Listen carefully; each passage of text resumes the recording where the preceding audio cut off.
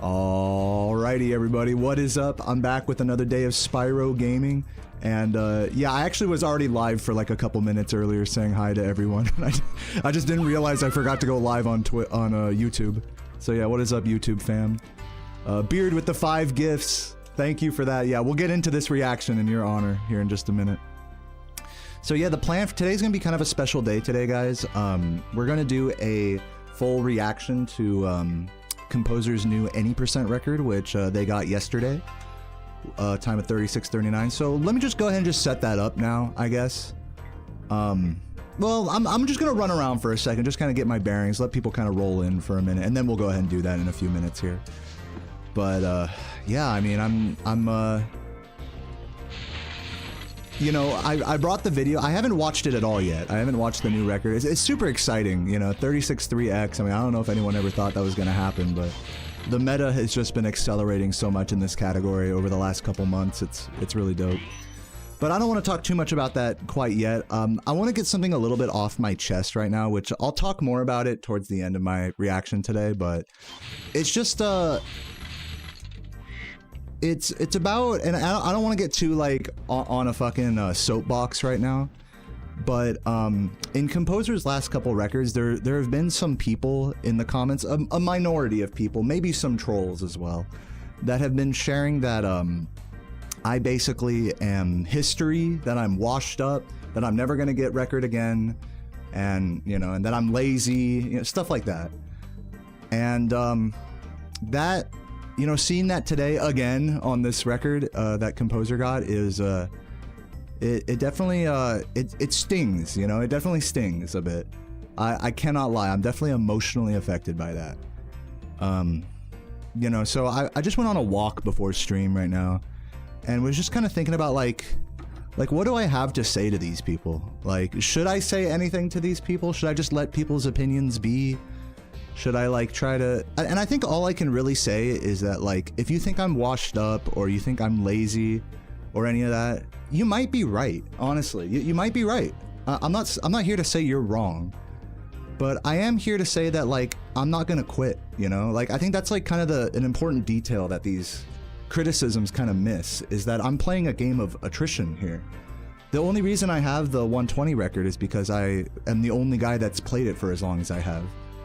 And I hope that something similar will happen with any %, that even if I don't get the record this month, next month, before ESA, or even a PB, that in a year, or 2, 3 years, I'll still be playing this category and still be improving.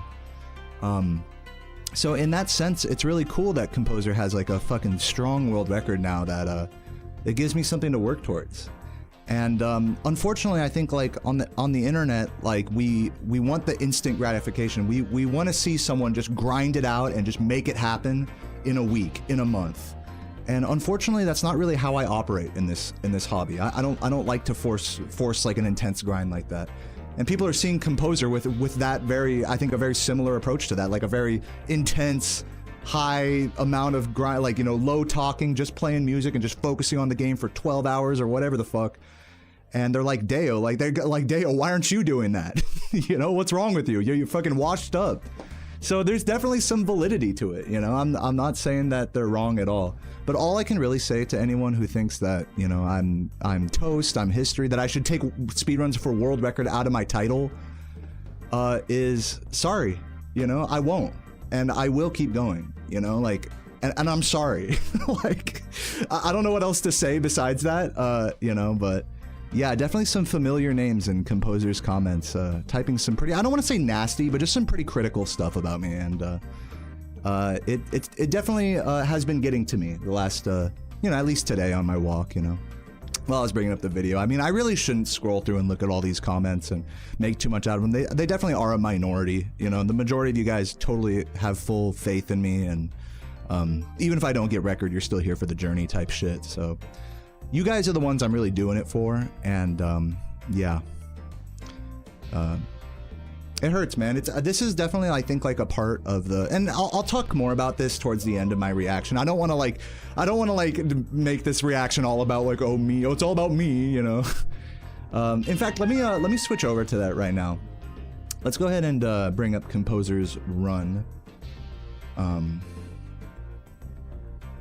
see here. Bring up, I have a scene here that I made before stream. Where is it? Should be a world record reaction. There it is. Boom. Alright, and let me guess, is my, yeah, my Elgato is not showing. Okay, so let me just pause my game over here. Scooch over. So yeah, guys, I haven't watched the new world record in this category yet. I've been waiting till now, I suppose. And we're gonna do it together, so let me go ahead and just finish setting up all this. Make this shit all full screen here. Make sure the volume's correct. It's a little quiet. Let me bring it up. And then I'll do a little intro and we'll get into it, okay? I'll move my chat over here as well so I can see you guys better. One moment. But yeah, so hype up for the world record reaction. Okay, I'll stop my recording for a moment. Let's turn up the desktop audio. Like 10 decibels. Let's see how this is sounding. Is that good? You guys can hear that, right? It might be a little quiet. I'll give it like a couple more decibels. I don't want it to be too loud, of course. Give it like 12.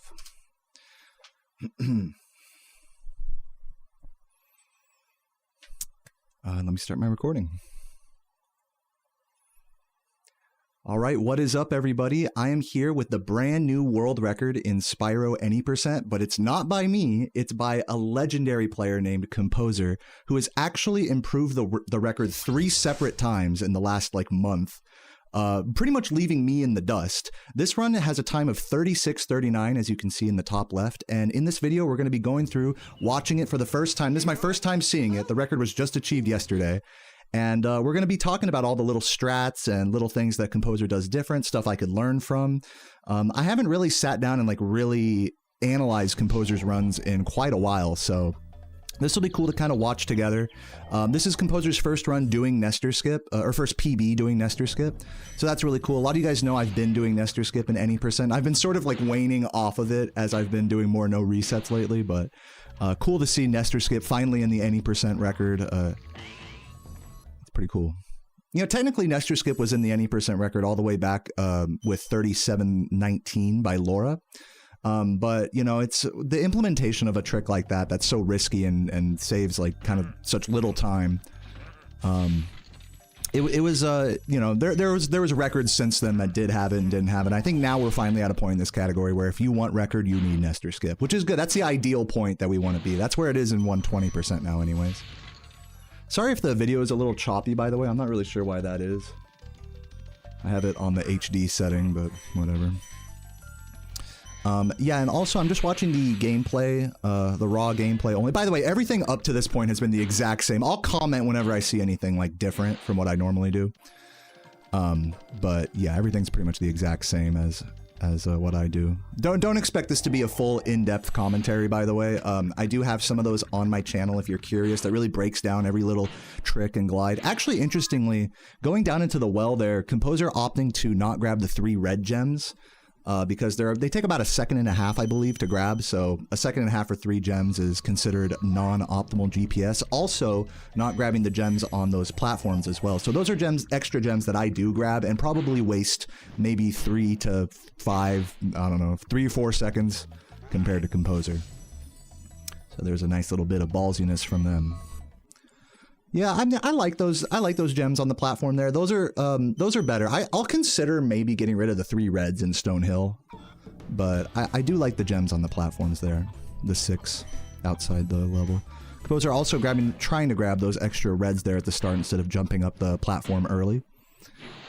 Let's see what happens here. We go for the. I love this little strat here where we go for the early flame on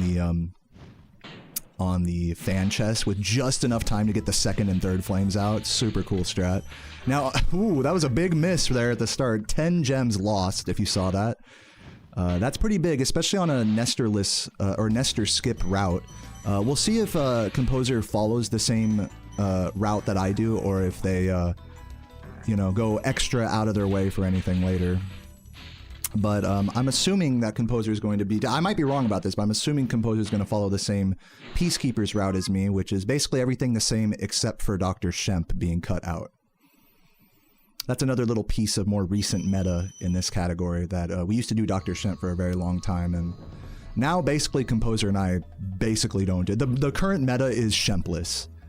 Now that could change with time. That we could put Shemp back in and remove like remove like the end of Bog. You know, I mean, there's a lot of like devil's advocate sort of ideas around this meta routing, but currently as it stands, the Shempless route is what we're doing. Beautiful charges there. Love that.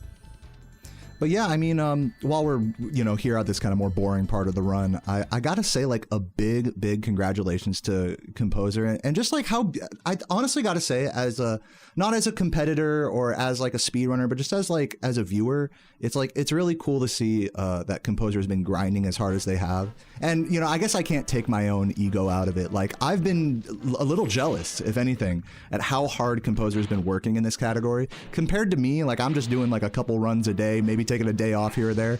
Composer, I get the feeling, is like the type, and I've talked to them about this, is they're the type of person to like fucking, if they're not doing runs, they're sitting there in a Discord call like labbing shit with other players, and like they just live and breathe this game, which is something that I actually I'm actually really like happy to see that, because I think honestly, like, and this is might be a bit of a hot take, I think honestly the only reason why I have like high level times is because there aren't more people like Composer in the community. There aren't more people that are willing to grind and just have like a genuine love for the game. If there's one thing we have in common, regardless of our approach, it's that we both have a genuine, like, we both believe in this game as a speedrun, the potential of the endless optimization of it.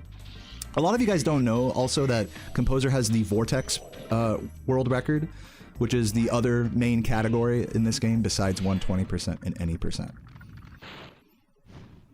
So we're pretty much, between Composer and I, like, we pretty much are at the top of this game right now, you know, in terms of PBs on main categories. All right, here's the first tough jump of the run.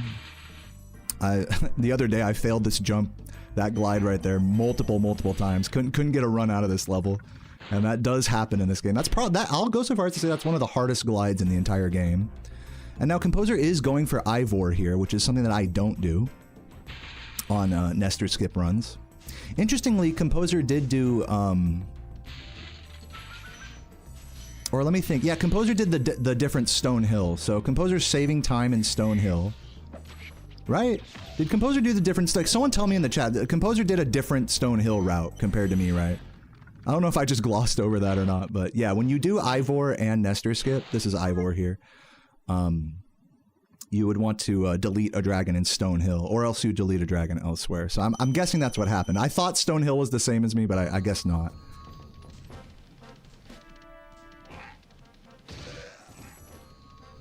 I'm not, by the way, I'm not going to get super into the weeds about how much faster that is compared to what I do. Really, at the end of the day, it's a question of execution and gem collection when we're talking about like the difference between adding in Ivor and doing this level, like cutting out a dragon here.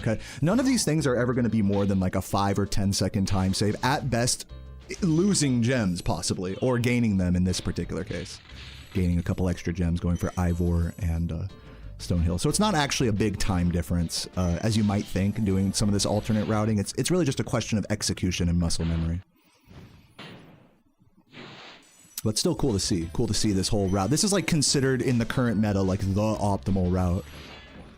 This and what I do, basically, are like considered the optimal routes. Currently. Again, that could change with time.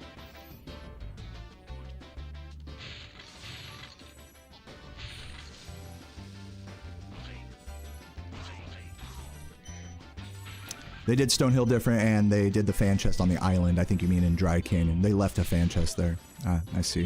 Thank you for the intel. Yeah, I don't, you know, I get some flack about this in my reactions in the comments, is that I try to see stuff, but I'm also like, I'm not gonna catch everything, you know. Sorry, I got the stoner brain, what can I say? So yeah, thanks for filling in the gaps for me, everyone in the chat. In his commentary, 20 minutes in, they call the run dead. We're 7 minutes in. That's pretty cool. Yeah, I remember seeing that in the comments of their video about like the run's dead, but not quite. I'm not actually watching the run with the live commentary or anything like that right now. If you want to hear Composer's actual thoughts on this run, here's Shemp Skip right here. If you want to hear Composer's actual thoughts and reaction, do check out their YouTube channel. I'll link it down below if I end up posting this. Yeah, this is just my my reaction. No reaction. But yeah, so yeah, major differences so far. Stonehill and Ivor route with Nestor Skip. So yeah, that's about it so far. This level is gonna be pretty straightforward. All these flight levels are pretty straightforward. There's another like kind of discussion about like possibly removing a flight level, but that's pretty tough considering that these levels give you 300 gems each. I mean, that's just hard to replace elsewhere in the game.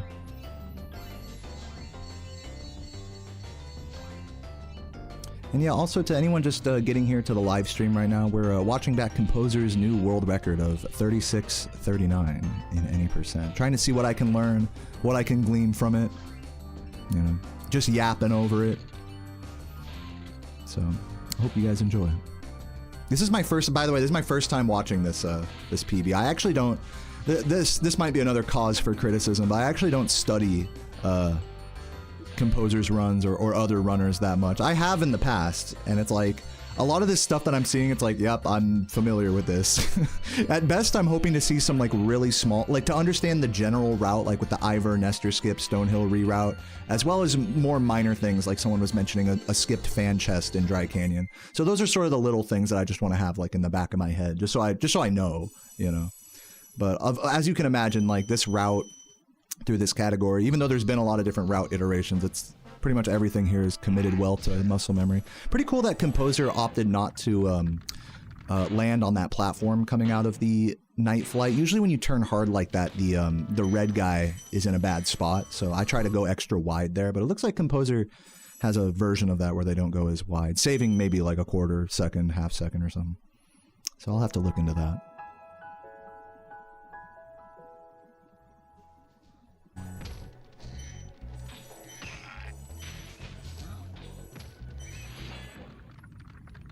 Blowhard is where they thought they blew it. Interesting. We missed gems here.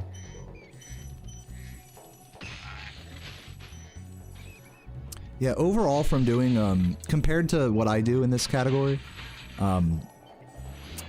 doing Nestor Skip, the extension to Dry Canyon, and the removal of a dragon in Stonehill puts you at about a 5 gem bonus.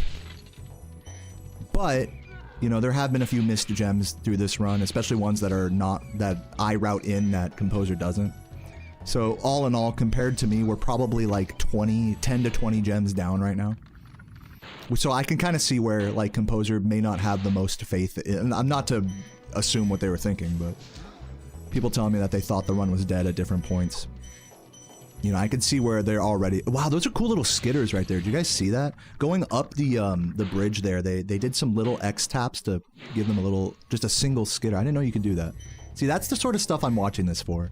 Just little secret mini tech like that barely saves any time. That's that's what it's all about in this game, you know? Ooh, not quite getting that. I think, what is that, a blue maybe? I forgot. Gotta jump into those. I'm surprised more people don't do the charge jump into that, but you reduce the landing lag. Compared to a grounded bonk, an aerial bonk gets canceled by landing out of the air. Nobody does that. I'm the only one that does that. On the big metal guys and on the lampposts. Again, just a minor thing that really doesn't matter.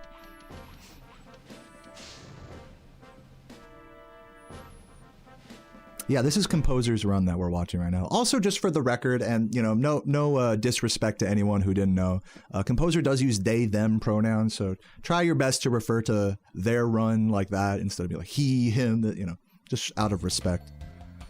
The least you could do for someone who grinded this hard in this game is show them some respect. But it's all good either way. I am not the pronoun police or anything. I actually don't care. In all reality. But I do care to, you know, call people what they want. There's no skin off my dick.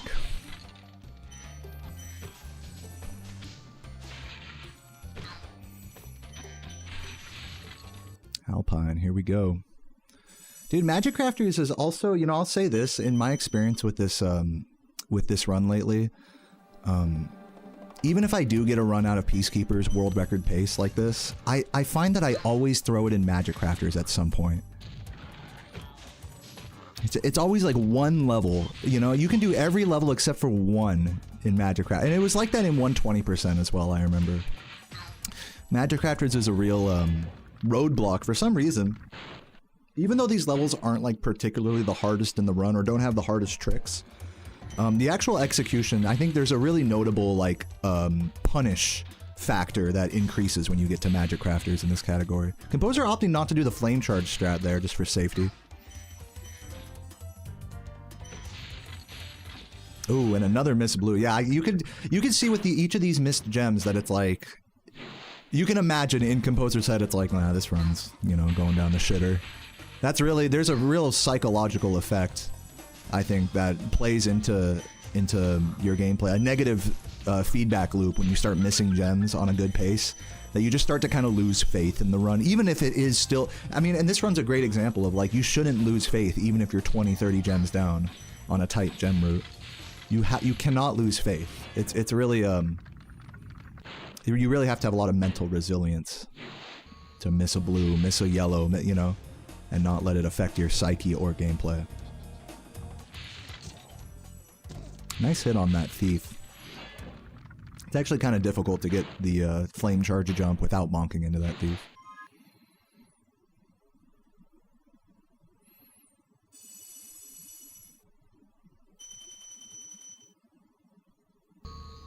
Is it because of how spaced everything is? Like why it's harder? I think it's, like I said earlier, it's because this game just punishes you harder starting in this homeworld. Like little mistakes end up having big consequences at this point in the game. Like for example, the start of this level right here, if you bonk on any of these wizards, which let me just say is very easy to do, then it kind of fucks up the cycles and stuff. So what should be like a half-second time loss turns into, could multiply in a section like this. This section right here is literally one of the hardest to do correctly. Believe it or not, even though it didn't really look like much, getting the gems to home in with the precise flame charge timing and not bonking, it's quite a feat. And to catch these platform cycles as well. Like to do all that and not get fucked over with the cycles. And then there's implications on the spider cycle as well later when they do the extended supercharge. Is it a little laggy? Yeah, it looks like I might be dropping a few frames, but don't worry, I'm going to be posting this on YouTube later, I think, so if you're watching on YouTube, feel free to leave a comment. What was your favorite part of this run? And do you think I think I might title the video something like, am I washed up now, you know, or something? Because I'm genuinely curious about people's kind of take on that. Because I've been seeing a lot of, I'll talk about this more after the run, but I've been seeing some growing skepticism of my abilities in this game in the comment. And I think it's just natural when someone is like getting so far ahead in the world record progression that it's like, this number 2, this Deo guy really fucking sucks. You know, so I'll talk about that more after the run though. But yeah, feel free to let me know in the comments. I mean, do you think if I don't stop, if I keep grinding, do you think I can match this run? Like, let me know.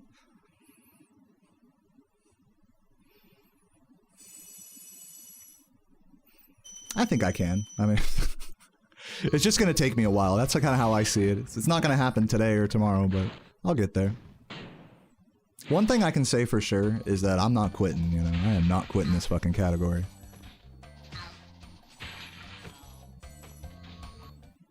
Not anytime soon.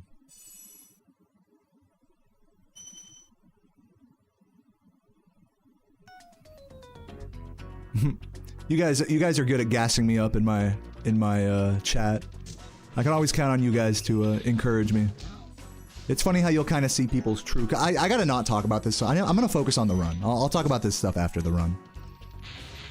Because you know I don't want to make this all about me.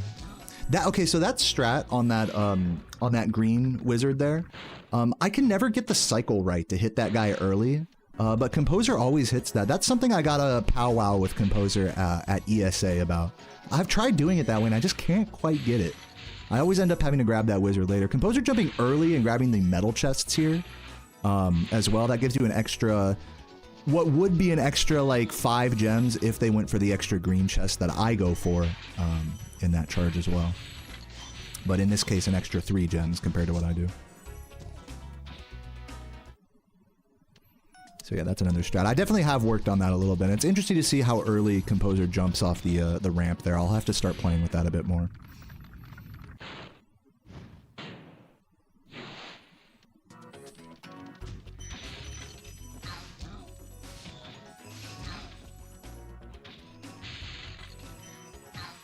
What is this new layout? To people just getting here right now, we are watching Composer's 3639 in any percent. This is not, I'm not playing right now. I know, it might seem like it.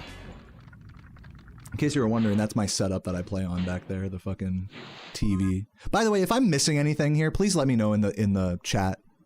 Do feel free to let me know. I know I'm gonna miss like little things, and I'm trying to catch them, but you know, of course, I'm just kind of sitting here being a reactor Andy, I suppose, and it takes, to be fair, it takes like multiple watch throughs to like really catch everything in a speedrun. Every little thing, you know. Composer opting for some really safe movement there. Compared to like what's optimal in that like little home world, probably losing a second or 2.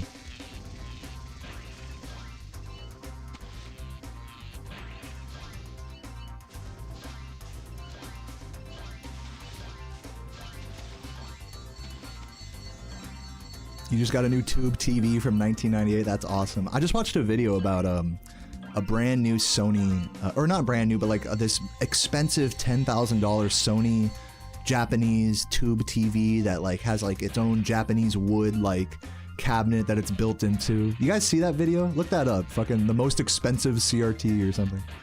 It's like a whole YouTube rabbit hole. Of course, I would be into that. You know, my retro gaming ass.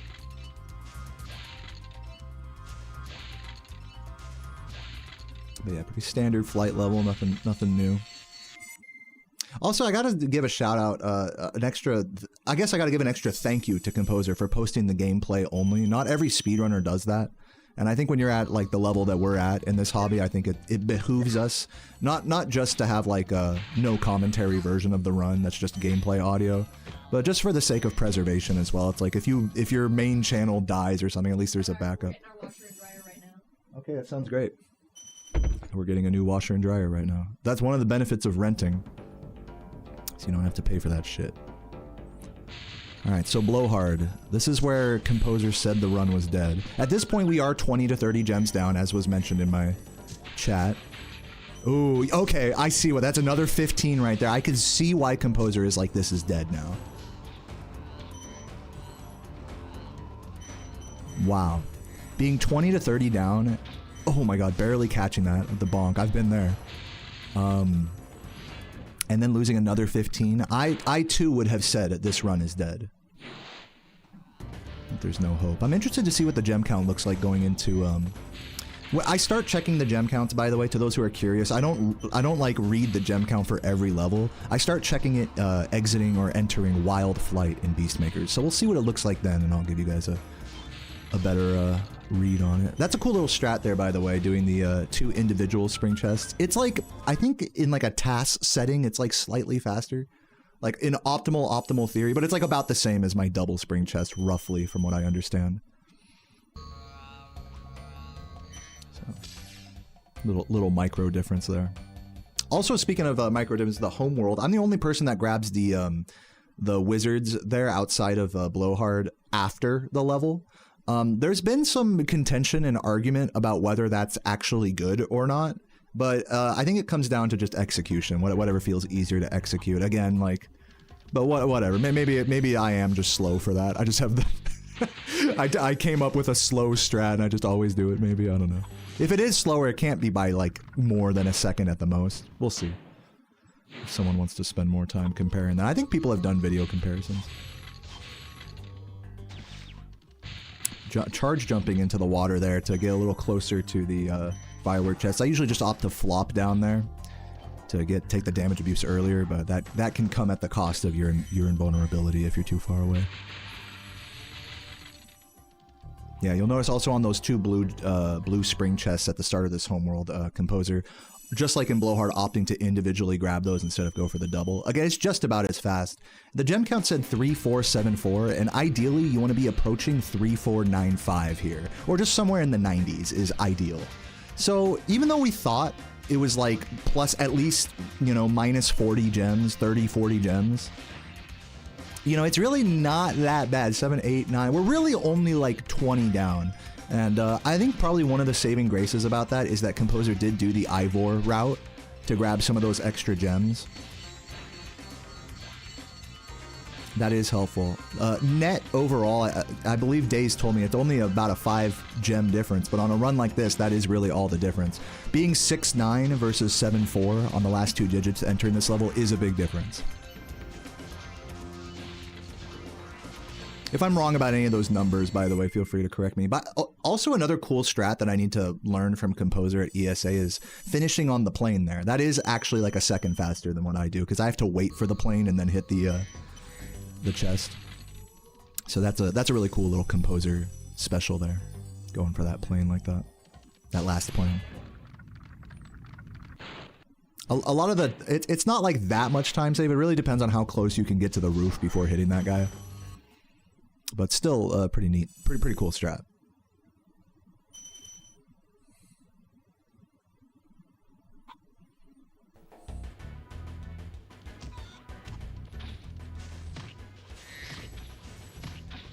Yeah, just commenting on the general like level of movement here. Because I see some people kind of mentioning that in the chat.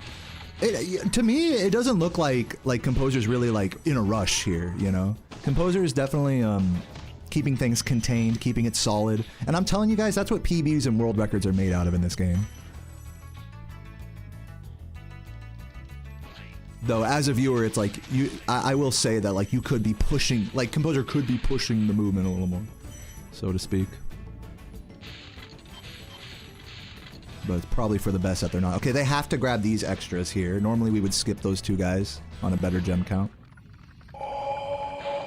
Thank you, Captain's Pixie, for the gift, and Jaskador with the Prime earlier.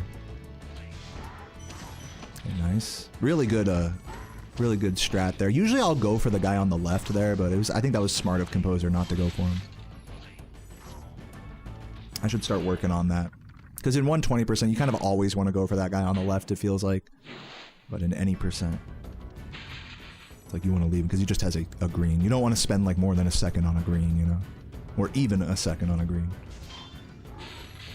Taking this little strat. I invented that double right there, you know.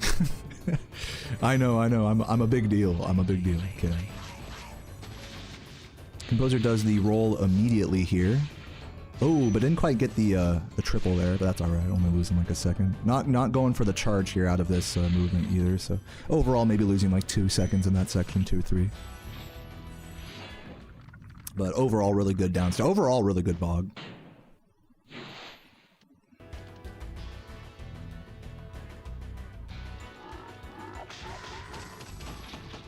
Gotta love being blue sparks here. Even if they take a damage, it's no big deal. Wow, really interesting. Composer actually opting unfortunate miss on that blue. I'm sure that blue hurt. Oh, thank you, Sakura, for the membership. I don't know why that message is so giant, but thank you for that, Sakura. Yeah, what was I going to say? Oh yeah, Composer opting not to go for flame charges in Guanton, which I find interesting. I always try to flame charge the frogs there, but yeah, I can't say that that's better or worse. It just depends on how the enemy cycles come together. If anything, it's probably riskier that I go for flame charges on them. Composer probably covers their ass a lot more by not. That's probably why they do that.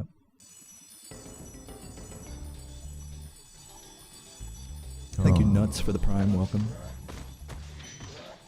Also, I do a flame charge at the start of this level. Most people don't bother, and Composer did not bother here. Let's see if they get the extra green here. They do have enough room for it. They did not go for it. So 2 greens missed here at the start.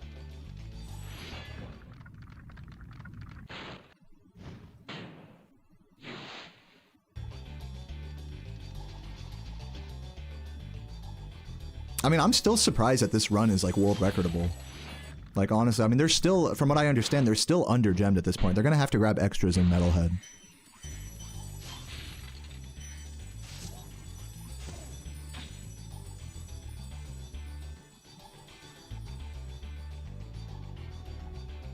What's up, Digital Drip? What's up, everyone just getting here right now? Just doing a little reaction to Composer's new record. This is all standard stuff. Composer grabbing the extra reds there in that, on that like little section. Kind of showing a bit of the desperation in their gem mindset at the moment. Yeah, it blows my mind that a run this desperate on gems could get a 36.3x. That's like actually insane to me. That really changes the paradigm of how I look at under-gemming in this category.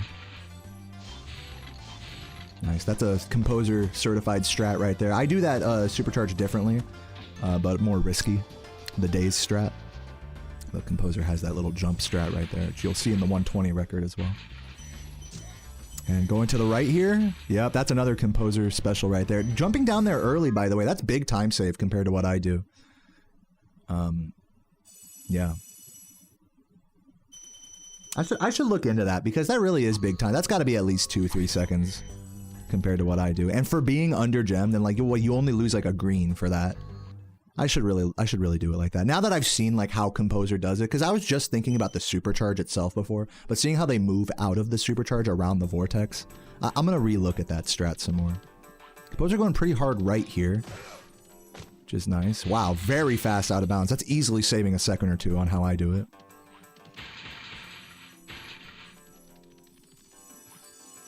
Nice, beautiful jump down as well. You love to get that jump where you don't ride the wall so much. Let's see, are they gonna go for the drop? No, they're not. Doesn't matter. Now, you know, I'm gonna actually go back because I didn't check the gem count entering this level. But it looks like they're still... Oh, they're grabbing these instead. I see what's going on. Okay, they're grabbing those up there. So that's like maybe, I want to say 3 or 4 seconds lost going up onto that platform up there. We'll see what the gem count is when we exit. So that's where the recoveries were. Interesting. That probably makes more sense than grabbing it from the other banana boys and stuff, like how I would. Usually I just avoid that platform entirely, even when I'm under gemmed. But I'm sure Composer has done the math and did the right strat there.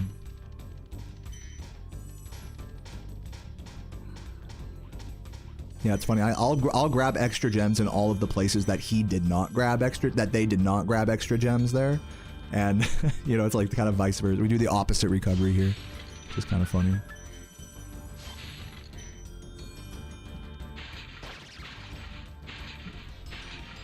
They end with the 6,000 leaving Dreamweaver. You know, that's how it's supposed to go. That may seem like serendipitous, but that's actually, like, even if you're under-gemmed, over-gemmed, you still aim to leave Dreamweavers with exactly 6,000. That's not, like, amazing. I know it may seem like, wow, that's amazing, but... That's actually, it's calculated. That's why we're talking about the gems all throughout in the recoveries and stuff. It's all more calculated than you might think.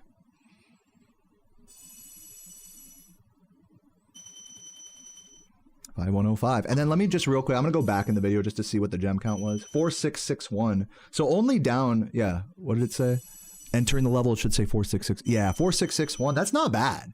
That's like good recoveries in treetops and Misty Bog all around without really sacrificing barely any time. I mean, Beastmakers really is where dreams are made, you know. This homeworld really, I think, sets apart the best runs from the just the good ones. Is like, how good is your Beastmakers, you know? Not just for execution, but in terms of adjustment for the gem count. There's a lot that goes into this homeworld. And now we're back on now we're technically over gemmed now because Composer did that recovery that I was talking about in Metalhead going up onto the platform. Given that they were only 3 gems down, I don't think they needed to do that. But maybe there's some additional logic there that I'm missing. Maybe they wanted to be over gemmed here.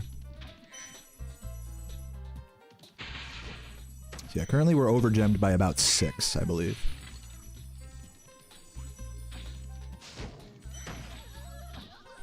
Dreamweavers is where dreams are made. I should have thought of that. You're right.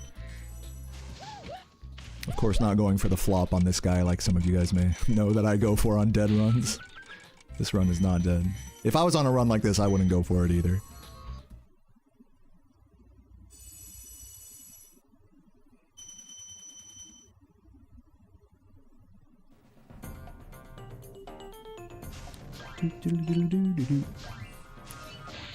So yeah, really amazing. I think if I'm gonna be like just kind of look when you're playing, it's kind of funny. It's like all right, I gotta take a breather, you know. Even though this movement is like not actually Composer playing these lampposts kind of ballsy. I gotta give him that.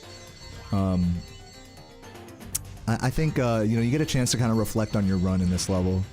It's like the final breath, final rest, Kingdom Hearts. And I think overall that Beastmaker's really solidified this run.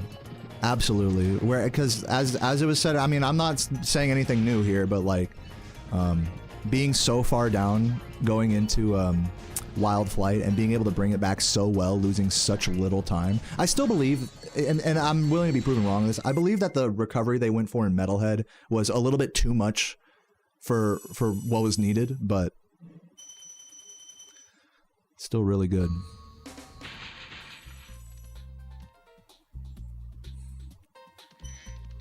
Composer, everybody grabs that extra blue there. I don't know why. I think it's they just want to have the, like, they're... So for me, it would be 21 here, which means they're, again, about 7 gems over now at this point. I don't know why I thought 6 earlier. Or no. Yeah, it is 6 gems over. 6 gems over at this point. So they can burn 6 here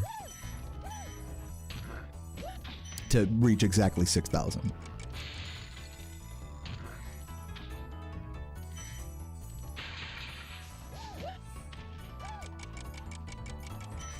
Really nice jump charge before doing the full hop up to the key area.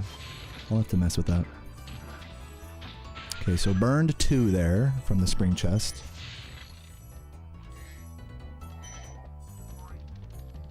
Did I miss something? I feel like I might have missed something because they still have 4 to burn here. Maybe I'm just calculating it wrong. Yeah, they must have skipped another enemy on the platform earlier for like a 4 gem burn that I missed. Again, me missing stuff, you know, in my reaction. Sorry. 6,000 exactly. And skipping the red.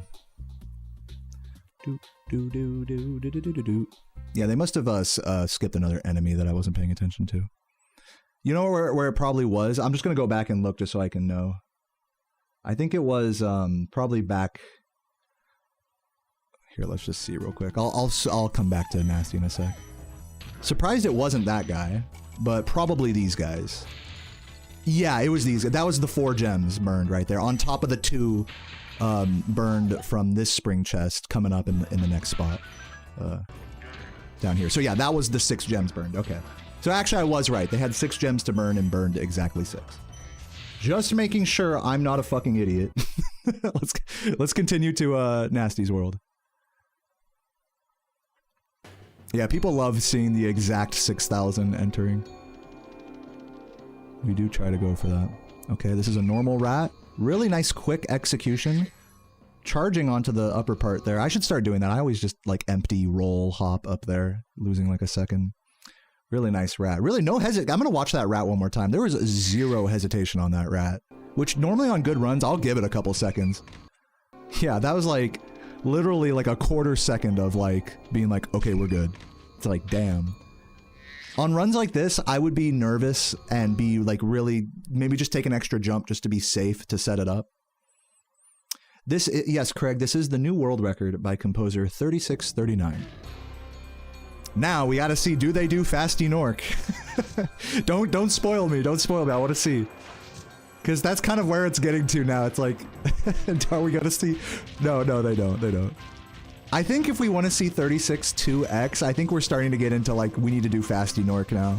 Maybe, I don't know, maybe it's possible without.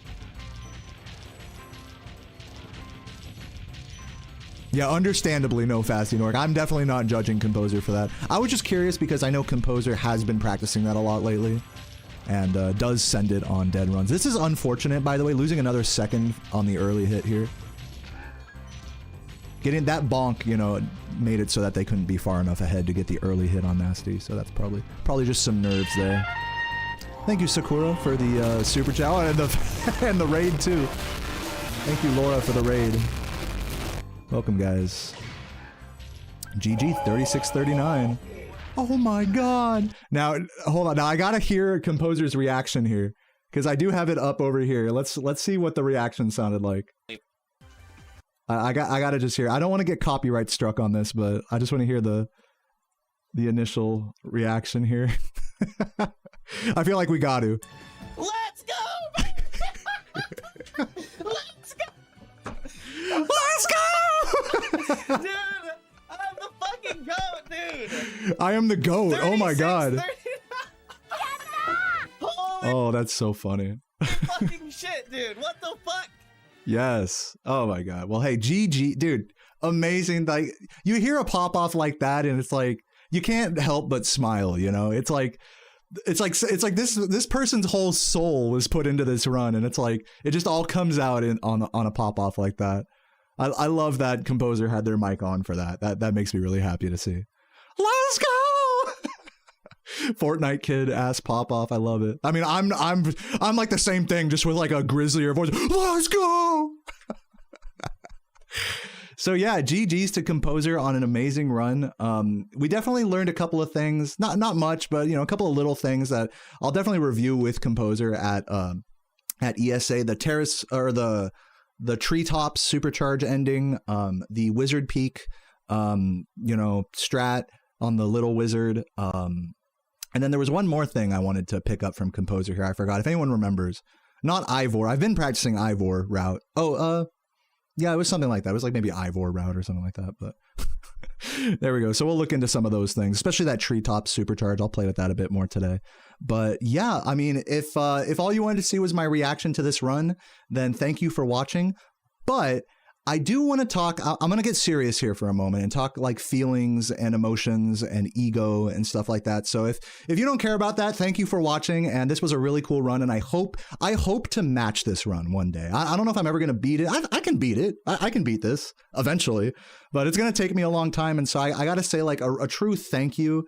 And it's an honor, like, to be able to have a goal time like this. You know, thank you to Composer for actually putting in the time that, frankly, I've been a little lazy with lately. And on that note, I kind of just want to talk about the whole how do I put this? The hater situation. You know, as a lot of you guys know, I've been grinding Spyro for like a super long time. And I've been streaming it forever and all that. And so there's a lot of people, I would say, that like have different levels of investment in my journey or in how good I am. Like, am I the GOAT? You know, is Deo the GOAT?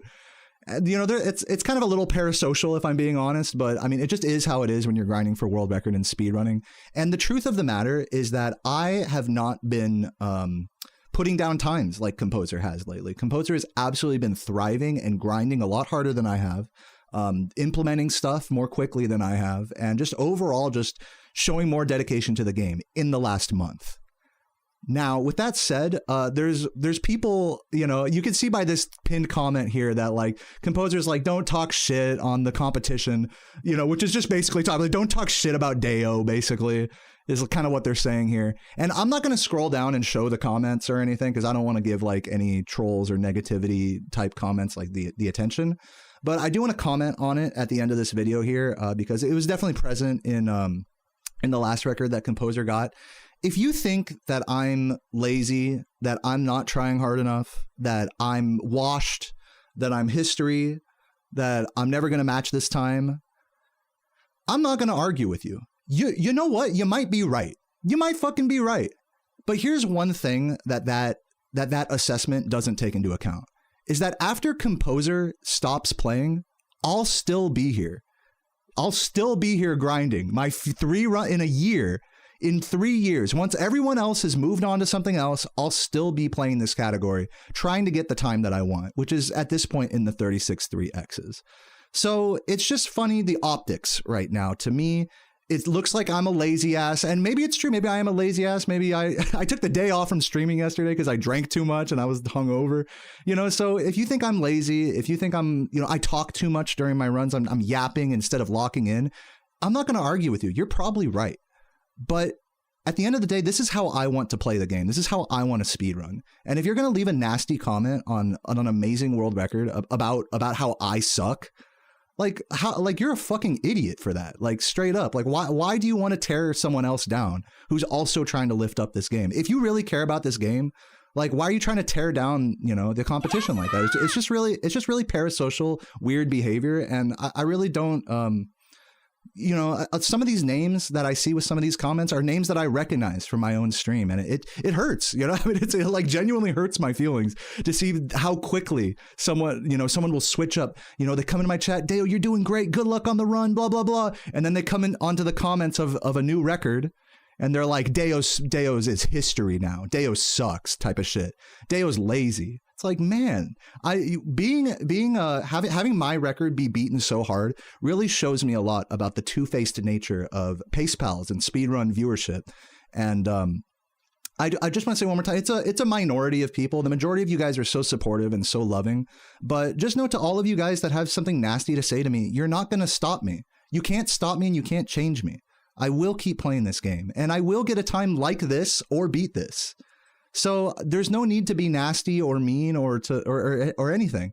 And if you don't like the way I do things, if you don't like you know, the way I do runs or the amount that I talk or anything like that, you know, that's okay. You don't have to watch me. You know, it's like I'm not the only speedrunner on Earth, as Composer has shown us. There are other high level speedrunners of this game. I just got a raid from Laura earlier, who's also an amazing speedrunner. So please, I mean, I'm just begging you guys, please keep your negativity to yourself. Like, if you think I'm a fucking asshole or something, like just keep it to yourself. And if you can't keep it to yourself, just remember that you can't fucking stop me. You can't stop me from continuing to play this game.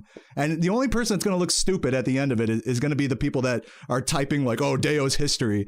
Think of how stupid those people are going to feel in like a year when I have like a similar time to this, you know?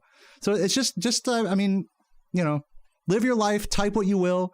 I take it in stride, but it does also affect me to see like people who I thought were like, you know, people who believed in me now just showing like, okay, this guy's fucking washed. It's just weird. It's weird to see the two-facedness from people.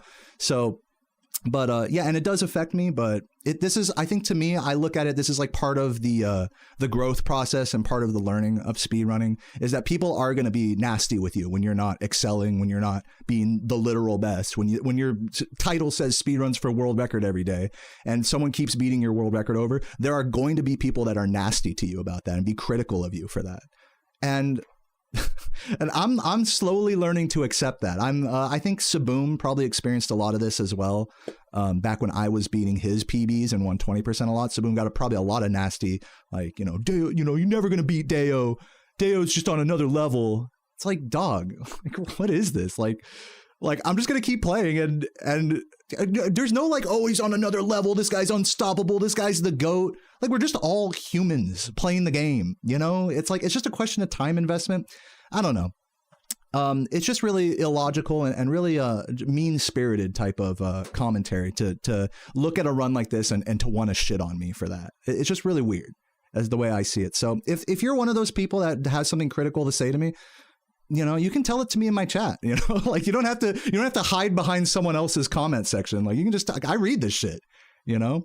And if you're a troll and you're just trying to get a rise out of me, you know, well, I'm learning. I'm learning to deal with that, and this is like part of the whole grind, you know. And so I think overall, with all that in mind, I really do have to thank Composer, you know, in a really real way for bringing this side of speedrunning to me, of being, I'm finally the underdog again in this category. It really does feel like it.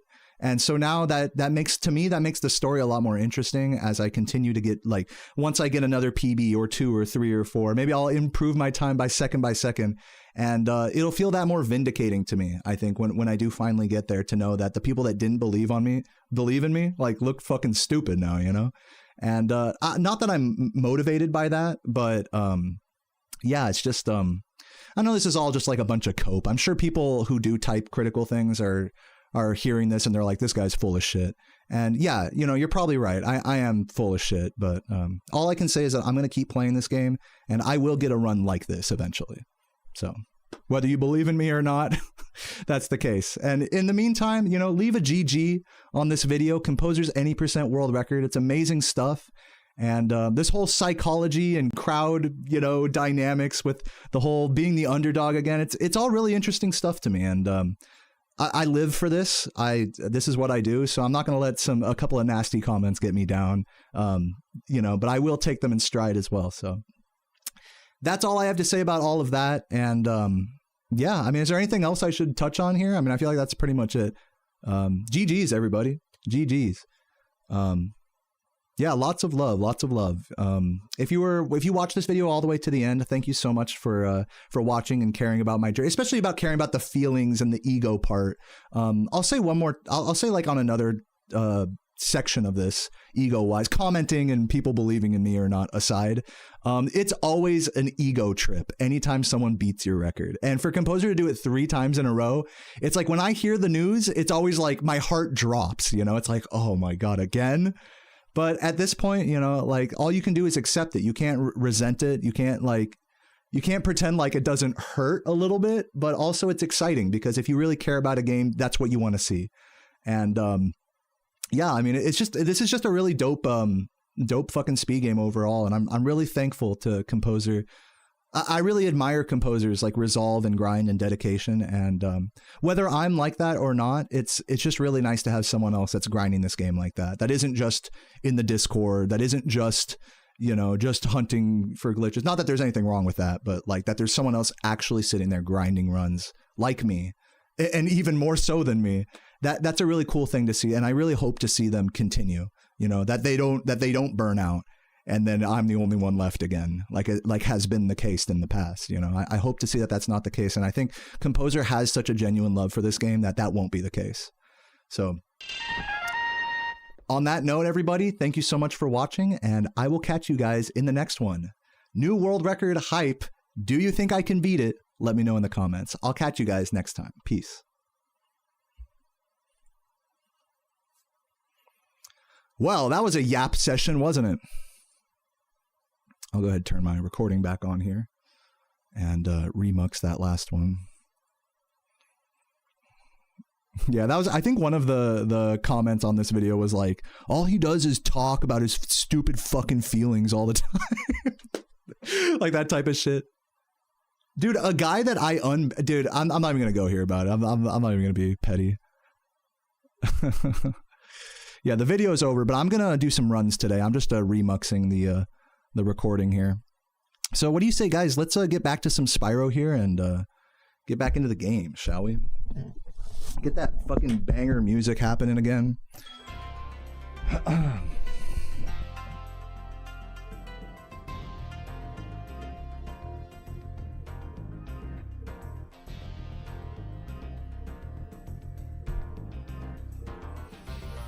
You got your first 419 Dark Hollow. Congrats. I'm gonna go pee real quick. I needed to pee since like halfway through that run, so I'm gonna send that real quick, and then we're gonna do a little bit more warm up and get into some runs for today. So hype up. I'll be right back. I've started implementing a BRB timer lately as well, so let me bring that up. Oh, actually, no, I don't have it this time. I need to like bookmark it. Whatever. Look, I'm gonna go pee. I'll be right back. One sec. No timer. BRB. Oh, there we go. Sorry about that.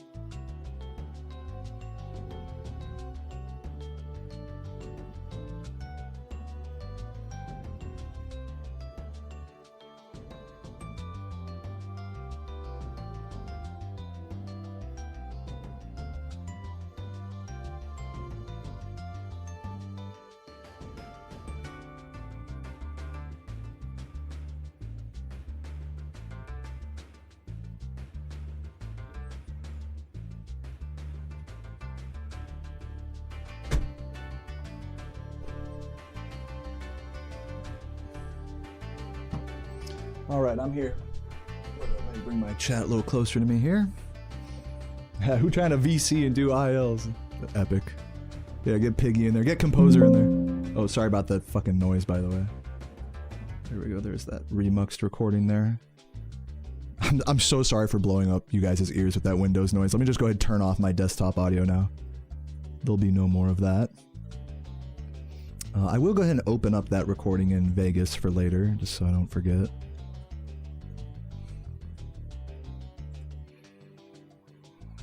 Actually, I'll bring that up for now. Open with Vegas. Okay. Let's get to the game here, shall we? I wasn't really keeping up with a lot of the comments you guys, or the chats you guys are saying when I was kind of addressing all of the negativity around me being washed up and stuff. But yeah, I'm seeing some stuff like this. It's welcome to being a professional. Yeah, right. It's understandable. You watch me for high level runs, but now you're excited. Yeah. We doing a run? We will do a run. I'm just catching up a chat here a little bit. I'm sorry, I kind of deleted that. There we go.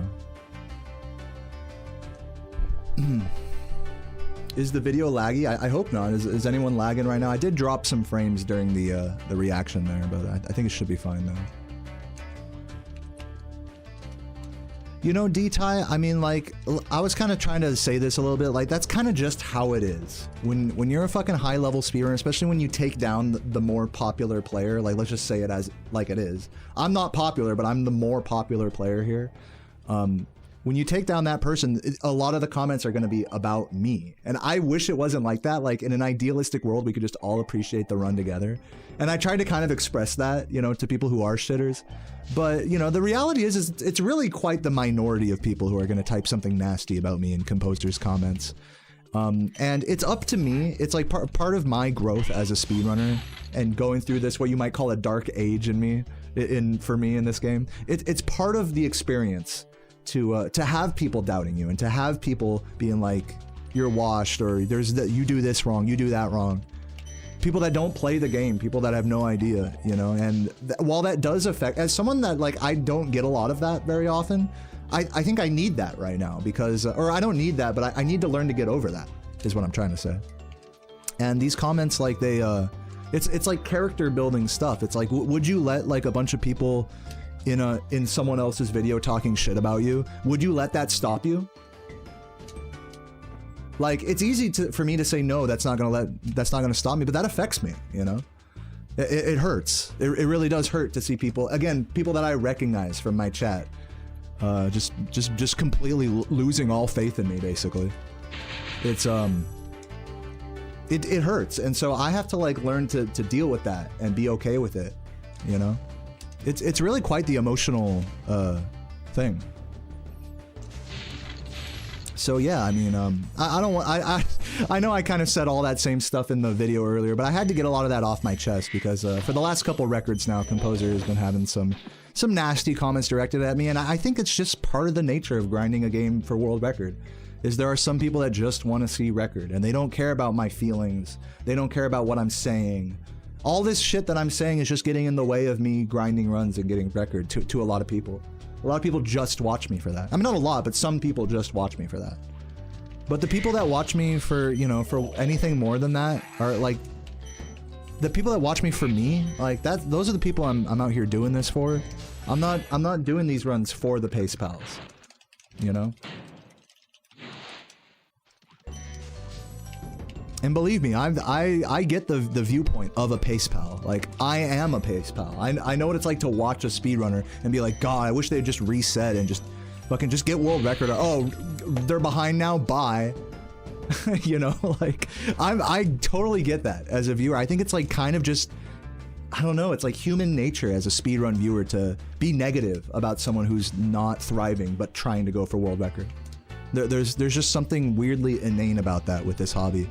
And that's something I have to accept and take on the chin.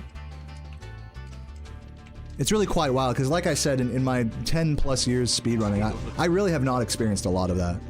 I've always been the underdog until like really only like a year or two ago. And even then there weren't really people challenging me. But I saw shades of this with my rivalry with Samoom. People just like really trying to take sides and like, it's just really weird. It's really parasocial and weird. It's like you're either team Composer or team Deo, like as if we both can't thrive and push the the history of this game. There's just some fucking fucked up parasocial human nature about that as a speedrun viewer.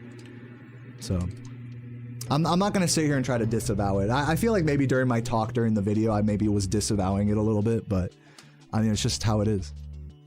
I'm trying not to be mad about it or upset about it is what I'm saying. I'm trying to learn to deal with that.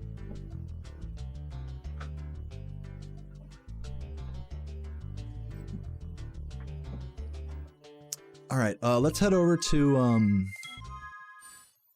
where? Clifftown. Dude, and here's the other thing, is a lot of these commenters, they're kind of right. Like, I hate to say it, but when people say, oh, he's lazy. Dude, yeah, I only do 3 no resets a day. And I've taken like how many days off in the last month? Like 4 or 5? Like, I could be grinding harder. No, I'm not even gonna deny that. Or someone else was talking about how, oh, he smokes and drinks during runs, which is actually not true. I only smoke weed, but, you know, to their point, you know, it's like, hey, maybe that's affecting my runs. So I'm not even going to sit here and say people who are critical of me are wrong. It's just, I don't even know what else to say. It's just, I just got to deal with it. Like, people just really want to shit on you for not thriving, I guess. It's pretty crazy stuff. But, you have to take it on the chin and just remember that these people are a minority. And even if they're right, that shouldn't change your approach. That shouldn't change, like, how you want to play the game.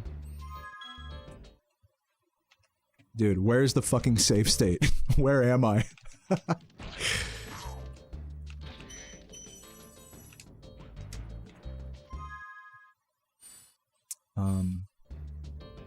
do I want?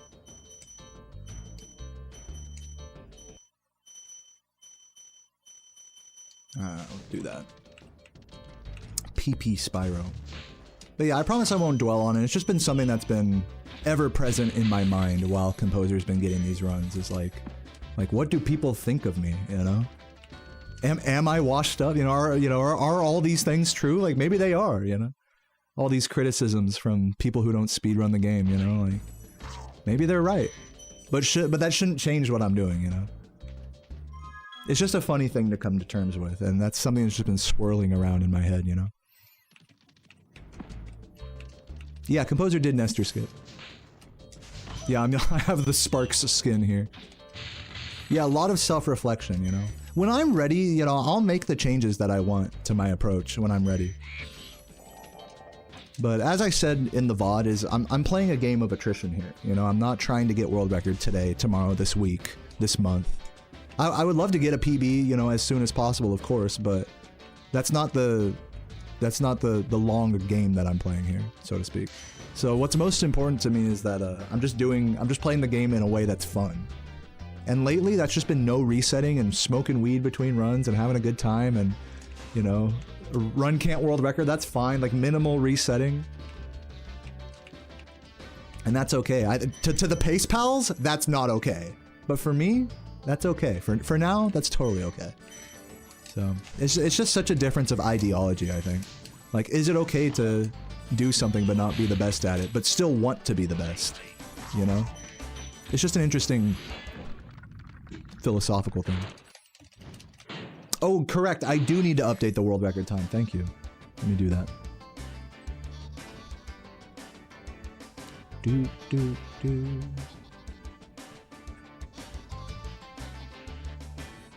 But yeah, once again, you know, I feel like when I talk about all this stuff about my ego and all that, and people being critical of me, I feel like it's really overshadows, like, what we should be talking about, which is fucking Composer getting a 3x, dude. That's fucking insane. Like, we gotta just be so honest, like, that's so dope. With being like 20, 30 gems under going into Beastmakers, I mean, that is like the recovery of all recoveries. That's just amazing, you know? However that reflects on me as a player is just totally irrelevant. And it shouldn't, you know, ideally it shouldn't reflect on me. Let me quickly just thank a few people here. Thank you Sakura for the super chat, Tia with the super chat, Hyro with the prime, thank you Hyro Maniac, Chocobo with the prime, Keesith says, I found your 120 world record by accident, now you're totally hooked on Spyro's Speedruns. I'd love to hear that, thank you for the 2 months. And Physio with the 12 months, can we get a golden emote in the chat for Inphysio? I already got my golden Spyro right here, thank you for 1 year of subscription. And Grox with the tier 3, one of the few tier 3s remaining. Grox, you are really keeping me going in such a huge way, thank you. And also shout out during the commentary, Nuts, Captain's Pixie, and Jaska. And shout out to Beard for kicking off the commentary with 5 gifts. Okay. Alright, let's get back to the game here, shall we? Oh, you just did 2 years? Oh, okay, I just saw, I'm so sorry, I acknowledged the 1 year, but not the 2 year. Dude, yeah, Chocobo, can we get a rainbow emote in the chat for Chocobo? I'm so sorry I glazed over that. Dude, rainbow gay emotes in the chat for Chocobo, 2 years is amazing. It's been such a pleasure having you here.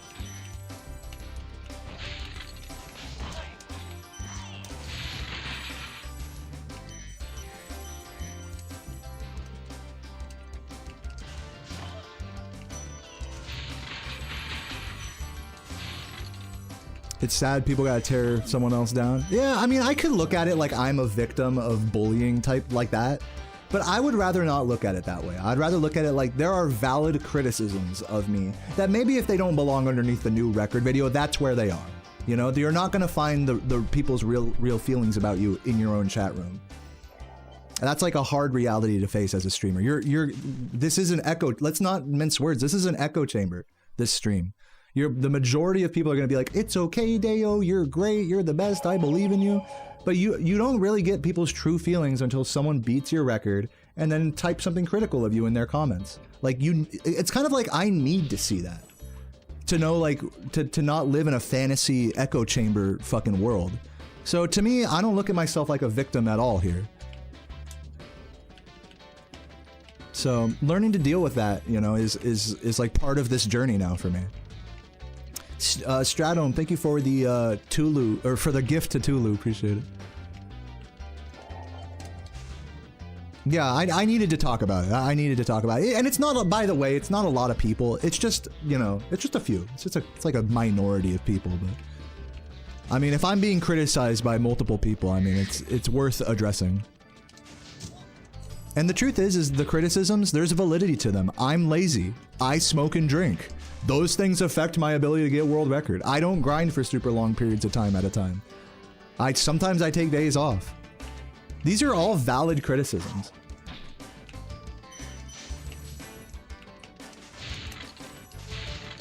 So I can't sit here and act like, oh, I'm this victim of bullying, you know? It's like they're just looking at what I'm doing and just saying their fucking opinion about it.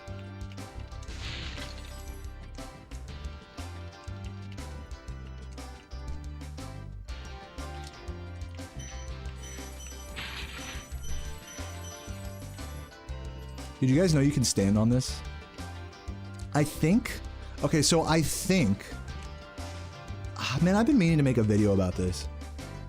I think these 2 green gems here are meant to signify that you're supposed to glide over here. Like, casually speaking, the dev with the environment design meant for you to glide over here to see the gems behind this area. Isn't that kind of a mindfuck? Like, who actually did that? Like... Yeah, right? That's kind of a mindfuck to think about.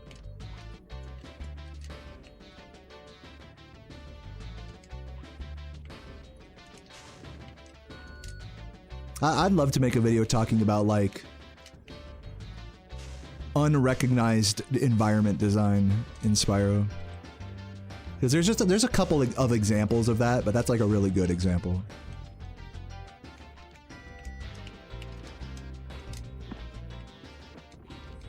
What's on top of the waterfall? Nothing much, but it's a cool place to stand. I think you can stand on top of the waterfall. Let's see. You can actually stand behind the waterfall. But let's just stand on top of it. Dude, can you land on top of it? Oop. Oh shit. Hold on. Yeah, you can stand behind it, like in this area. Where? Oh my god, where am I? Yeah, over here. You can stand behind the waterfall. But, yeah, let's try to get on top of it.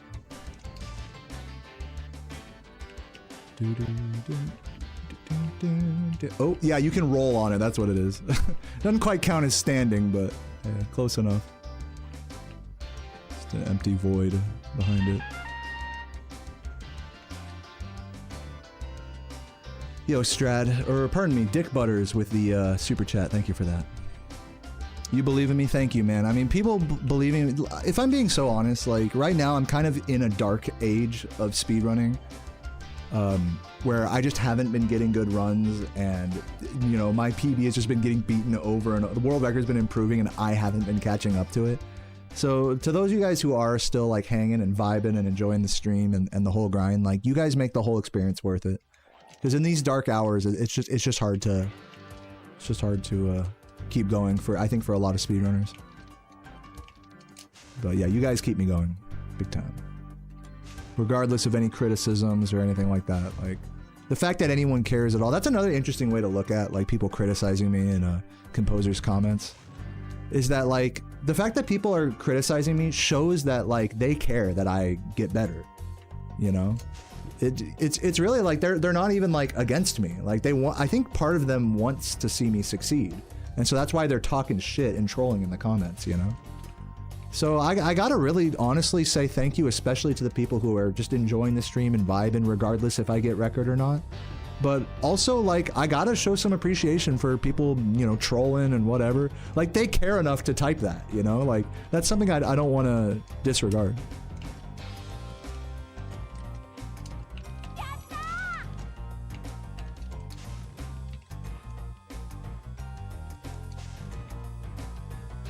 A white bait with 1,000 bits. That's so huge. They say, I never had this thought that I could think critically of your profession, and even talking about this has you wonder.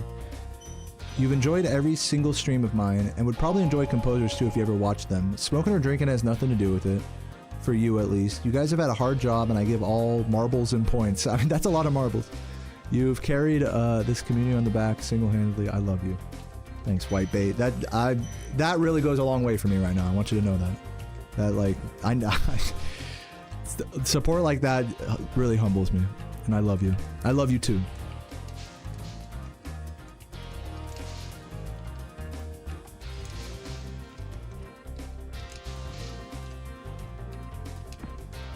Sometimes things become too much and you just gotta walk away. Yeah, I don't think we've gotten to that point yet. I think once, like, I think for a creator, once the majority of their community starts to turn on them, that's when it's time to walk away.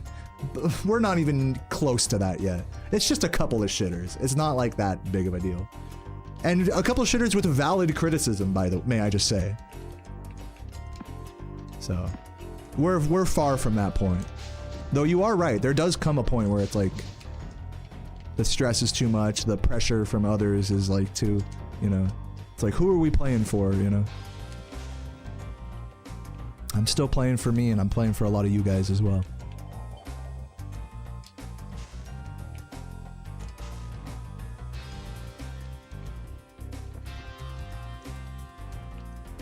It's been like a week since I got the new... It's been like a couple weeks at this point.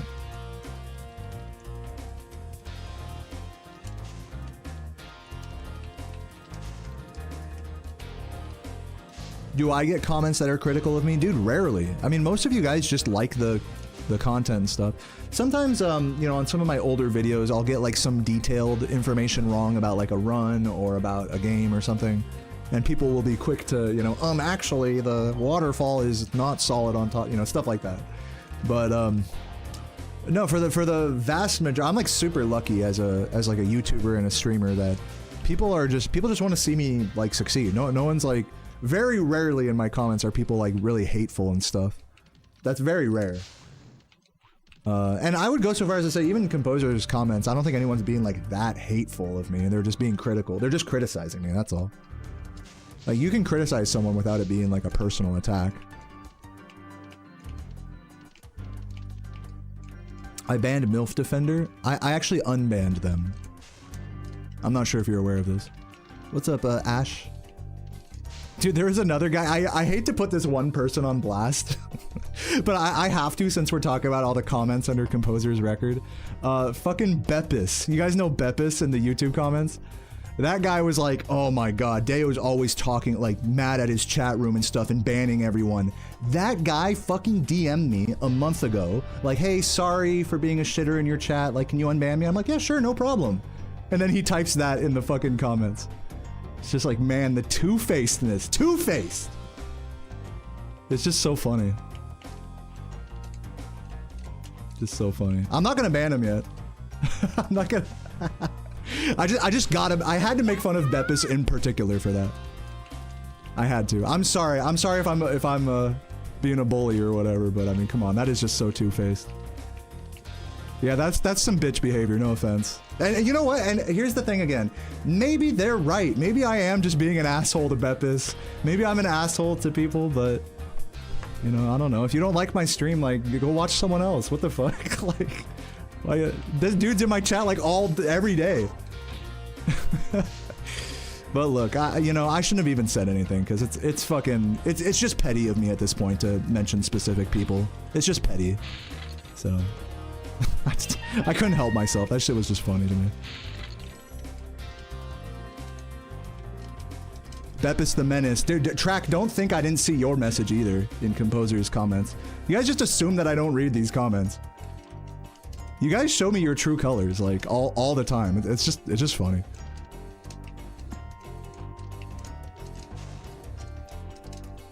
But yeah, I mean, hopefully I'm fair to you guys, you know, to those of you guys who may feel like I'm an asshole or whatever criticism you have. I'm an asshole. Let's get them all out again. I'm mean to my chat. I talk too much when I play. I'm lazy. I drink and smoke when I shouldn't. I don't drink before runs, but I do smoke in between runs, which could affect my abilities. I do too many no resets. I finish too many runs, you know, to that end. That can't world record. I should reset more. And I should do longer sessions, and I should show the same dedication that Composer does. Hopefully that's like that's like catching all of the criticisms. Feel free if I'm missing anything, like, feel free to hit me with another one. Even if you feel that way, like literally, it's okay. If you feel that way and that's how you really feel, you know, I'm sorry I can't be the streamer you want me to be or whatever it is. But I want you to know, anyone who feels that way about any of those things, I want you to know that I'm gonna keep playing this game my way. I'm not going to change how I play because I feel like I have to appease the pace pals or I have to be a certain type. Oh, okay, I can't smoke now because I have to get world record. It's like, it's not all about world record to me. Even though it says speedruns for world record, it's like there's more to this hobby than that to me. And if you don't want to see me talk or whatever, like, these are things that I'll keep in mind. I'm not like saying anyone's wrong with any of those criticisms. Those are such valid criticisms because they're true. All those things are true, you know? So you know, if that's how you feel, if any one of those criticisms is how you feel, then just know that I'm sorry, you know, but I'm gonna keep doing those things, you know, just also FYI. And if that's something that you don't like or whatever, like, you don't have to watch me, you know? If you don't like someone, I get it. You don't like seeing someone yap about their feelings and distracting themselves while they try to otherwise get world record. I get it. It can be frustrating to watch, maybe.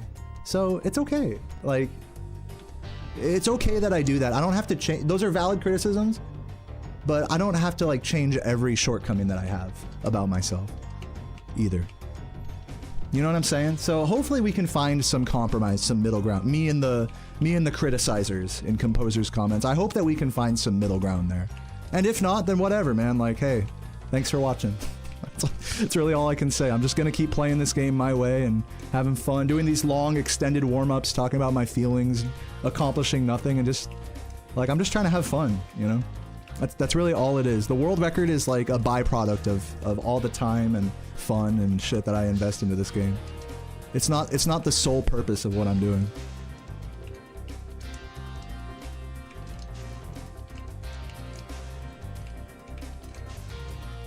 So yeah, I'm sure I've talked in circles enough about this. We should probably get into a run soon, but I'll just go ahead and do a couple rats here and get into it. Thank you for the good luck, Saboom.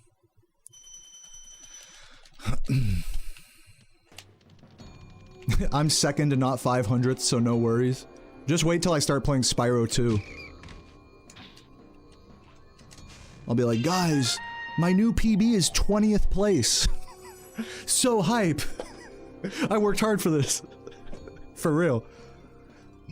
Newton's John R. I definitely pronounced that wrong. Thank you for the Prime, 5 months. What is that, a folder? Folder up. What does that mean? Thank you, though. Yeah, right. That's a valid criticism. We gotta skate more and play some acoustic music in person. Hopefully, we'll be able to knock out both of those stones while getting stoned in Sweden.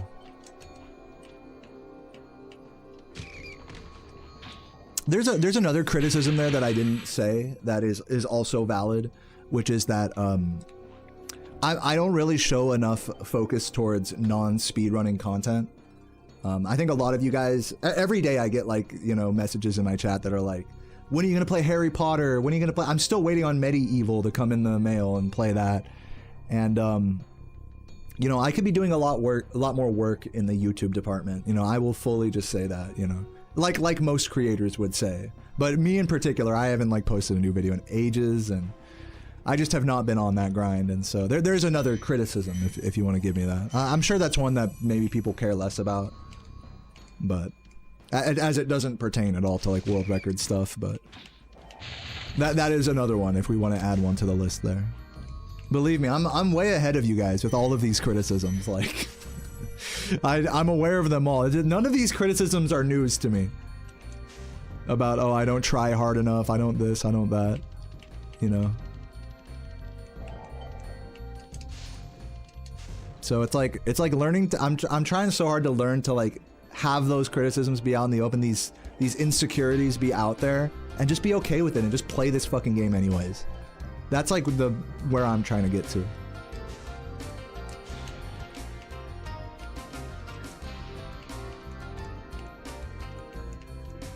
I have to. It's the only way I can process this stuff is by saying it aloud. Saying these like really self-critical things aloud. And whether I want to change them or not, that's a whole nother story. Like, I need to accept who I am first, type of shit. And I think we're getting there, you know? Let's do a run.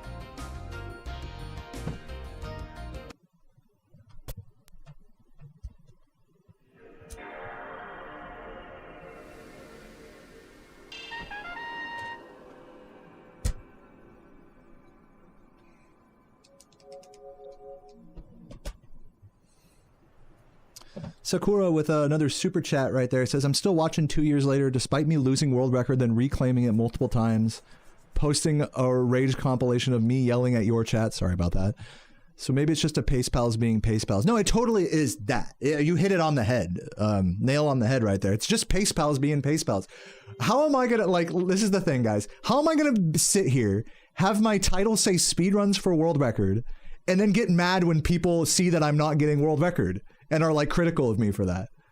How am I going to be mad about that? Like, honestly, guys, can I really be that mad about it? It's valid. It's a valid criticism. All of it in Composer's videos. Let me refresh this.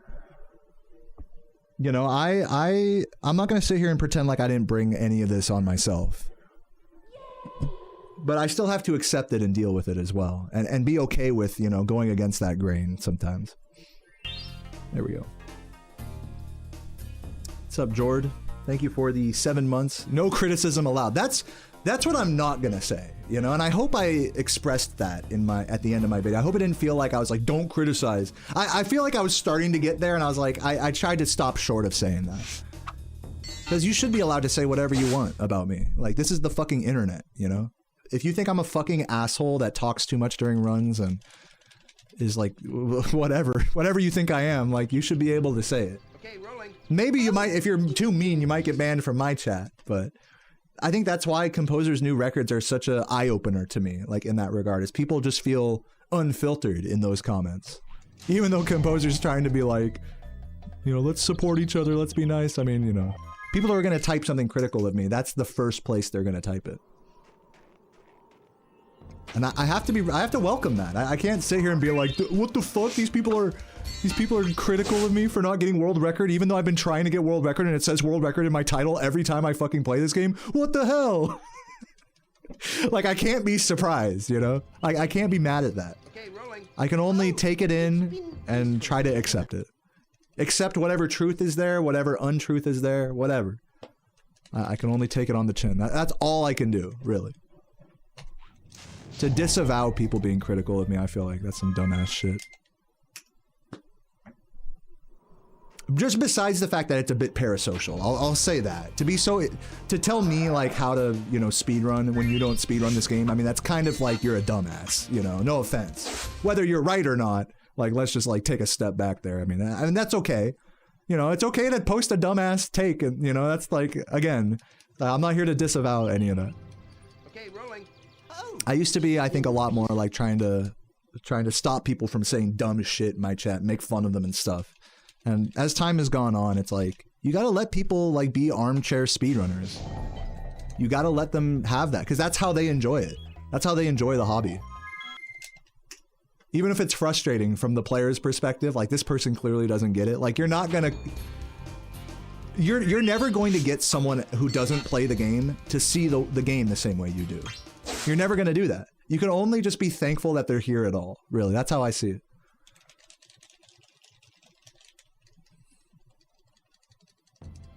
It's tough, man. It's tough in this hobby. Now, okay, now imagine that I'm trans. Think of how easy I have it. I'm just like some fucking loudmouth, masculine guy, you know, that doesn't use different pronouns or anything. Imagine how much harder it is for someone who is trans, that they're dealing with all this shit going for world record on top of people being critical about pronouns and stuff. So really, like, I have very...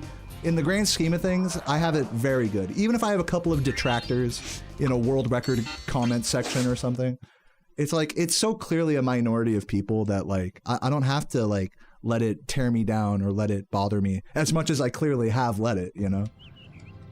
Okay, so, rolling. Oh, it's been peaceful. All logic and reason like points to like, I'm good. Like I can keep playing the game the same way I do and I don't have to feel like I need a change. Just because world record got improved 3 times, you know, by someone else.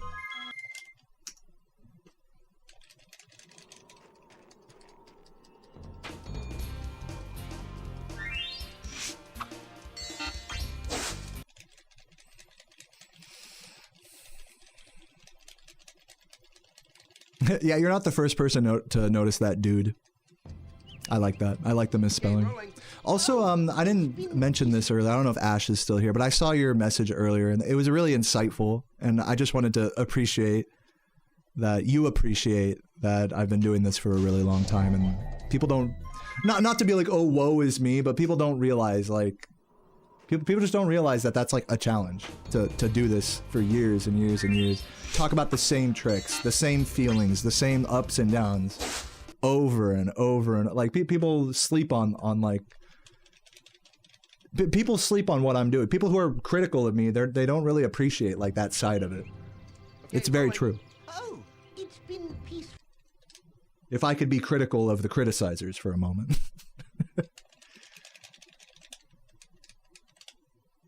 To be how many years? 12 years deep into this grind, basically. 12 years. I mean, there's a reason why most speedrunners can't say that. Yeah, I'm playing on a new CD right now. I don't hide behind a VR avatar. Dude, I like VTubers. There's nothing wrong with VTubing. I don't look at it as like, oh, there's this person hiding behind an avatar. I don't look at it that way. Whether that's true or not for some people, that's another story, but like you can't assume that like they're like hiding or whatever. Like you don't know.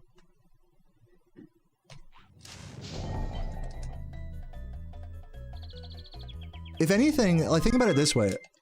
If you think someone's like hiding behind like a VTuber avatar, you know, instead of showing their true face like me or whatever, if they were really hiding, they wouldn't stream. Have you like right? if they really didn't want people to see them or see their, you know, if they were really trying to hide, they wouldn't go live. You know what I'm saying? They wouldn't use their real voice. They wouldn't, or whatever the fuck, you know? Okay, rolling. If you are out here making like content and streams, even if you use a fucking voice changer or a VTuber or whatever, like, you're still showing some authentic version of yourself. You can never fully hide. So I think the whole thing, like hiding behind a avatar, it's like, I don't think that's exactly the case. There's a much easier way to hide, and it's by being a fucking username in a chat room. By making an alt and typing all your shit instead of getting in, you know, getting on the fucking stream and saying it yourself, you know. Okay, But who cares whether people are hiding or not in the content they make or consume? Like it's not my problem. I don't judge that. VTubers are cool. There's a lot of fucking really dope VTubers that follow me. Shout out to Vividly Vivi and Akari. Those bitches are dope.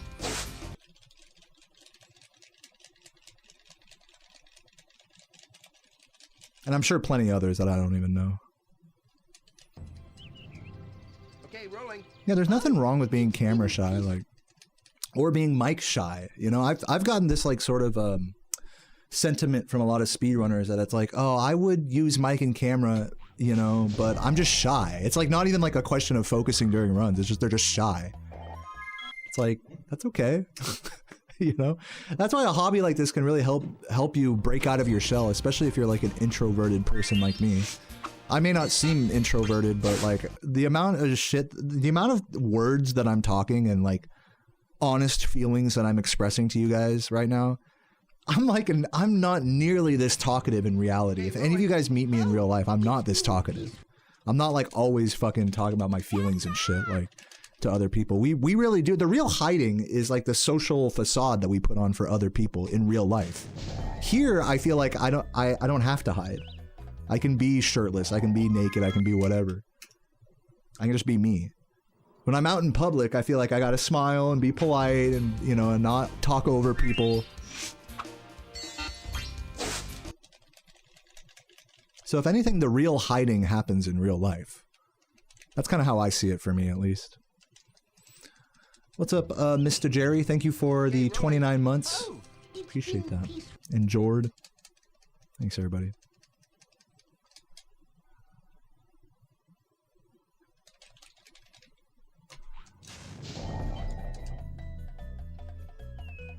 It's gonna fall early.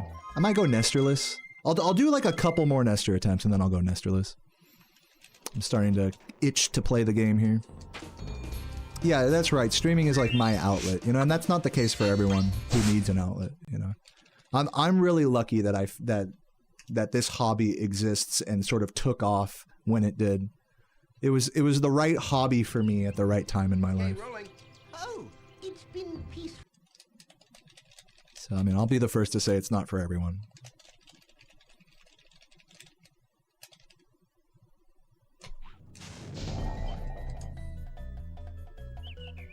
Be late, I think. Yeah. I mean, this is so close, though. It's Nestor with an O. Some Mandela effect there, maybe.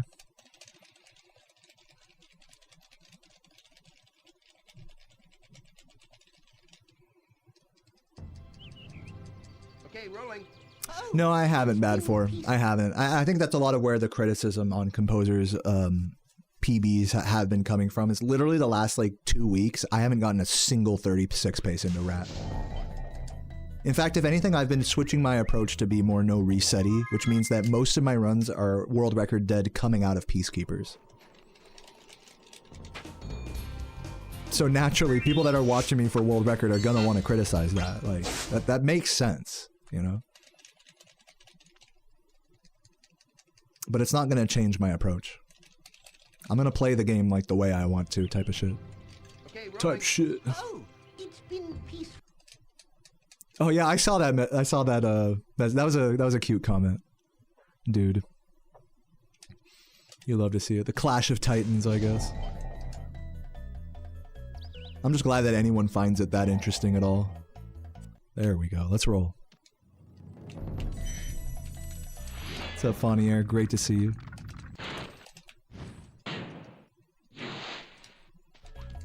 We'll have 35 by the end of the year. That would be insane.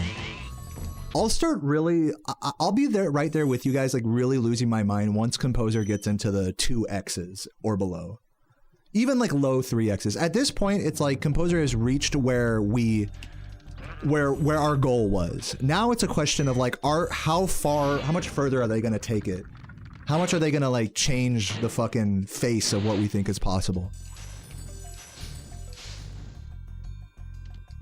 That's like where it's at now with Composer, which is just such a beautiful thing, you know? That's where I was with 120% for a long... In fact, that's Composer already has a taste of that from their Vortex grind. You know, they still are the only person to have a 19 in that category and got more than one 19 world record. World record now is like low 1950s, right? Might even be better than that, 40 something perhaps. I don't remember. So yeah, I mean, there's a real notable shift, you know, between like, okay, here's this competition between me and this other person, but we still have like a goal time. Oh my god, damn it. To like, okay, now I'm here on my own, seeing how far a human can take it. Those are two totally different like approach to like mind frames in speedrunning.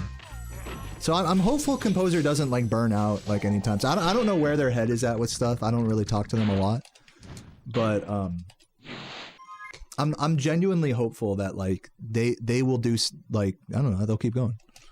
And if not, that's fine too. I mean, whatever. Like, I'm not here to put pressure on anyone. All I can say, this is like kind of what I was saying during the reaction, is like, all I can say is whether you think I'm doing things right or wrong or whatever, is I'm not quitting. In a year from now, if I don't have a new PB in this category, guess what you're gonna see when you tune into my fucking stream? This exact thing. I'm not afraid of the game of attrition. I'm not in a hurry. Oops. I should reset, but I'm just gonna keep going. Game of nutrition? I do always have a nutritious breakfast, I will say that. Yeah, 36-0x is technically possible, but the word technically is pulling a lot of the weight there.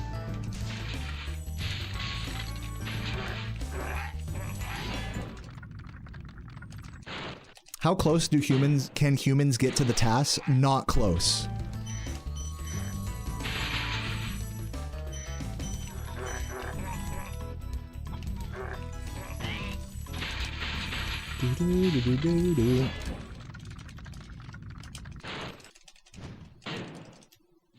Not even remotely close. Not even within several minutes. 35 is still considered impossible for a human. Or unless you want to get real technical about what's possible. But I'm speaking practically here in the current landscape of the meta. What's up, Lewis? Thank you for the good luck. That could change. 35 might happen one day. I'm not saying it won't. I'm just saying it's not currently possible. But, you know, however you guys want to look at, like, technically versus theoretically versus practically possible is totally fine. Just be aware that there is some distinction there between those words. Those words do a lot of heavy lifting.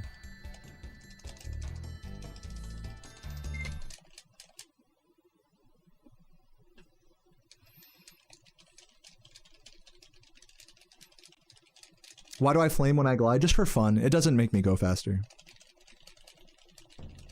Thank you for the good luck, McDonald's.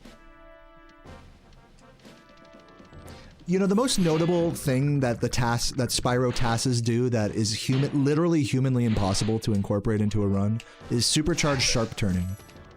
So in a fraction of the time that the task spends supercharging, they collect like many multiples of gems throughout the whole level. It's just I'm not joking when I say this is physically impossible for a human to incorporate into runs. And so that's the nature of tasking, is that it's like, all right, what's possible, what's not possible?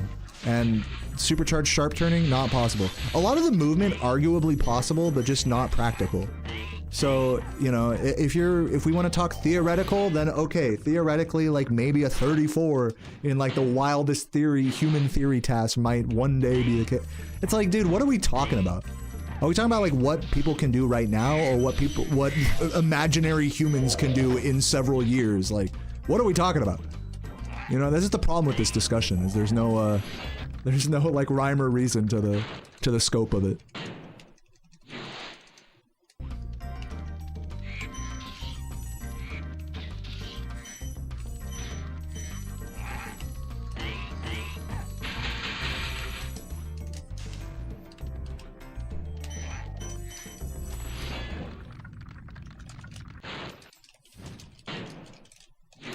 Rock and roll McDonald's. McDonald's hamburgers are the worst.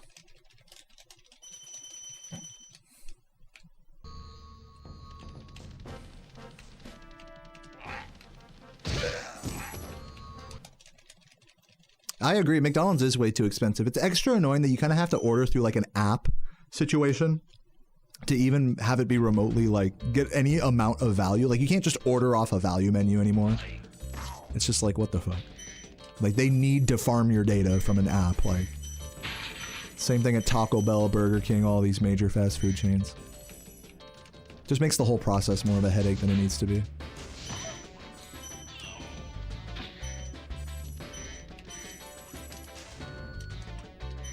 What the hell? I got stuck on the edge there, that was crazy.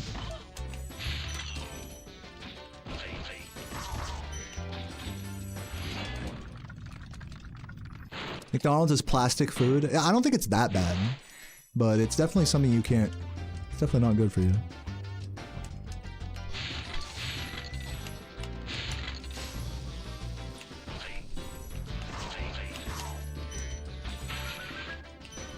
Like I'm not above eating fast food or anything. I love cooking food at home and eating like whole foods and shit. Like made an amazing breakfast sandwich today with some spring veggies and balsamic and cabbage, avocado, egg. Like, I just like eating whole foods, you know what I mean? Like, that's just what I like. But that doesn't mean I'm better than someone who only eats fast food shit like their whole life, or ramen or what have you all day.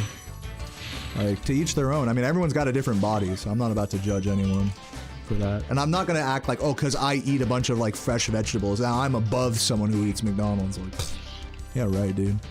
I'll fucking eat that shit. Put a few beers in me. I'll eat fucking 3 quarter-pounders like it's nothing. I'll put down a 40-piece nuggets with Saboom anytime, man. That's what I'm about to be doing in Sweden.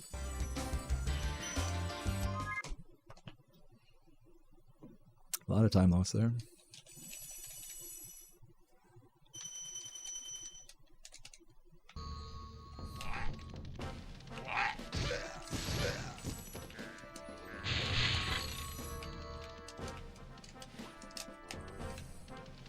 Do I get hungry when I'm stoned? Interestingly, no. That's like a common stoner stereotype, is that you get the munchies when you're faded. I have the opposite effect. My appetite, it's one of the only things I can put in my body that suppresses my appetite. Alcohol makes me hungry, unless I like chug an entire like carbonated tall can to myself, then I'm not hungry. But, you know, eventually you get hungry, you know, when you're drunk. Weed definitely suppresses my appetite. I mean, I don't know, I haven't met many people that are like that, but that's what happens to me. I think it's because my heart rate, blood pressure, and all that kind of raises when I smoke. So, like, you're most hungry, correct me if I'm wrong about this, any, like, you know, nutritionalists in the chat, but you're, like, most hungry when you're relaxed. And by the nature of smoking weed for me, it raises my anxiety levels, it raises my heart rate and blood pressure and stuff. So just like naturally, biochemically or whatever, my body is like, my appetite's just suppressed because of that.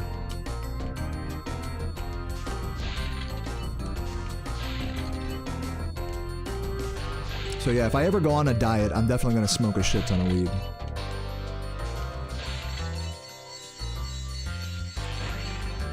Smoking the weed that makes me scared. Yeah, I actually picked up some, the current weed that I'm smoking right now is not like that. It's like a really light indica. So it's like the opposite of like the anxiety weed, right? Which would be like a really really like high THC percentage, like sativa dominant hybrid. That would be like the stuff that really like makes you like, like nervous and shit. So compared to that, I tend to smoke like less intense shit because of that. I don't like that feeling. I tend to get like anxiety or some people would say paranoia from smoking.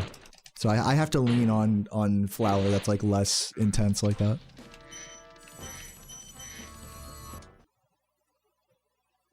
I definitely eat when I'm bored, for sure. For sure. I mean, I just eat in a calorie X. I just eat whenever the fuck I feel like it. I made like 3 different sandwiches yesterday instead of dinner. Then I made Sarah like to be fair, I have these amazing fresh like French rolls that I've been using for like little mini sandwiches, hot dogs, turkey sandwiches, egg sandwiches. You know, pimping them out with all the veggies and sauces and everything. It's been pretty good actually. I'm gonna do some, actually, funny enough, I found at Walmart recently some raw turkey breast. Like, you know, you think like turkey breast, you think like the sliced up deli meat. No, no, no. I found the raw turkey breast. Like think like chicken breast, but like it's like twice the size. So I'm gonna do some grilled turkey breast here. Maybe some lemon pepper or some garlic and herb seasoning tonight. Probably cook up some like, either some bell peppers or some Brussels sprouts to go with that. Yeah, nicotine's an appetite killer. Yeah, I think it's just smoking stuff in general for me. It's just kind of like that. It just kind of constricts the blood vessels, raises the, I don't know, just like you said, just suppresses the appetite. I don't smoke cigarettes really, but I'm sure it'd be a similar thing if I did. I find that for me, like, nicotine just doesn't have a huge effect on me. Like, it's just kind of like pointless. Oh my god, can I just fucking get this? Can we get up there? Oh my god, that was an odyssey.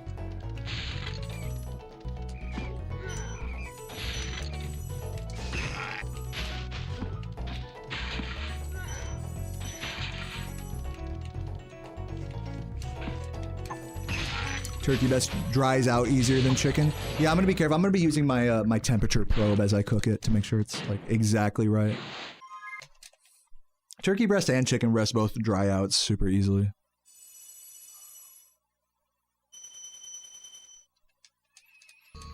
But yeah, especially turkey.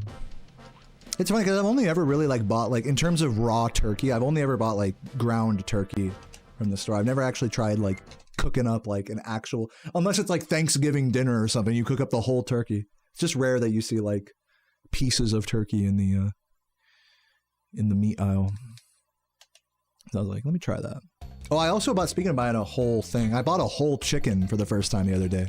I'm gonna learn to spatchcock it and do it in the oven, I think. Or like sear and then put the pan in the oven type shit. But that'll be for another night.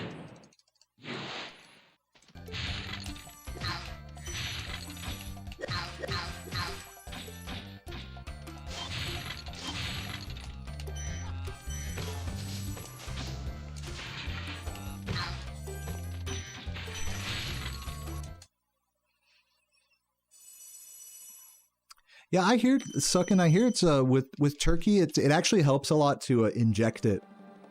Like if you ever want to have like a moist, like turkey breast Thanksgiving dinner, it's probably injected with like stock or whatever. But we'll see how dry it is when I cook it up tonight. I'm not planning on doing any of that.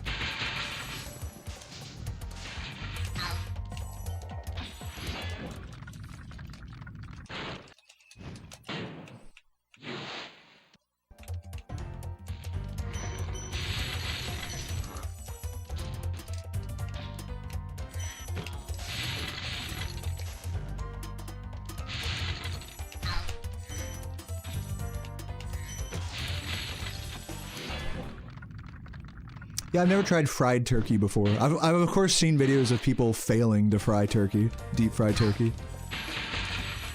Those are funny. Fucking giant ass grease fire out back.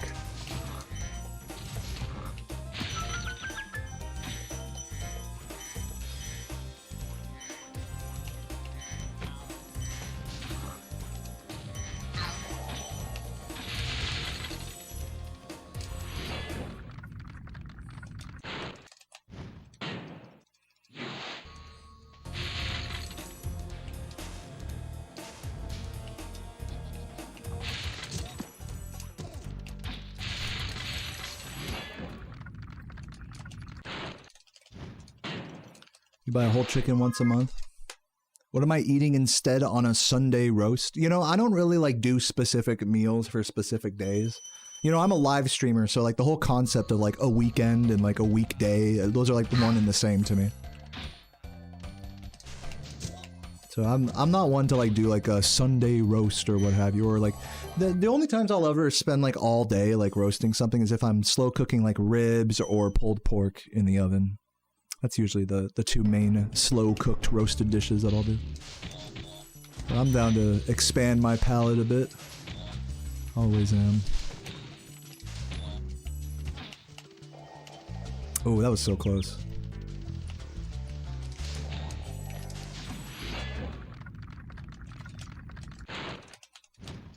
Is there a video that shows how to do the high jumps? Are you talking about like the thing for like Gnasty Gnorc? Where you like boost off the wall? Are you talking about that type of high jump? Because that's called a wall-assisted boosted skitter jump. And yes, there are videos out there. Composer actually made a tutorial for that trick in particular. So you can check their YouTube channel if you want to see an explanation on that. It's a really good, succinct video. If you want to just see like in general for doing boosted skitter jumps without the wall assisted thing, you can check out Daze's video, Daze Bagabone's video, talking about the Artisan's Homeworld jump. That was some bullshit.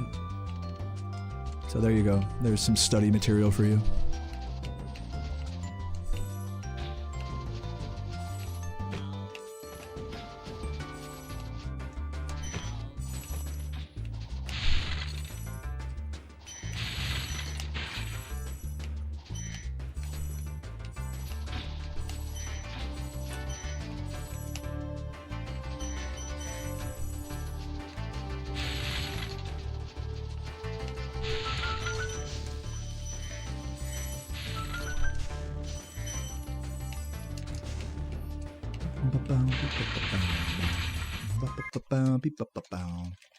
Sequence break in Town Square, yeah, near the start. So that's actually not a boosted jump at all. That's just a normal full jump. But what we do is we abuse the edge mechanics by rubbing up against it while we charge.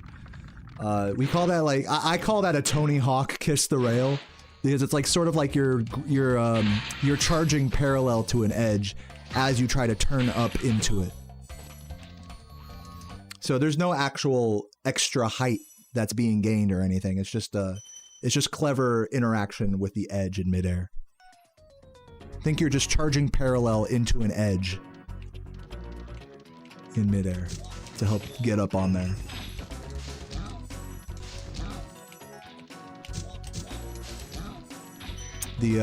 Another section that's like that would be like the Dry Canyon jump as well. Or the one to get up to the chests early in 120%. The gems early in 120. Not the Ivor thing. Okay, let me try to do the composer strat here. Jump a little. Oh no, I fucked that up terribly. Definitely gotta practice that. Oh, can I make that? No. It's unfortunate. My mom abuses your edge mechanics. A little chuckle out of me.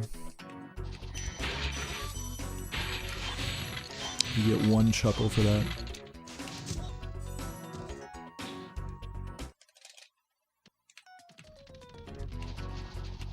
I already went this way. I already went for those guys. Let's go here. We'll lose another like 10-20 seconds here because that's the first supercharge was ass.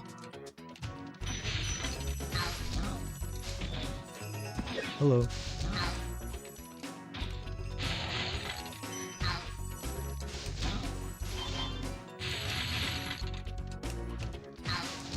Oops. Grab it, why not? Who cares? This runs ass anyways.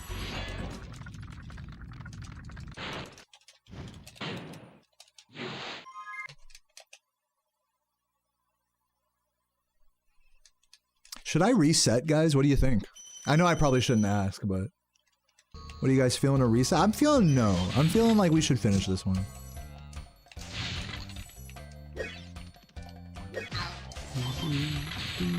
Should I cave in to everyone who's critical of me in Composer's comments and reset this. I gotta not ask in the future. I know there's always like a little part of me that's like, when a run gets like a minute behind, like this one, that's like, man, I should just reset. But I know in my heart, like, I gotta not cave, you know? I can't cave to the pace pals. To the pace pal in my heart, you know? But I'm not gonna lie, this run's pretty ass. Maybe we'll get a good run today, who knows? I don't know. It's funny when I ask you guys, because it's just like, I get like the same wave of comments like, no, don't reset, yes, reset. This run is good practice. Keep it going. It's like some Twilight Zone ass chats, it's funny. It's like, I feel like I've seen these messages before.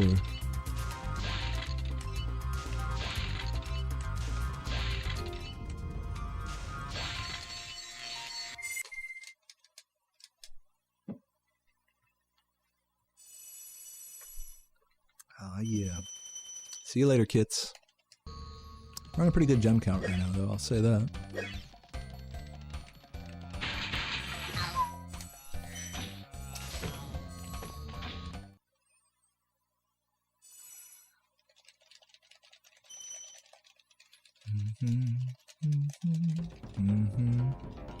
Bad for you. Gotta try better to troll than that, man. Your trolling skills have gone down over the years.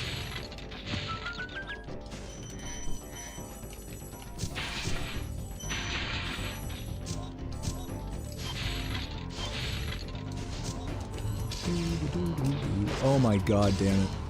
Can I please? Look at that. Fucking bitch.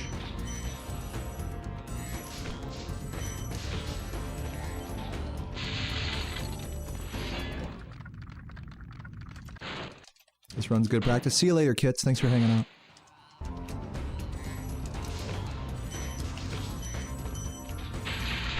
And thank you.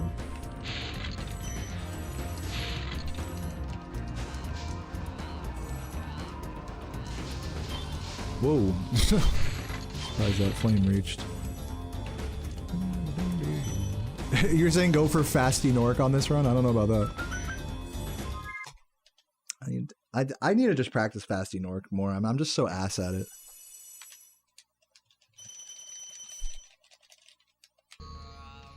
Maybe I could do that on this run if I feel like it. Just spend an extra minute fucking around with it. What is Gnasty Gnorc? It is a trick that saves 4 seconds on the Gnasty Gnorc chase that requires a very precise, difficult jump.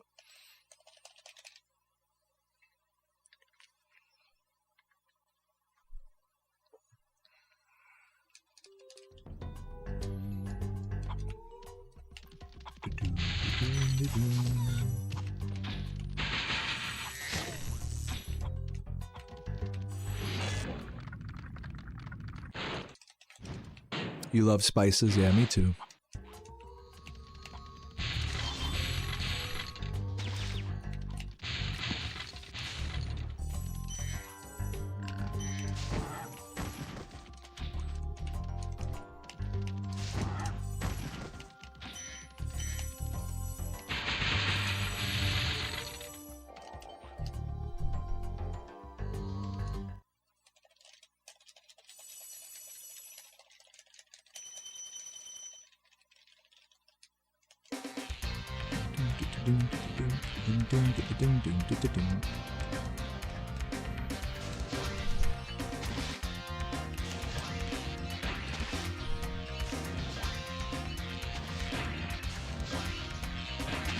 Do I plan on streaming Tony Hawk? I actually did recently, Gigs. You can check out my VODs channel called Deo VODs to see my most recent live stream of that. It is blocked in some territories though because of, you know, copyright music. So hopefully that's not the case for you.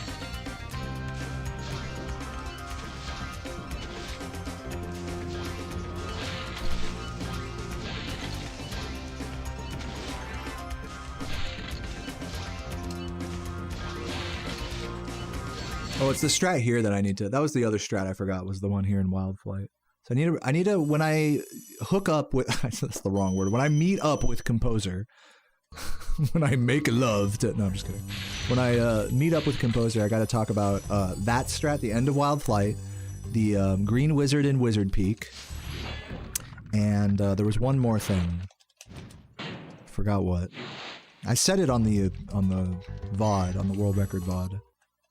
Not Ivor, it was like one more little oh, the Treetop Supercharge. Gotta figure that out. That one I can figure out on my own. But, yeah. Definitely need to spend some time in the oven with those.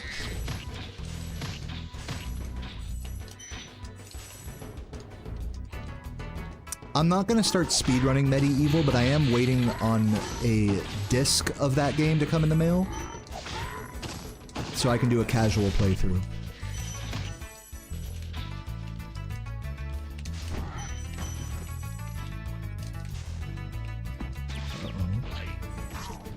Surprised that bonked, honestly.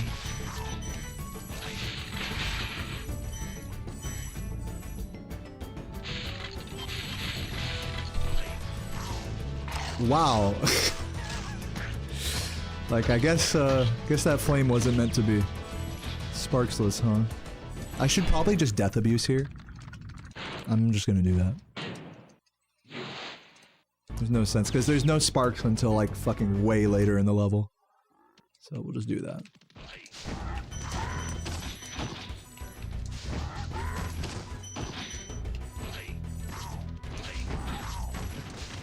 Ugh. Tragic. Yeah, I'm getting so bogged right now. Yeah, it's been 10 days. Actually, I just checked on that today, Ali. It's been 10 days since I ordered it. And actually on the eBay thing, it was this weird thing where it got instantly delivered like the day I ordered it. Even though it wasn't delivered here. It was like delivered to the fulfillment facility of the seller in like Oregon or whatever. And so I had to DM them. I was like, hey, eBay says this was delivered, but it's obviously not delivered. So are you going to send it to me or what? And he's like, oh yeah, my bad. eBay screws up sometimes. Like it's not his fault at all.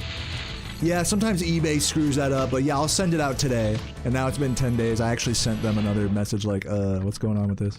Any tracking or anything? Because I can't track it through eBay anymore. eBay says it's just delivered now. It's just weird. Just scammy eBay stuff.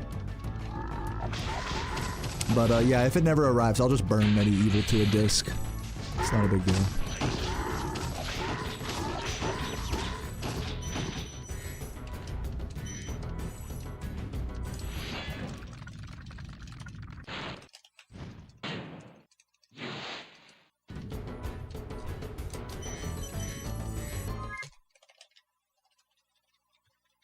They gave me bad tracking? Yeah, exactly. The tracking, the actual tracking through eBay was like incorrect, and so it just instantly delivered. Like, it's just the way that the seller has it set up is just fucking stupid. Like, if I'd have realized it was gonna be like this, I wouldn't have bought it from them. Yeah, that's exactly what I did, Jamie. That's so funny, because that's exactly what I did. I asked them, can I get some updated tracking information? So we're on the same page, everybody. We're on the same page. We're still waiting for Medieval, but if it never comes, that's okay. I'll just burn it to a disc. So hopefully we're all on the same page there. I will play some Medieval. It's all good, everybody. Don't worry about it.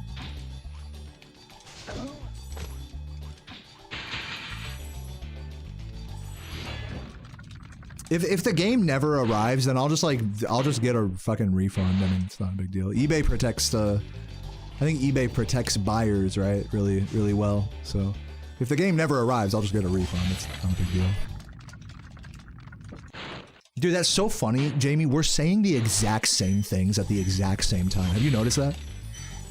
We're like on the same fucking wavelength.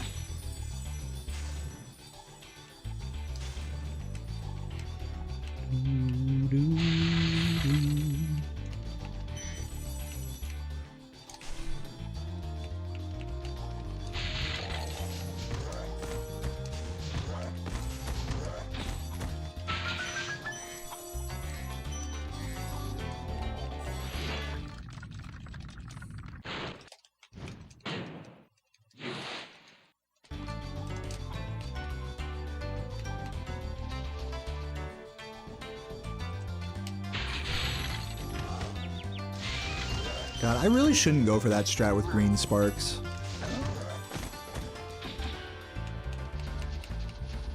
Luckily there's a Sparks at the end of this whole section. It's just annoying.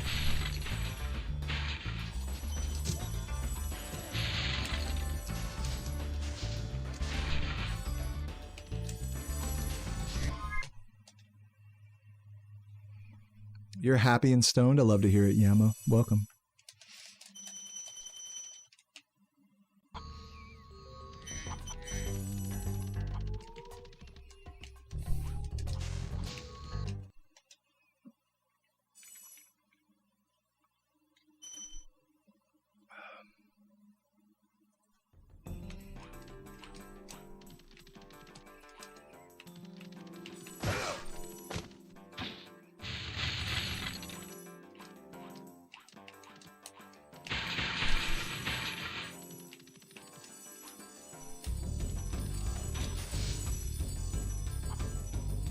Who needs sparks? I do.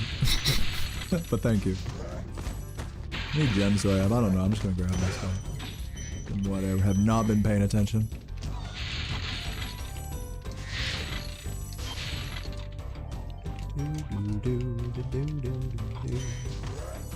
Yeah, I jumped too far to the right there.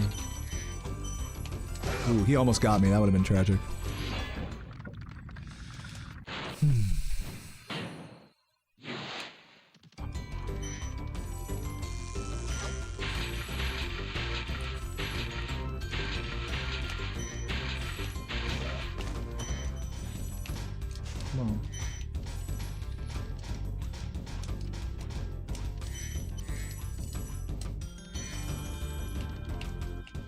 Nice one. What did gigs do?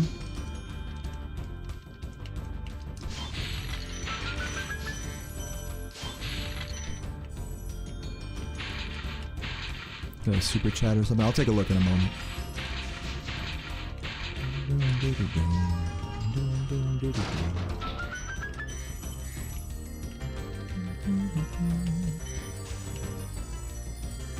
Gift for the membership. Oh, thank you.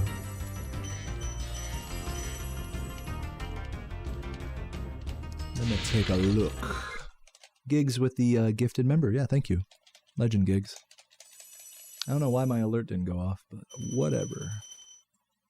Technology.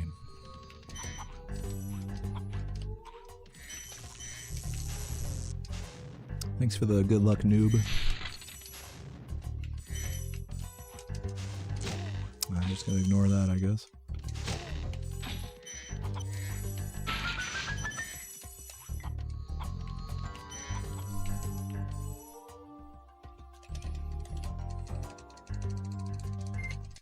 Hopefully I'm not terribly undergemmed here. I do need to grab an extra sparks here at the start of this homeworld. The spark situation is crazy.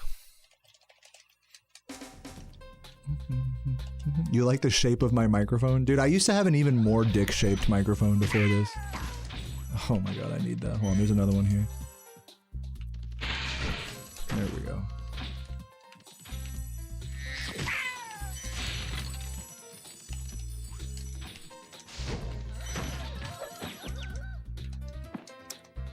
Pretty bad. Just gonna flame this guy.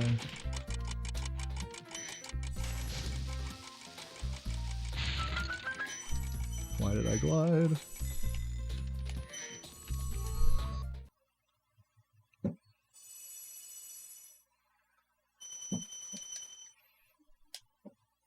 Yeah, I mean, I haven't done Sparksless in a while, Narcolexi, but thank you. I don't think doing Sparksless really had like a huge effect on my abilities, Sparksless. I think it's just more that I've just been running this category and I know what to do in the particular sections that I've been Sparksless in. It's more just like that. But either way, thank you for the compliment. Gosh, just take the compliment. No, thank you. What's up, Cage, Spyro fan? The mic needs a skin. I like the fact that it's black and like it blends into my background. I kind of like that.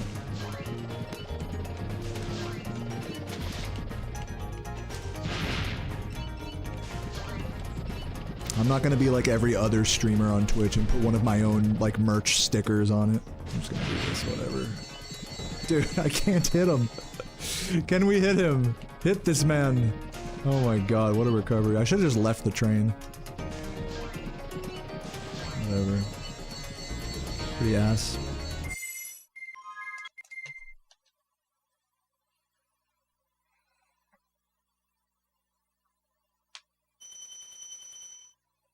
My stickers are cool, thanks. Yeah, someone was telling me yesterday that they like didn't really like my merch wasn't their taste or whatever.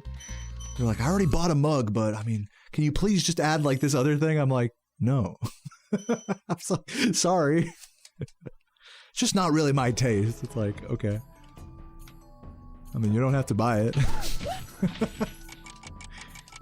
It's all good though.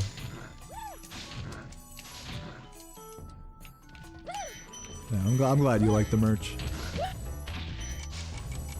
I'm glad I made that merch store. I love it personally. It's got everything I want. Oh no, I was not paying attention. I literally wasn't even looking at the game there. I like randomly like disassociated there. Dissociated.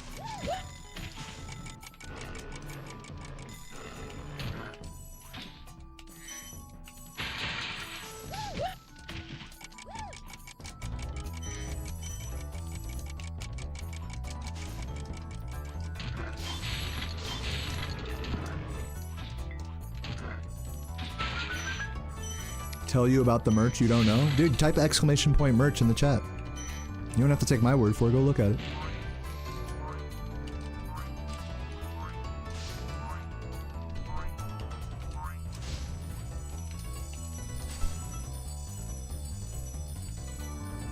What's up, Dino? I don't think Fourth Wall does body pillars, do they? Can anyone confirm? If they do, maybe I'll add that just for the meme, I don't know.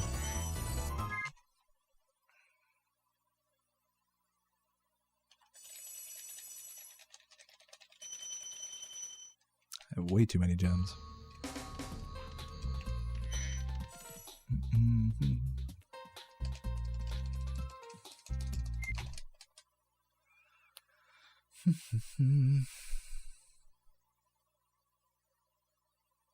Yeah, every time, Megan. Every time.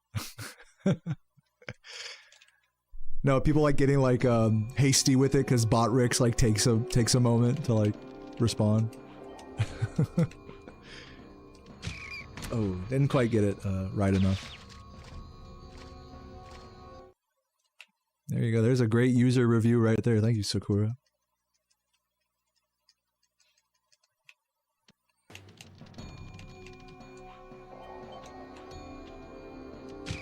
That's what we need. We need user reviews on the merch site.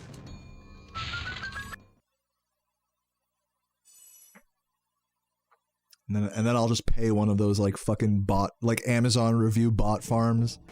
Just be like, very good shirt. Very good quality. Like, exactly as described. That's like the whole review. I love this. Insert name of item. What's up, Devray? Thank you for the 9 months. Appreciate it. What's up, Straw Booby?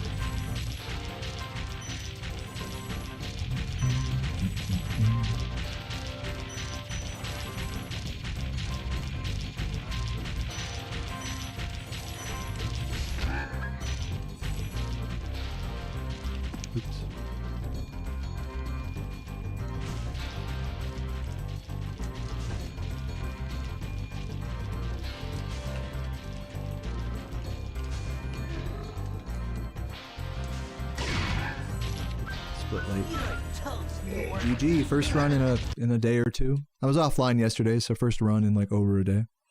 Sorry, Pretty terrible, if I'm being honest, but GG. It's pretty chill. I mean, we were just chatting for most of it, so.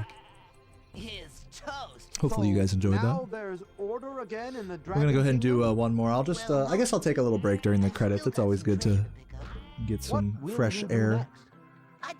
I'll be right back, and we're gonna do some more runs. Stick around. Actually, while these credits play, I'll bring up the timer.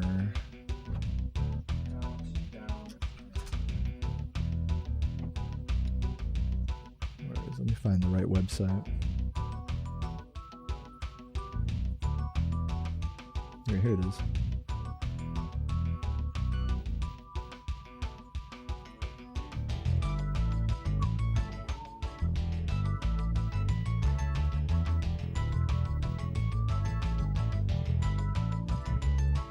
Oh no, not 10 minutes. We'll do 5. See you guys in 5 minutes. BRB. More runs incoming. Stick around.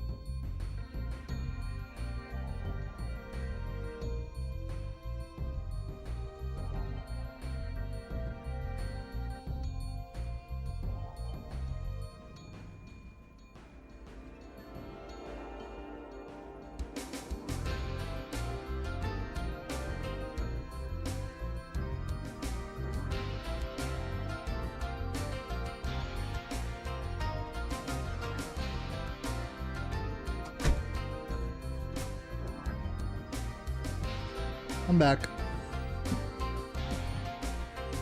I'm so glad I'm timing my BRBs now because I'm realizing that they're like actually a lot shorter than I thought.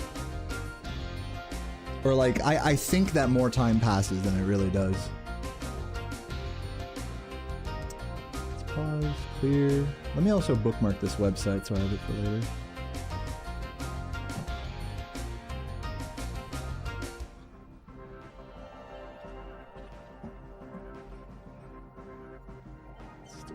On my bookmarks bar there. Okay. Let's do some more runs.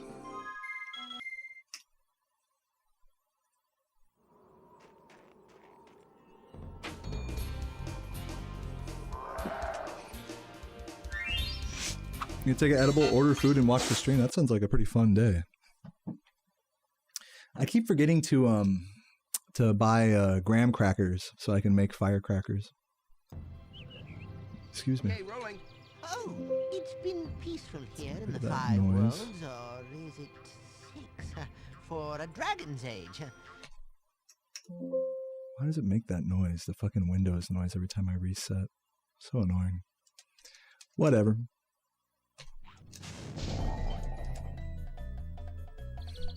I think this will work.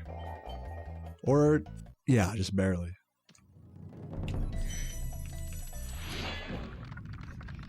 Thank you for the good luck, Norkson. Appreciate that. That's the kind of vibe I like to see right now. Some chill vibes, some stoned chatters in here, you know? So yeah, this is run number 2 of the day. I'll probably still stick to my same thing of just doing 3 no resets. That's the plan.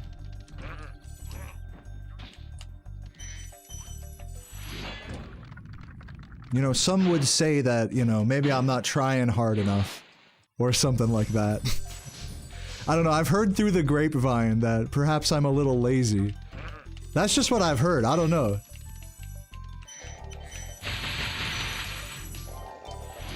I may have been offline all day yesterday because I was hungover from Ubering to a bar at like 1 AM and hanging out with like the fucking D-Gen locals.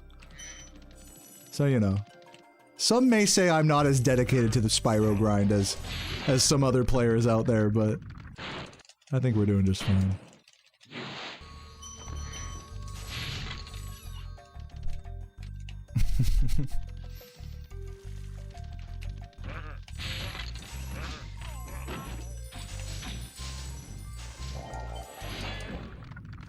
Thank you for the good luck, Colton.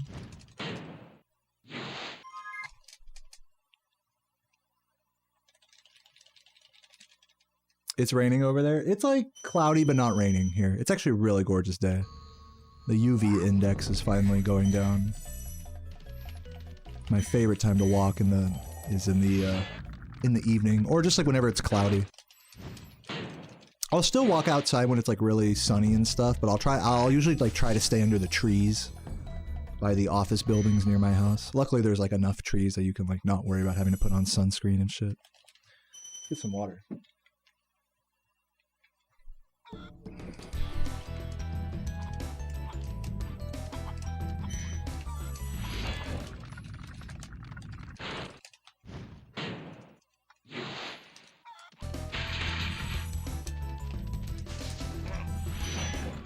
I think this will work.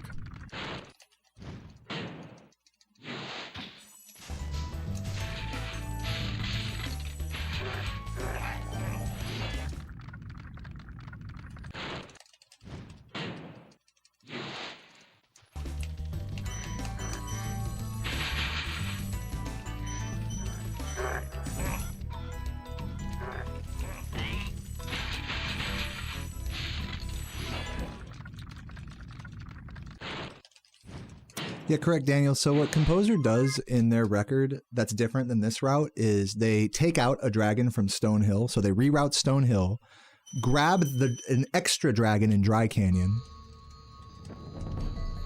and yeah, and that's it, basically. So Composer does -1 dragon Stone Hill, +1 dragon in Dry Canyon. Which is about, honestly, it's close to as fast as this, but it gets 5 extra gems, notably. So you're literally just trading in some additional movement for additional gems, like all reroutes are in this game. There's an argument to be made though that done optimally, the Composer's route is better than mine.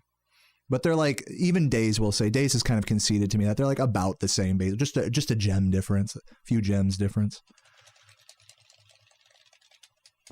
If anything, doing it Composer's way is technically just like movement-wise, amount of game moved through, it's technically slower, but it ends up being worth. I mean, really, like if you think about it on Composer's record, like if they didn't do that extra routing there, you know, that real modern fucking Ivor route with Nestor Skip, they might have not had enough gems to recover. Like that literally did make the difference gem-wise for them on that run, because they still like missed a shit ton and like recovered it amazing in Beastmakers, which is like that's really like, I don't think people realize how impressive that is. They were 74 going into they were 3-4-7-4 going into Wild Flight, which is like, to me, that's like almost dead. That's like almost a dead run. And composers said it themselves, I believe, that they thought the run was dead around that point as well. So pretty amazing recovery. Really smart recoveries in Beastmakers.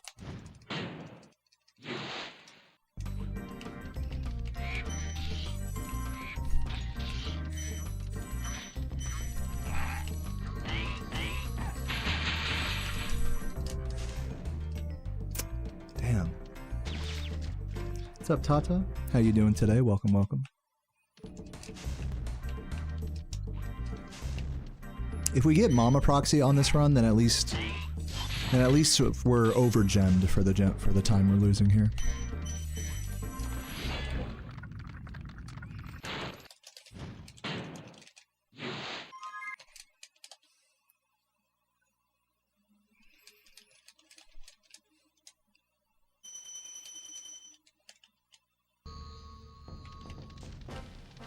It's so funny how I've been having this issue with Dry Canyon lately, where like I can do the glide every time in practice, but I can't do it in runs. That's like been like a recurring theme in the last few days.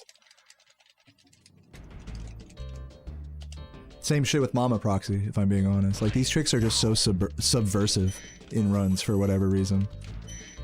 Maybe it's because I'm overthinking it, who knows.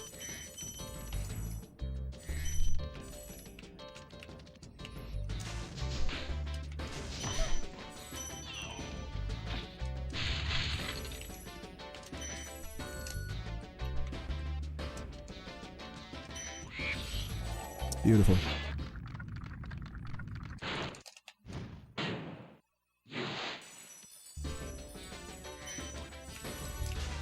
What's up, Rudy? Yeah, I'm having a pretty good day today. Chilling, settling into the grind here. This is run number 2 of the day. First one was kind of ass. But this one's still got some life in it.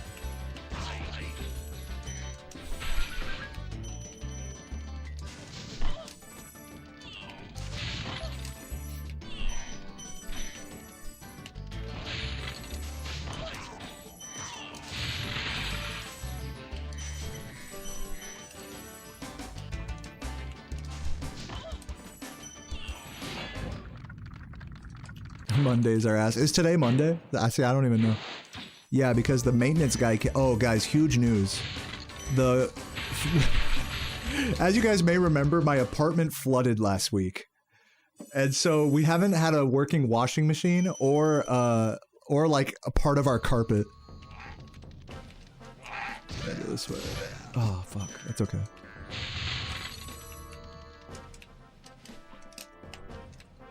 So yeah, our washer dryer unit was broken and the fucking floor was all fucked up and like with the shit moved everywhere. And finally the maintenance guys came today and fixed it all up, which was very sweet of them. The maintenance crew was like really like legit through this whole process. I mean, flooding a 3rd floor apartment is like no fucking small fry problem to have. That was like a very serious thing that maintenance was like right on the ball with. Came with the shop vacs. No one was mad, no one was stressing. They just assessed the damage, figured it out, and it's fixed now basically. I don't know about my downstairs neighbors.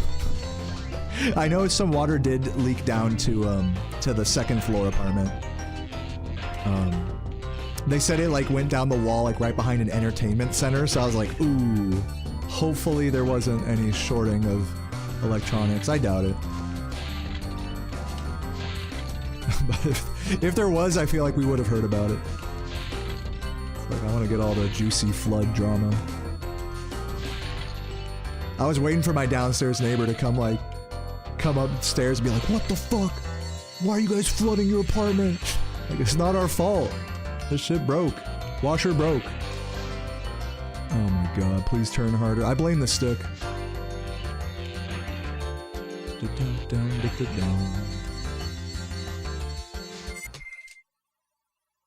I blame the stick, but also I did like a really like wide like turn like that. I need to get rid of the L3 press there because it's kind of like, it's kind of annoying. Doesn't mean anything.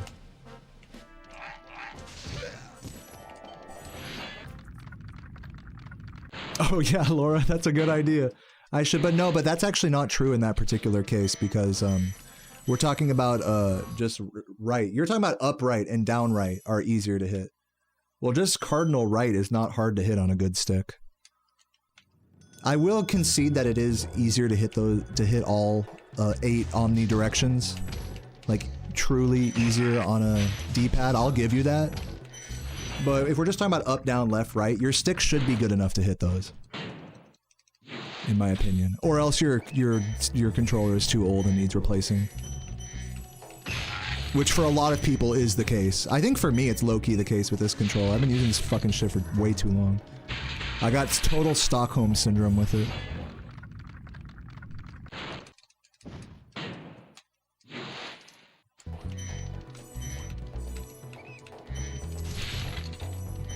Hey, by the way, thanks for the raid earlier. You happened to raid right when I started talking about all the negative comments and stuff, which was funny. It's like, alright, the vibes are getting real now. Shit's getting intense.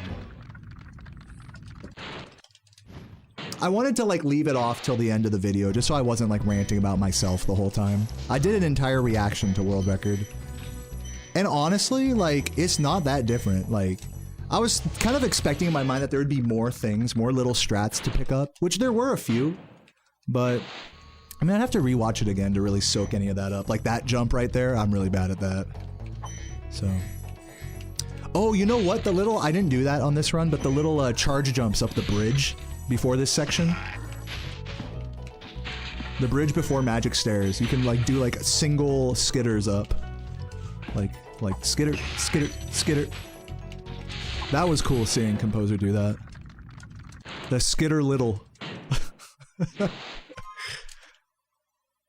Best place to order a new controller? I don't know, just Google it, man, because like, just Google it, because I'll buy controllers from fucking anywhere, to be honest with you. I try to keep it local with controller purchasing, just to support the local controller economy. I'm not joking. But, you know, you can always just get some shit off eBay or fucking Amazon. I bought controllers off Amazon. I bought controllers off fucking... I bought controllers everywhere. I have not bought a new controller in a while, though. I gotta go head over to the retro store in my town. That's where I like to pick up controllers. I forgot what the place was called, but it's like... It's in town. It's a good place. This place that I go to, this retro store that I pick up controllers at, I think I'm currently like 2 out of 4 good controllers from there, so that's pretty good. That's a 50-50 success rate on controllers.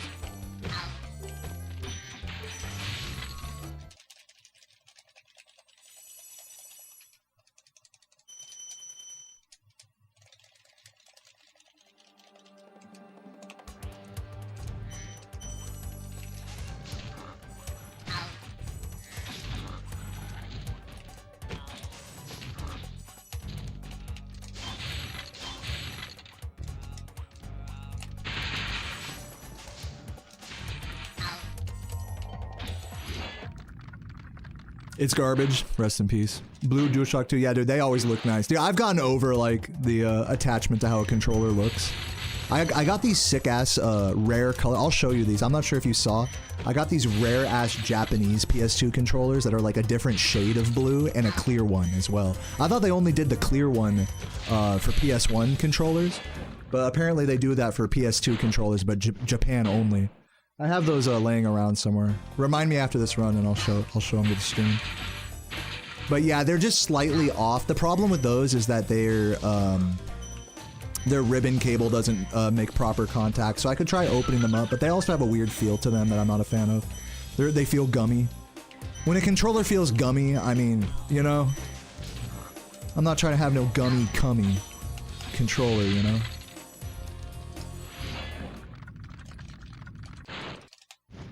Because it was weird. I think I gotta not buy controllers when I'm drunk, because I got those 2 controllers at a GalaxyCon.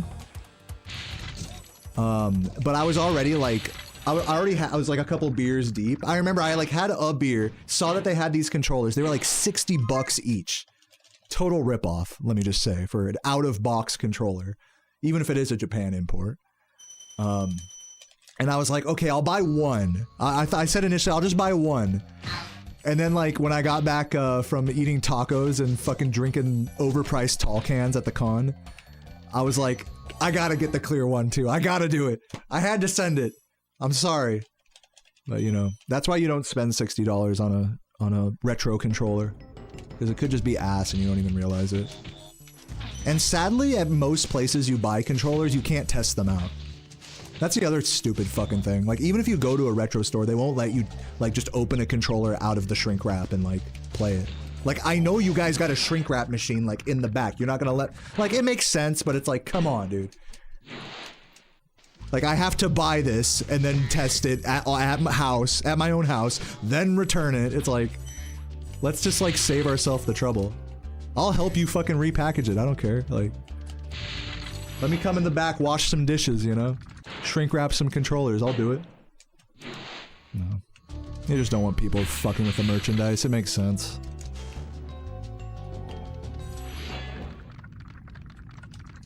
What's up, Zale? Thank you for the 20 months, appreciate it.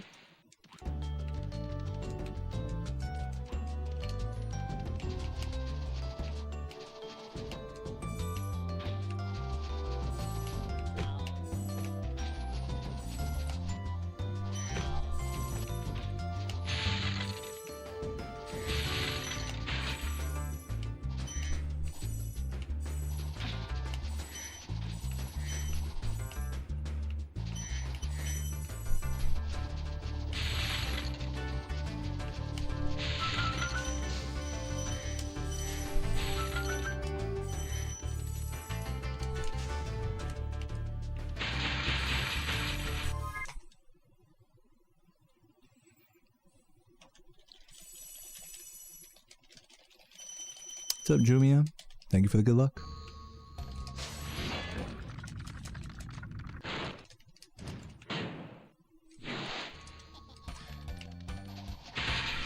Nice. Yeah, it's true. PS2 has a pressure-sensitive X button, but it actually tends to not be relevant in this game at least. In a game like Driver, I love how they did pressure sensitivity in Driver.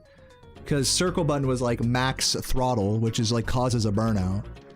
And then the X button is like a normal acceleration, like you putting your foot on the pedal. No, I've never played a lot of driving games that are like that since then. Because nowadays, if you use a controller to play a driving game, you use the right stick for throttle. But there should still be, I feel like in modern racing simulators, there should be like a max throttle button that like causes a burnout. There should be.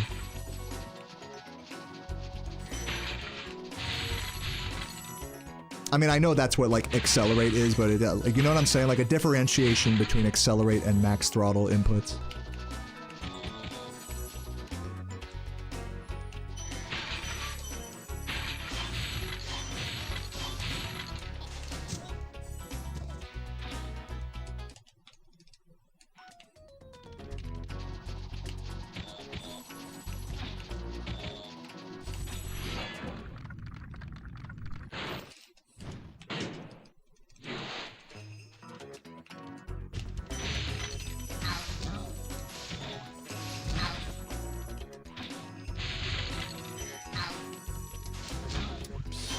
Oops. Silly drops there.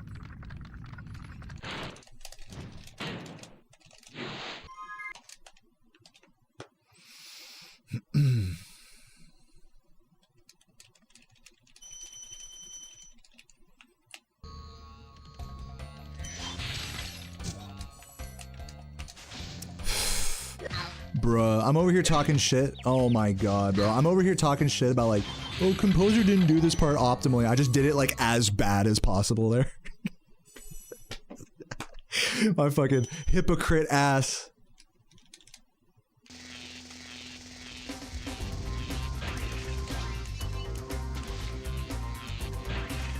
Tasting my own medicine. I was telling that to I was texting Saboom recently and I was like, yep, Composer just got the new record and I'm getting a taste of my own medicine that I gave you, you know? So. Kind of funny. Comes full circle.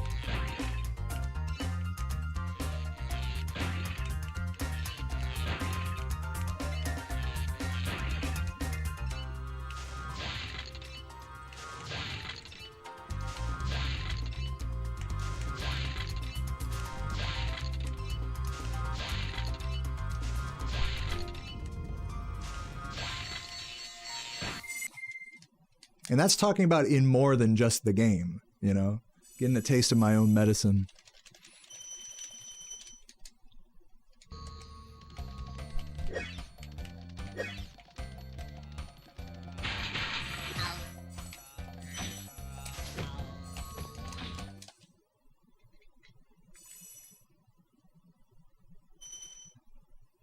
Are we doing plus 24? Try to hold on to this pace. Stay locked in. Sub 30 seconds behind.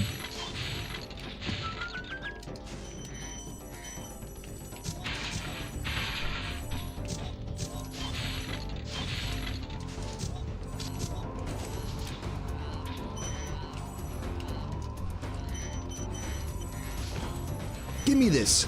Oh, yes. Oh my god, it's better than coming. Mr. Krabs, I'm coming. Okay.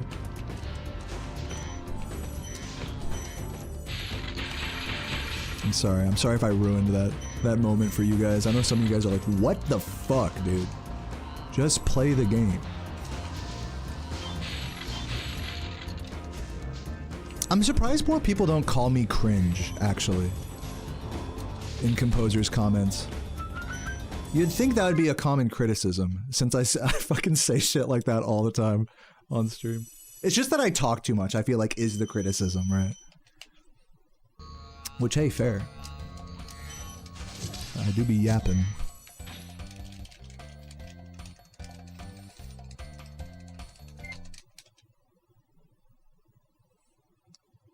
He comes too much. We need that comment. Hey, GG on the new record, Composer. You know, if I'm being honest, I think Deo comes a little too much. So you really deserve this. Composer will never come like that. Or whatever. Deo will never, you know.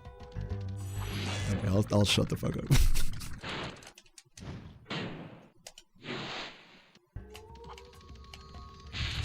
Oh.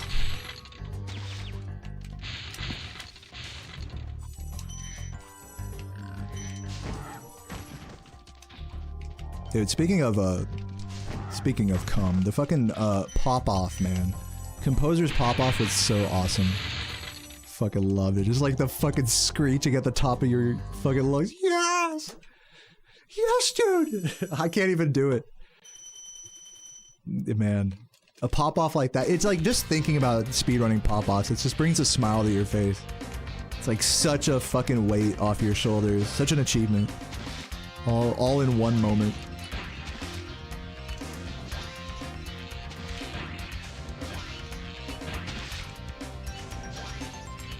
I remember before I ever had a record in this game, I would think, this is gonna sound super sad, but I would think to myself in the shower, like I would reenact in my head, like, you know, just daydream about what it would be like, what my pop-off would be like on when I'd finally get world record or whatever.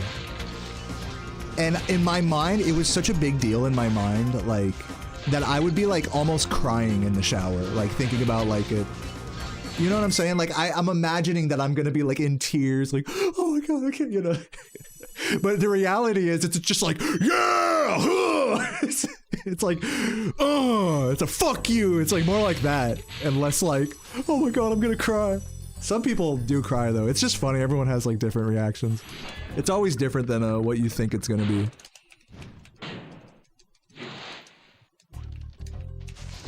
But yeah, I'd be like crying in the shower, thinking about how I'm gonna cry when I get record. And then when I finally get world record, I'm like, fuck this shit. Fuck this run, whatever, man. Who cares? Get out of here.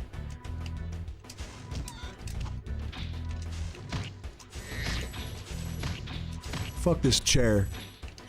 If I've learned anything from HBox, it's to pick up chairs and set them down respectably. Yeah, I'm still playing on the same chair I picked up in my 120 pop-off.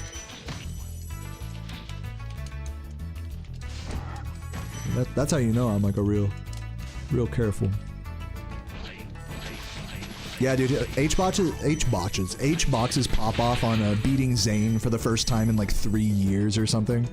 That was a cool one. That was actually one of my more favorite H-box pop-offs. Because it was like, oh yeah, long time coming type shit. Those are always the best. A PB or like a big gaming accomplishment that's like a long time coming. It's like you don't even need to like yell or whatever. It's just like, oh, it's like the relief is like, fuck yes, dude. Fuck that. It's better than any drug ever. It's the highest high you can feel is like working at a fucking gaming accomplishment for months or years or whatever. And then finally hitting it. But obviously there's more to life than that, and you have to justify all those hours spent struggling and low-key hating yourself. You know, like to appreciate a moment like that, because like if you're just doing it just for the end result, you know, like it's never gonna justify the amount of hours of struggle trying to be good at a video game is. So you can't really be so like wrapped up in like, oh man, I wonder what it's gonna be like, you know. I wonder what my pop-off is gonna be like, because you'll never be right. You'll never be right. And if you're living in like, you gotta live in the present also. You can't be living in fairyland all the time. You gotta appreciate sucking more than you gotta appreciate winning. It's easy to appreciate winning. But there's one thing for me in my journey. I know I'm totally just yapping right now about my shit. But if there's one thing about my journey is that I never, and I really wish I could convey this without it sounding negative, but it's that when I stopped believing in myself, like when I stopped being so fucking obsessed with the end result and trying to be like, oh, am I good enough? Like right now, like, can I actually beat a 36-39? How long is it gonna take? All those sorts of questions.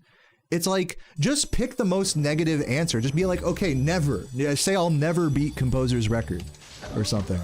Or back when I played 120, I'd never beat Saboom's record. Like, just accept that and just be like, all right, you'll never do it. And now can we enjoy? What happens when you do that is the question then turns into, can we enjoy sucking at it now? Whatever gets you to the point of like, can I enjoy sucking dick at this? Whether that's accepting like a premature defeat, a sense of futility, or it's like being really attached. I find like this is, God, it's so hard to explain, guys, because it's like I don't want to tell people not to have like dream big or like, you know what I'm saying? I don't want to tell people not to like want like something that's unattainable. But you have to get to a point where you don't want it, basically, anymore. I'm not even joking. You have to be, like, fully Buddhist, like, nihilistic. Like, I don't care about world record. Like, and it's, of course, when you're first telling yourself this, it's kind of like you're lying to yourself. And in a way, I sort of am lying to myself. It's like, dude, who cares if I get record this run? Deep down, I know that this run is X amount behind, and if I had just gotten the Dry Canyon jump, I'd be, you know, it'd be a different story.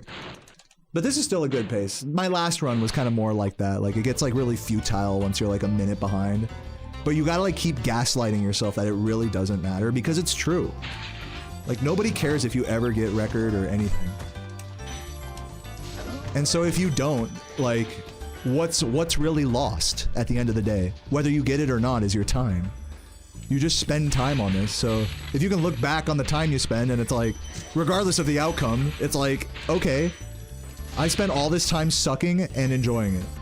Or it's gonna be, I spent all this time sucking and hating my life. It's gonna be one of those two things. Whether you achieve the goal or not in gaming.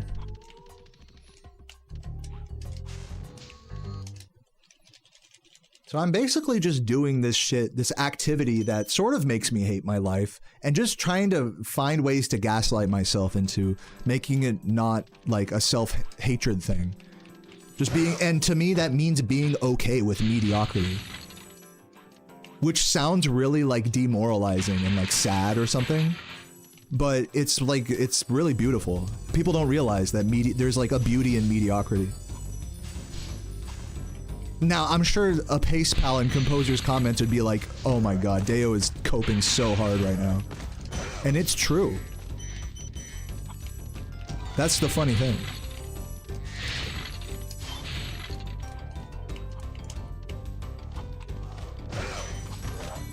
You sort of just accept that you're never going to achieve whatever goal it is, but you'll still hopelessly keep trying for it. You get to that point before you really start to succeed. It's a good cope. It's like positivity within futility. I really believe that that is an undervalued cope. That is what got me to world record in this game, is accepting futility. And I'm at that same crossroad again right now, where I'm like, not, you know, doing as hardcore of like a reset grind, and Composer's just flying away with the world records. And I can't let that stop me from my approach. I can't let that change, you know, make me reset more if I don't want to. And I don't want to. I just want to fucking keep just sending the world's shittiest runs. This run isn't even the world's shittiest run. But they definitely have been this last week. They have been the world's shittiest runs. And that's fine. You know, it's funny to say, like, about the world, like, my shittiest runs are still, like, 39, 40, low 40s at the worst. And there's a lot of people out there that are grinding for sub 50, you know? So, it's such a funny perspective thing. Like, what I consider futile is, like, to someone else is, like, unattainable. Oh my god, damn it. It's easy to forget that shit. Yeah, I'm under gem now, unfortunately. Really wish I'd have got that blue guy. That guy dodged me on my first run today as well.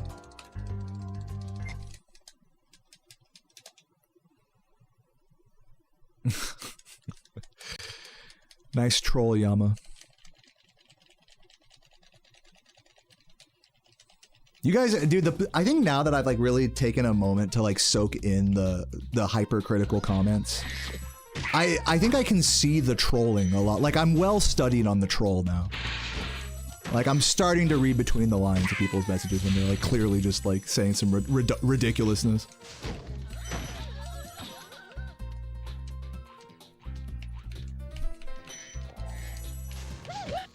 But some people are really good at it. I mean, that's like the art of trolling right there, is being able to really like get to the core of someone's insecurities and point that out to them to upset them. Read between those lines? I can't read. I actually can't read at all. I never told you guys that, but actually I was just lying when I was pretending to read all your messages. I don't plan on going back to 120% anytime soon. My goal for the indefinite future is to grind this category. But maybe one day. I mean, never say never.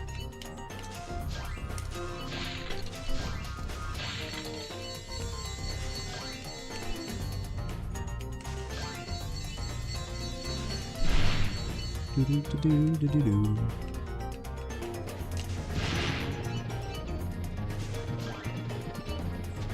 Are my temples gray?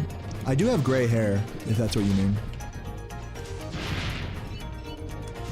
One for every dead run.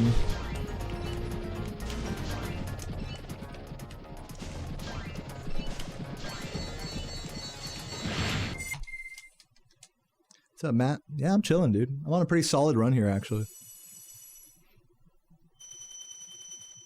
Pretty much kept it even with my PB. Except for the Dry Canyon out of bounds, or Dry Canyon glide. Dude, the Spyro 2 100% world record is crazy, and it's actually going to be broken soon, I believe. We are 3 gems down, right? No, 4 gems down. Dude, that was horrible. Horrible attempt at that jump. Come on.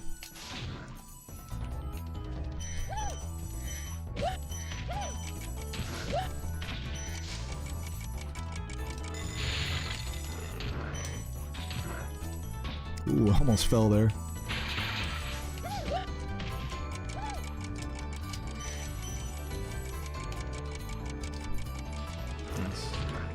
Gotta grab these. Good. And these two. Should be perfect on the gems now. Definitely losing some time here. Hopefully less than plus 30.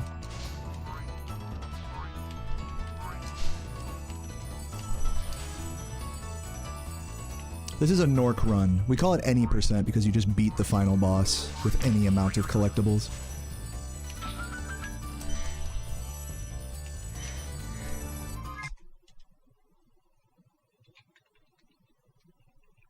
Didn't lose too much time.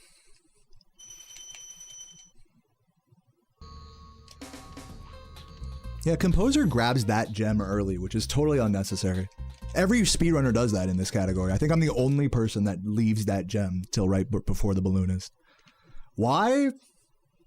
I don't know. I guess there's something nice about seeing, like, when you exit Jock, seeing it say 6,000 exactly. I guess. I don't know. There's some crazy, like, mental shit going on there.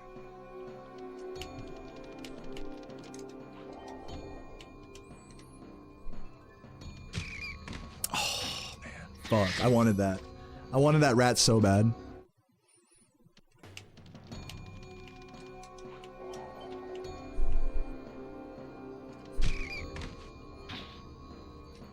Composer Junior, Composer Junior. Let's roll. I meant to jump further left there. But we're good. We're still solidly 37 pace here. Actually a good run. Right, guys? I can get a run that's almost a minute behind world record and still call it good, right? Right? I'm totally not losing my mind. It is. I'm sorry, guys. Call me a coper, but it is. A mid 37 is insane in this game.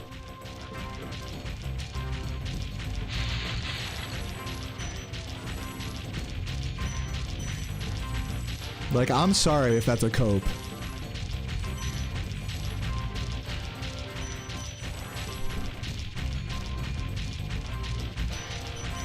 Come on. Oop, careful. Let him catch up a little too much there.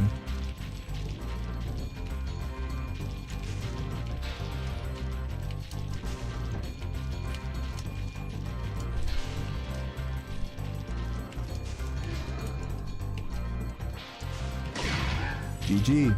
37-35. Let's just change one of those numbers there. Just flip the 37 to a 36 and then boom, new world record. What about Gnasty Gnorc? That was a good run.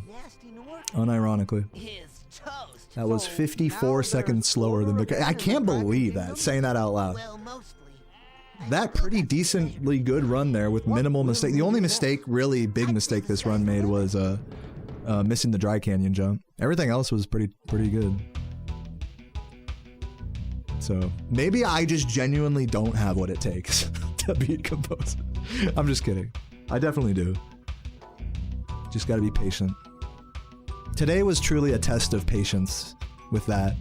With asking myself, like, very honestly, like, do I have what it takes? And is my approach valid? Like, I really honestly asked myself that today. Reading the comments on Composer's records. And I've come to the conclusion that yes, this approach is totally valid. Like, this is chill. Like, what? Am I stoned? Like, yes. Talk shit all you want in the comments. Like, you just go right ahead. I'm just like, man, I got a smile on my face. Like, what more do I need? I gotta reset all day if I can do all that shit. Feel enlightened, like speedrun enlightenment. Not to sound too high on my balls or anything, but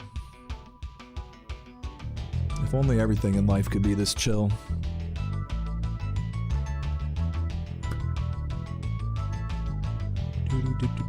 Fasty Gnorc training? I could. Who wants to see me practice Fasty Gnorc? I was gonna just do another run, but I'm down for a little Gnorc interlude.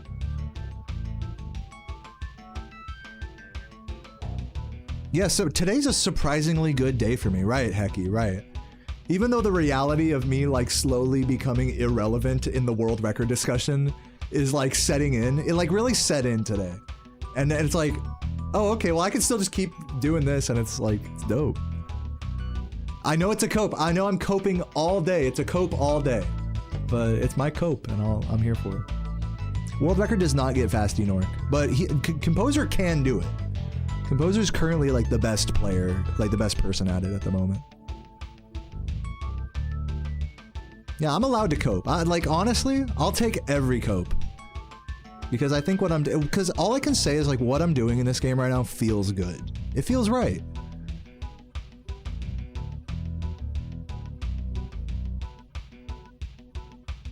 And that's about all I can really say. So yeah, second guess the approach. Reset. I could reset a little bit more. Always keep in the back of my head. Always could reset a little more. Could be a little more dedicated, always. That'll always be the case. That's kind of a funny thing. Even if you reset a lot, that's always still the case. It's like you could reset more.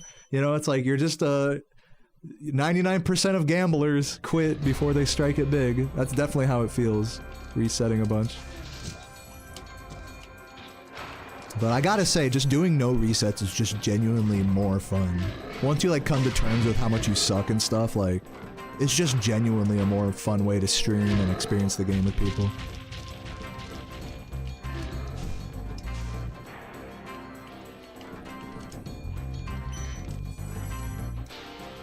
And what's kind of cool is like eventually I could still get an insane PB. That's kind of the fun thing about this approach. It takes way longer, but it still yields results with enough time.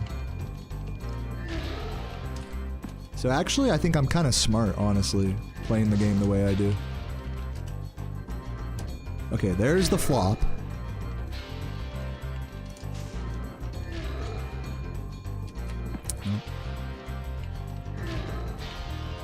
We left a stain on the category? Yeah.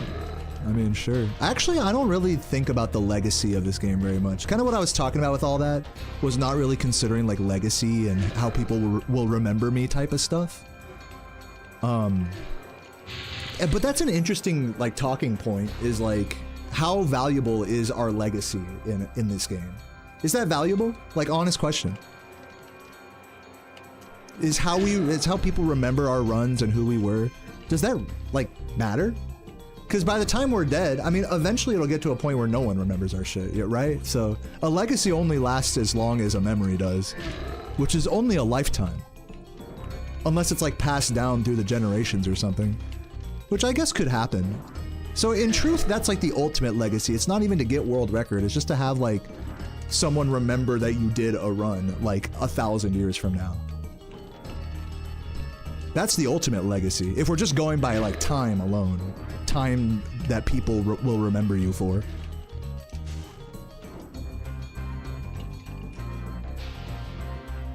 And that's funny because that applies to whether it's a good or bad legacy. You know, there's a lot of creators that'll be remembered, you know, with a bad legacy, you know, abusers and so on and so forth. And there's other creators that'll have like a really positive legacy, like Outdoor Boys. You guys know Outdoor Boys fucking retired recently? Or semi-retired, whatever. So like everyone's got a fucking legacy. It's just like kind of a question of how long it's gonna last, really. If we're talking about how valuable it is.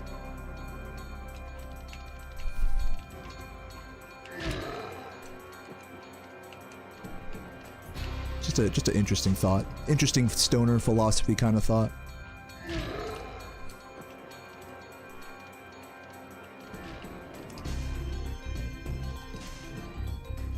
Yeah, Diddy has a bad legacy. But no one's gonna know who P. Diddy is in like 200 years. You know what I'm saying? Like, yeah, maybe you could look him up online or something, but no one's gonna give a shit. No one's gonna learn about him.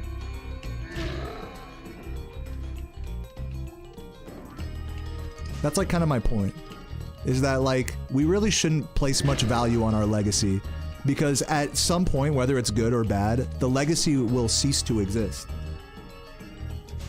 Now, it's not to say don't be proud of yourself or don't be happy that people remember you a certain way or whatever. It's just that you can't really concern yourself. That's like, it's like being worried about what other people think type of shit. The problem with that is you can't control what other people think. Like, I'm experiencing this really with Composer's videos comment. And I know I keep referring to this, but it's just something that really affected me today. It's not even that big of a deal. I know I made a big fucking stink about it, but it's really not a big deal. It's just, it just kind of calls to like, wow, how do people think of you? How will they remember you?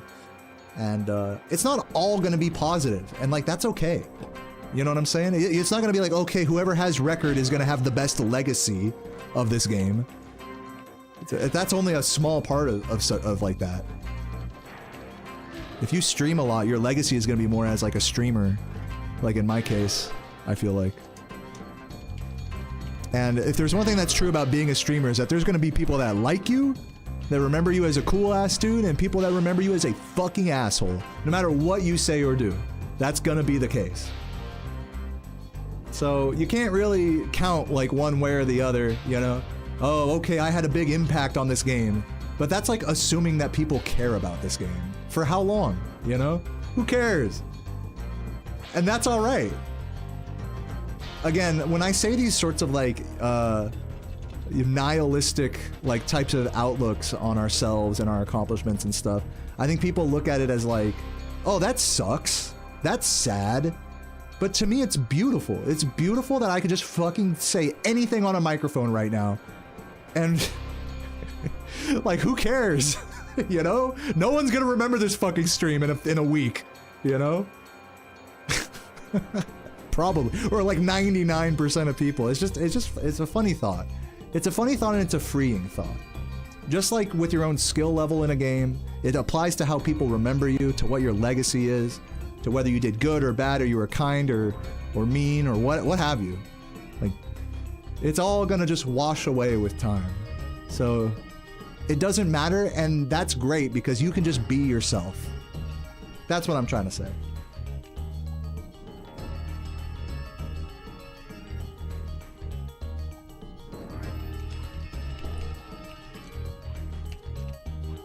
Oh my god! Fuck, that scared me. I scared myself with that. I missed the flame. God damn it. Shit. Oh my god. That sounded like a world record monologue. Yeah, I'm practicing my monologue for when I... Yeah, exactly. Pendulum tested a single. Light news? Was this a heavy topic for you, talking about your legacy? What did you say about this? Because I remember you were the one that initially brought that up. I know what it's like for you in my comments about people criticizing you, or Saboom in my comments. I'm over here talking shit about Composer's comments, but then like Laura, Ash, Saboom have all been like I don't want to say victims, but like, for lack of a better word, victims of like fucking targeted fucking criticism. I don't want to say like a harassment or like a hate mob, but like, even though I obviously don't condone anyone like being a dick to you in my comments, like when I beat your record, there's gonna be someone talk about how fucking much of a bitch you are. And that's what's happening to me now in Composer's comments. That's what, this is like a natural part. It's not even anyone's fault, really. This is just like a natural part of speedrunning, like in public, on stream, putting it out there, and people caring about the game you play. That is going to happen every time, no matter how nice you are, no matter how cool you are with the competition. And it'll drive you fucking crazy, and that's what I've been grappling with today. And what I've been grappling with today is like 3 or 4 comments. You know, in a sea of GGs and woo, you know, and hype, and Composer even saying in their pinned comment, like, don't be a hater, you know. I'm talking about like less than a handful of comments. Motherfuckers like Laura and Saboom, they had to endure like a comment like that at least probably once a week, at least maybe once or twice a month, seeing a comment like that if they go through my videos. So it turns into a thing where like, and you can understand why I haven't watched World Record now. Do you guys see why? Because if I look at World Record and I look at the comments, I'm gonna like have an inner battle there. It's just nuts. Dude, this shit is so nuts. And so today I did that, and today I spent like all day on stream today coming to terms with it. And reaffirming my stance and my belief and my approach to this game. But just as easy as you could let as you could learn from a comment like that, you could let it really tear you down. That's the saddest part about having an open comment section, you know, in competitive gaming. People are just gonna hate on the other person for one reason or other. And it's not always like hate, it's just criticism. It's just like, whether it's needless or not, it's you call it like needless criticism, always. And you gotta be so tough to take that. And I'm like, I haven't even gotten I've barely gotten a taste of it, you know, compared to some of these other people that I've unintentionally put through that. It's just wild to think. Gotta get credit, Skip.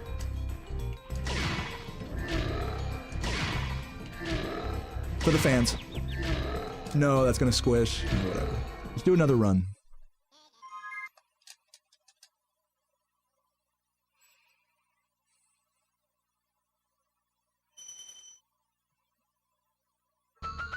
Right, that's a very interesting insight, Laura, is that like stupid, unnecessary critical comments, we're not gonna call them stupid, but just unnecessarily critical comments, they always come from people who aren't experts. That's like, it never comes from another speedrunner. Rarely, if that ever is the case, or like one that really plays the game a lot to the extent that you have, you know? That's the funny thing. So it's less that it's like emotionally damaging or ego damaging, and more that it's like fuck you. It's just irritating, like you said. It's annoying to have someone like in your ear like that.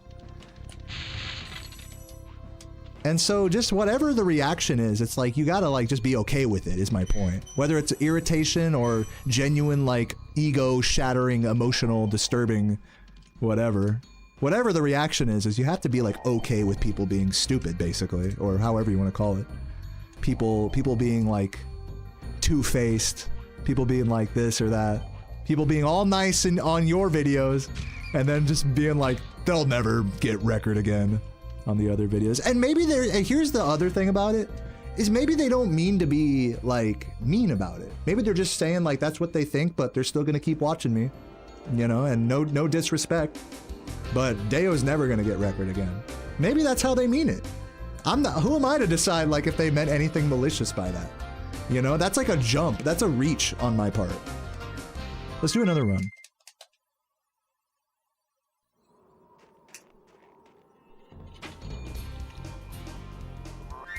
A lot of it is just hype, you know? That's what I'm talking, and I like that. I in a weird sense, like that's part of the hype of competitive gaming.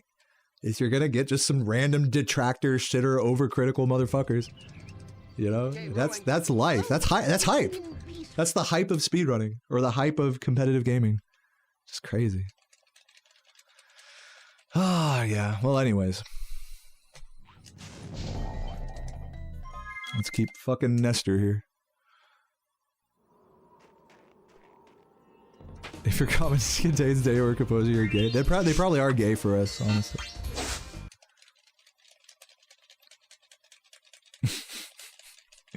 Dude, if I beat record, I gotta pin a comment that's like, all right, talk as much shit on composer as you can. Okay, rolling. Oh, Just like really just send the hate mob. I'm kidding.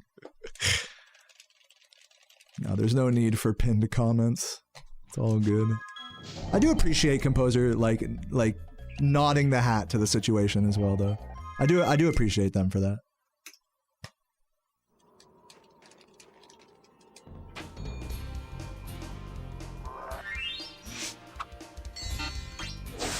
Because I've probably never made a pinned comment like that talking about Laura or Ash or Saboom.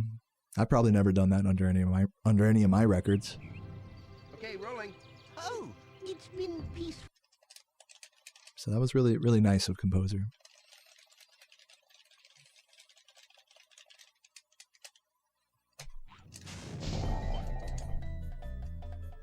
This might work.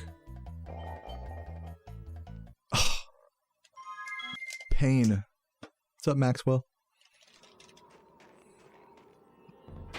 The hat's too big. Yeah, right. Yeah, I get to ESA and it's just literally like a wizard. Composer should definitely bring like a green wizard cosplay. That would be epic. Okay, rolling. oh, It's been peaceful.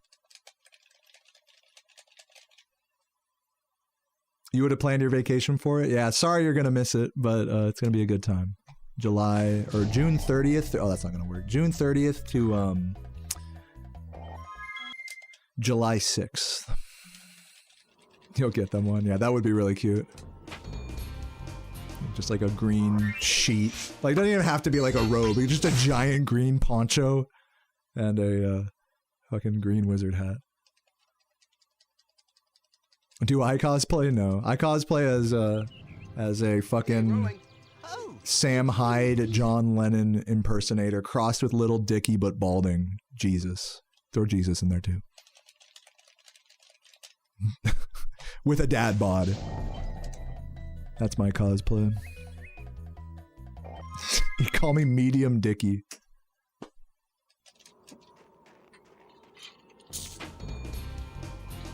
Dude, I will give it up that Sam Hyde and I both have like pretty similar like balding and like balding curls and just giant, you know, big brain forehead, you know, like just like that fucking veins like popping out of your head type of shit. Like, Okay, rolling. Oh, I gotta work on my forehead veins. Try to like get it like anime. They're fucking popping out.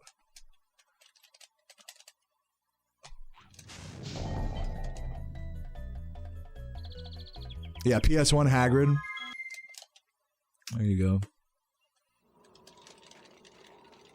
By the way, Gateway to Glimmer, thank you for the Prime 7 minutes ago. I just saw that. Do I have an opinion on Content Cop? No.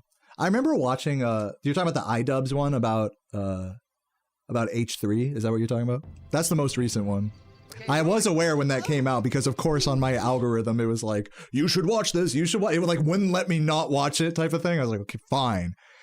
And it was one of those. And, yeah, whatever. I don't care. I don't care about H3. Bro, what is the year? 2016? I don't give a fuck about H3's opinions on Palestine and Hassan Abi, you know, Fortnite dancing behind the fucking screen with iDubbbz and this girlfriend. Well, what the fuck am I looking at? This is like some dystopian, like, future reality. I don't care about any of these people's opinions for 2 fucking seconds. That was my reaction to that. So I like watched like a quarter of the video and just moved on with my day. Okay, rolling. oh, It's been peaceful. What's up, Flazuki? Good to see you.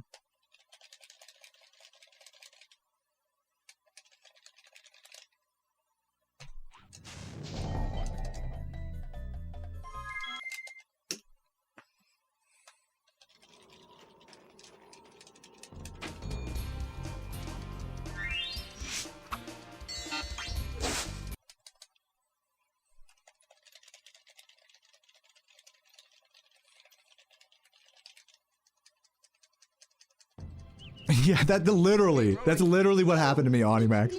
Like, at a certain point, it's just like, I don't, you know, at this point, like, I don't care about the weeds of, you know, some DM conversation between people or reaction to this, like, you can't make me care about these people, you know? Just because they're popular, you know? It's like, it's like celebrity drama at that point. Some people love that stuff. I mean, hey, you know, more power to you. Internet drama. That's like that's always been a big sphere of entertainment.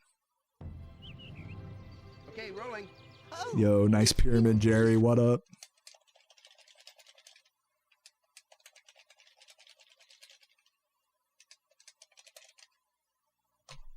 Yeah, right. It's like the popular kids, like, arguing in the schoolyard. It's like, what are we, 10? Fuck these people. I'm gonna go like watch like a fucking how-to video to like change your oil and watch oil, and then I'm gonna start watching oil pouring all over people, you know, like compilations, failed oil change compilations. Like, there we go. Now we're watching some good YouTube. I've been watching Outdoor. It's funny that Outdoor Boys made a video recently. I've been loving Outdoor Boys channel lately. Watching the winter camping. I watched the one of them like camping with the Marines and shit. So sick. Just roughing it.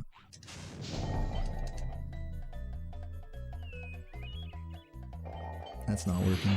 I'm gonna go pee real quick. I'll be right back. Thank you for releasing me, Spyro. No timer. Free 10 dragons in the artisan world.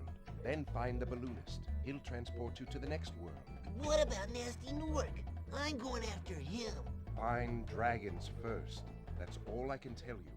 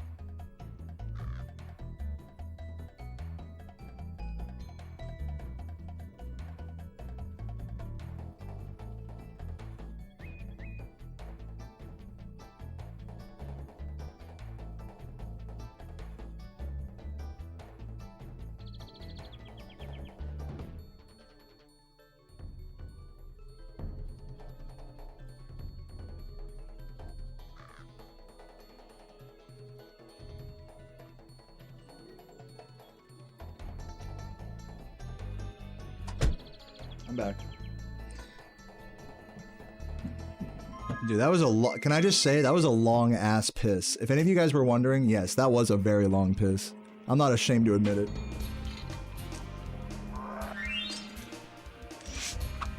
During the intro, I'm gonna grab some water. BRB.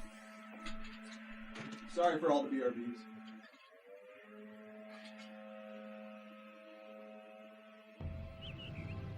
Okay, rolling. Oh, it's been peaceful here in the Five Worlds, or is it 6? For a Dragon's Age. We now have 12,000 treasure, or is it 14,000?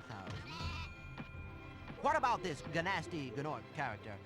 Now, I understand he's found a magic spell to turn gems into warriors for his cause. I'll take that question. Gnasty Gnorc is a simple creature. He has been contained in a remote world. The 7 was in my original username because Deo Man without the 7 was not available on RuneScape back when I was in like 3rd, 4th grade. So I had to put a 7 at the end. I chose the number 7 not for any specific significance. It's not like my favorite number or anything. My favorite number, actually, I did have a favorite number at that time, and it was 12. But nowadays, I feel like the digits 1 and then 2 in succession are less of a lucky thing and more of just an annoying thing that follow me. Like the number 120, I'm sure Saboom can relate to the fact that that number sort of follows you everywhere. So it becomes less of a lucky charm and more of a, man, get this fucking, let's get some more unique numbers in here. Let's get like 173 at least, I mean. You know what I'm saying? Let's get like a 67. You know, that one, everyone talk about 69. You know what I'm saying? Let's like, you start to, as you get, maturing and growing up is really appreciating more than just the lucky numbers, I feel. Just my opinion.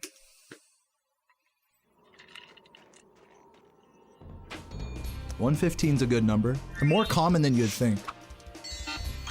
A lot of the 1-1-X digits are more common than you might think.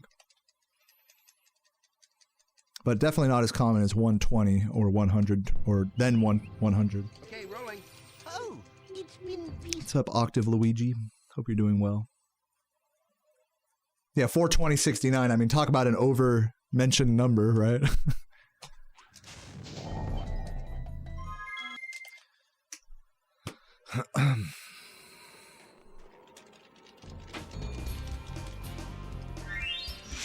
Me, Laura, and Saboom. Yeah, it's gonna be us at fucking ESA. And many other names as well. You know what, Pata? I would say that that has been the case today. I've been going deep into philosophy about myself and speedrunning. Just yapping like I do on my stoner philosophy. And it's been really, it's been helping me feel not necessarily like more wise or anything, but just more accepting and at peace of my my approach, especially in this game and of streaming, and to be like, it's okay to do it the way I'm doing it. Just because Composer is fucking beating my ass right now in this category does not mean that I'm doing the wrong thing here. And that's kind of the thing I learned today, like going through all these like comments and strat differences, of which there are only a few.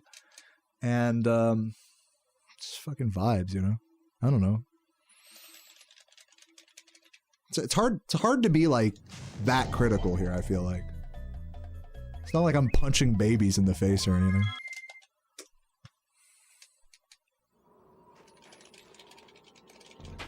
Yeah, right, Reflecho. Everyone else should feel bad. Should feel even worse than me for not having record. That's how that works.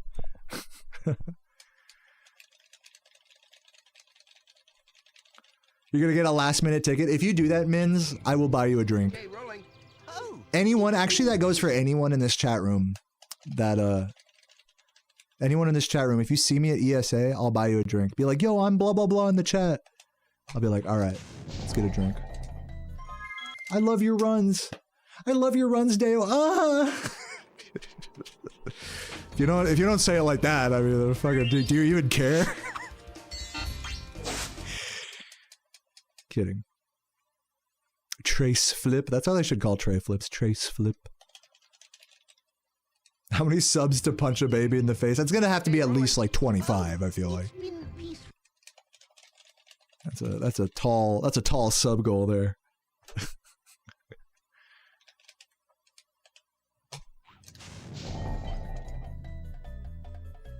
No, that's gonna fail. I'm still here? Who, me? You're the one that said bye earlier. What up, kits? Welcome back. You're trying to pin this on me. I am still here. You know, you've been actually, that's a funny thing that happens when you stream for like more than 6 hours.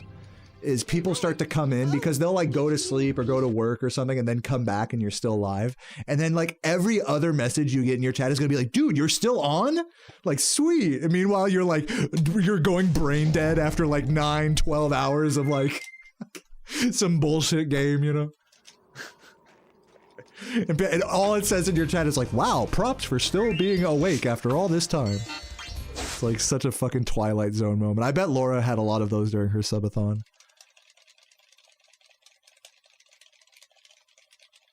You had that after 3 hours, yeah. Okay, rolling. That's funny. It's just like a meme when you stream, is to get messages like that after a while. So. Yeah, literally my Crash 1 stream. Exactly. It's not gonna work. Thank you for the good luck, Dragonbird. Are there parking spots at the venue? I don't know. Because most of us take the train from the airport. It's like right next to a train station. So I don't know what the parking situation is. You can look it up. The hotel's called, what's it called? I forgot what it's called. Quality View Hotel in Malmo.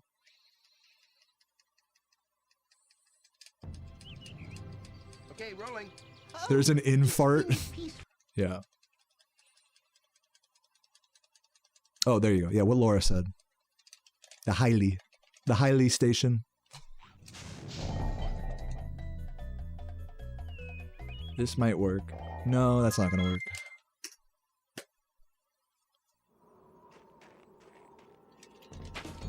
Twitch with the double post, let's go.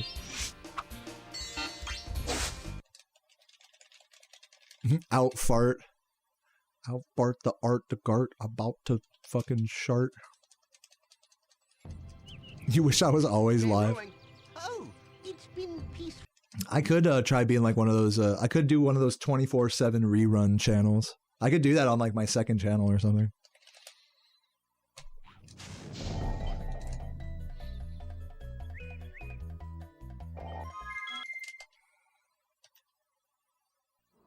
I could switch my VODs channel to like a 24/7 reruns channel. That'd be kind of interesting.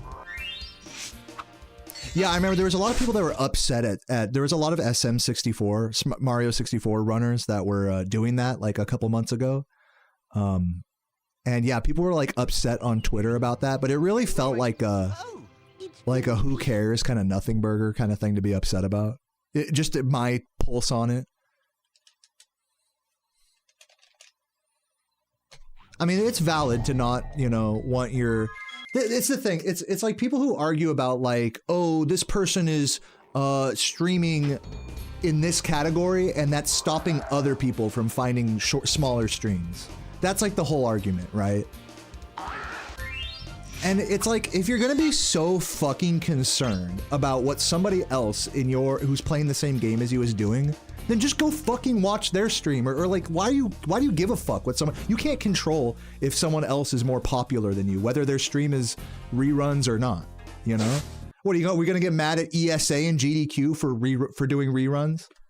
You know, like, it's like, who cares? Like, people don't even watch reruns, so who gives a fuck? You know, it's like, it's kind of a pointless thing to have a 24/7 channel. But hey, you know, it's nice. It's just a thing you can do. I'm not hating on it. But yeah, to be mad at like speedrunners for fucking shitting, you know, I think it's just kind of like adjacent to just shitting on low effort content, which is a common thing among streamers, if we're being honest. There's a lot of low effort stream content out there. So, what's up, Tom Sharpie? Okay, rolling. Starting me on rants, yeah. I mean, I ain't got nothing better to talk about.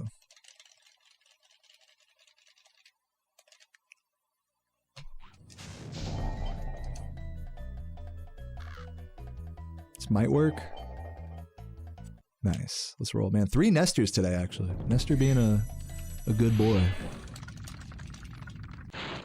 Reruns could have been a problem if people watch them. That you're saying like the argument that I said earlier, that it like clogs a game's directory on Twitch. But if you guys see like, if you got, I mean, I don't know. I'm not gonna get into an argument about this. I'm really not. My opinion is that it really doesn't matter. If someone else is more popular than you in a game's directory, you have to choose. This is my opinion on that. If you really like want to maximize viewership, you need to choose the right game. And Spyro happens to be in that respect, happens to be a fucking great game because I'm like I get like a couple hundred viewers, like maybe. Like, and I'm like pretty much the most popular streamer. Like, you want to have a directory of a game that's being played, but not like a million different 1,000+ viewer streamers are playing it. If you're really going to try to min-max that. Now, what you should do as a streamer is just pick a game you fucking like. For starters, I'm like, hello, are we getting our motivations mixed up here a little bit? You know? Worried about like how many viewers are in the directory? Like, I feel like it's just something that you shouldn't be concerned about as a streamer. Like, yes, it has an effect on viewership and stuff. I'm not saying it's completely irrelevant, but to be like, oh, these people are ruining my stream for me by being more popular, basically. That's like the argument. It's so fucking stupid. It's like blaming other people for your own stream not being successful, basically. That's basically what it is. And I just find that to be just so stupid.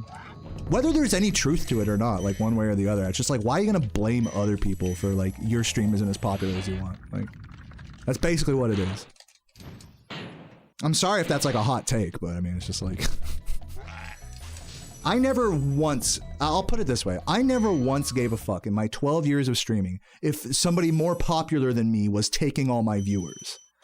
Like, what kind of shit is that to be concerned about? What am I gonna send him a message? Can you only stream? Dude, motherfucking streamers do this. Did you know that? Fucking, sometimes you'll get a message that's like, hey, what time are you doing this thing at? Subathons, they do this. They're like, hey, what time are you doing this? Because I want to make sure I time it so that, you know, your viewers aren't like, you know, we're not overlapping our viewers and stuff.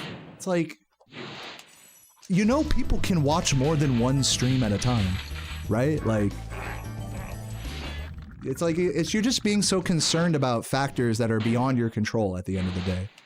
Yeah, you could try to time things a certain way with other streamers, but at the end of the day, people are just gonna like stream what they stream, play what they play, and that should have no effect on your approach to streaming or what game you play. You should just do what feels right. I know that's like a hippy-dippy like way of looking at it, and I'm sure there is some truth to like, you know, more popular streamers taking viewership from smaller ones and whatnot. But it's just not worth the headache to like worry about that shit. Oh my god damn it. You know what's another thing like that I found as a small streamer wasn't worth the headache? Was posting in people's discords about like in the Go Live channel. You guys know what I'm talking about?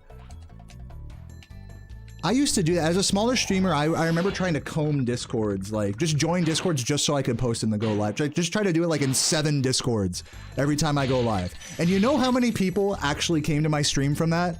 Just guess. I did that for like a couple months back when I was a smaller streamer.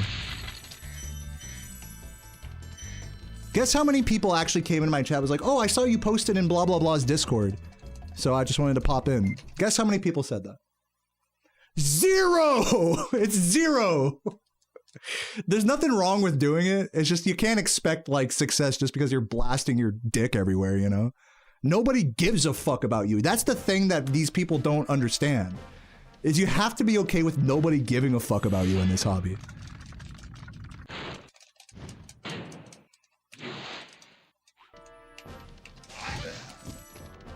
Nothing wrong with, and again, I'm not hating on anyone for, you know, for posting and Go Live channels. Like, that's what they're there for. Go ahead and post your stream, you know, it's not a big deal.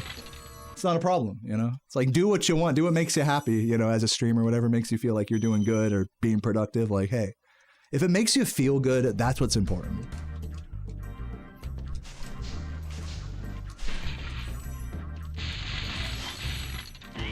And I feel good whether people watch my stream or not.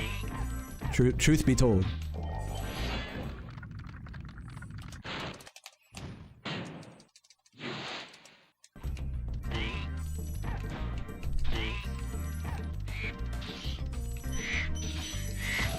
Easy for me to say, I know. But it was true when I was smaller as well. The same thing I'm saying applied back when 0 people watched me. I remember back in those days when I would trip about my viewership, like being sub 5 viewers or whatever. Hold on, let me focus. Okay, nice. See what happens when I just shut the fuck up? I remember back when I was a really small streamer. I used to, I'm not sure if this still works, but I would like open up, I'd go on different computers throughout my house, like my phone, like a laptop, whatever. And I would just log onto my stream, like watching the stream from those things, just so it showed more than 0. Just so it showed at least like 2 or 3 viewers. Yeah, I basically was view botting, but just like not actually using bots. Yeah, I was basically view botting. I mean, if you want to call it that. But yeah, giving me like an extra maybe 5. What I found actually was by doing that, it actually gave me like 5, even though it was only like 2 or 3 devices, it counted as like 5 or 6 views. And then naturally the view count would go up as well, so that would go up to like 10 or 12. I'm not sure if that strategy works anymore, but it definitely helped me. I remember a lot mentally, just looking over at the view count and being like, ah, yeah, I got 10 viewers now, even if half of them are just like my mom's computer or something.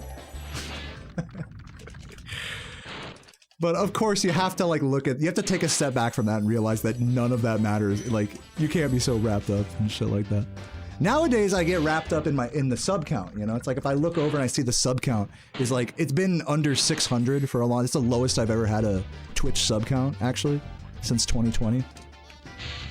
But it's okay. I mean, I got people supporting me. I got all the YouTube, the shout out to all the YouTube members. We're at like 150 or something. So if I only streamed on Twitch, I mean, maybe it'd be a problem, but I don't know. I'm fine, like, I'm not over here struggling monetarily, so why do I gotta sit here and be like stressing about my sub count, you know? Unless I just want to sub goal something.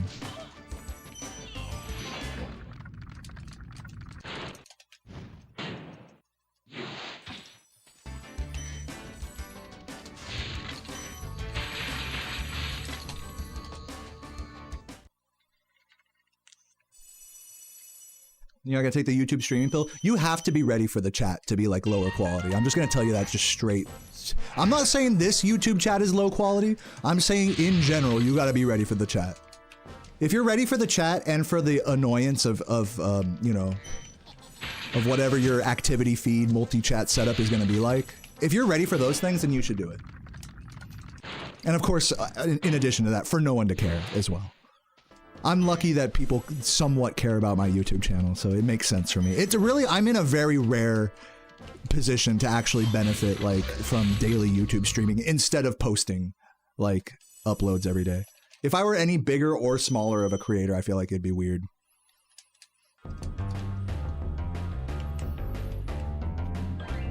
Because the real min-max strat on YouTube is to not stream, because what happens is it puts you, when you stream every day on YouTube, it puts you in the daily video algorithm bullshit. What's up, Zem? Oh my god, Zem?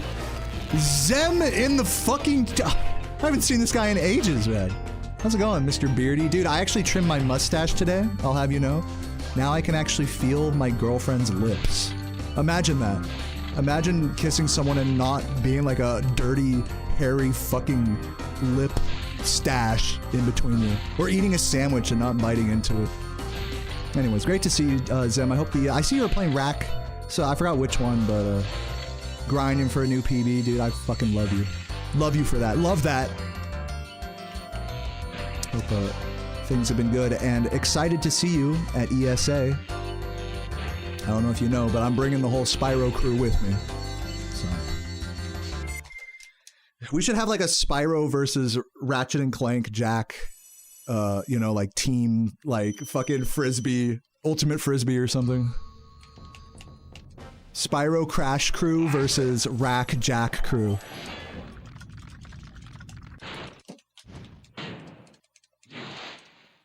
What lips are we talking about? My penis lips, of course.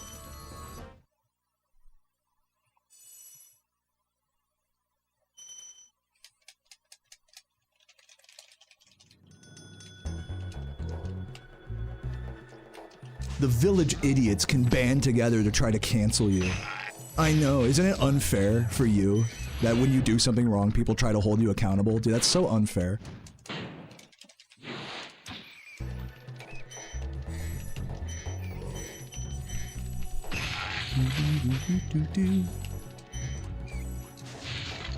I have a new mic. When was the last time you watched me? If it was like a year ago, then yes. Yeah, oh dude, that'd be a crazy melee crew battle right there. Stand up for my Spyro crash beam. That would actually make me try in melee. That would actually make me try. I would still lose horribly to Zem, but I would at least try my hardest.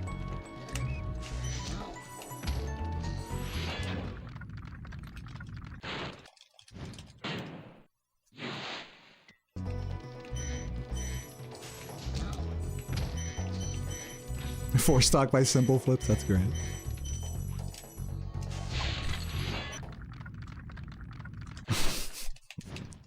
The drunken full hop foxer, right?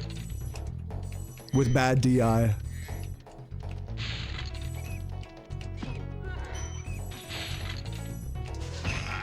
But don't just think you can go in on me, I can shine out a shield, alright? And if you're ready for those things, then you will destroy me. That's basically how it works. Not everybody, let me just say, not everybody is ready for that type of fox. Unfortunately. A lot of Sheiks die to that type of fox. Which makes me extra angry that Zem always beats me, because Zem fucking plays Sheik. It's like, dude, I gotta be killing Sheik with my cheese, with like my flavor of cheese, you know?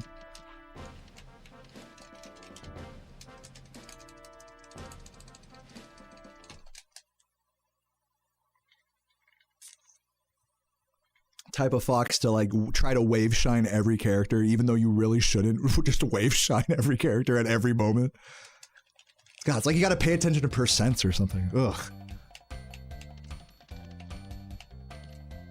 Well, with shine you don't have to pay attention to percents. With the follow-up you do, I should say. Because shine has set knockback, right? Yeah, I'm talking about melee.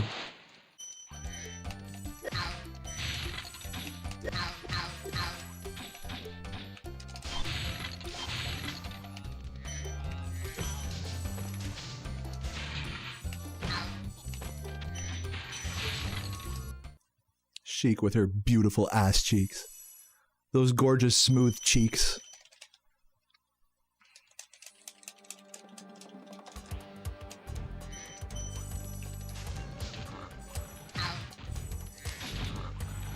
Oh my god, I almost fucking died there. A little slow, I didn't get the guy to walk towards me.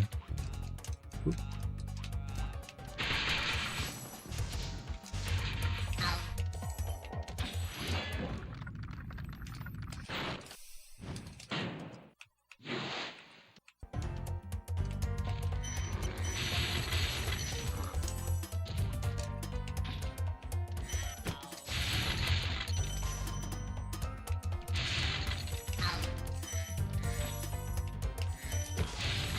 7 gems there, that was fun.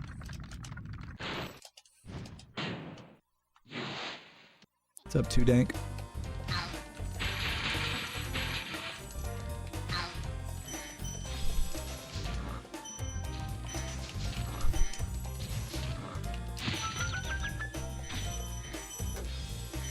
Okay, that's pretty slow cleanup there.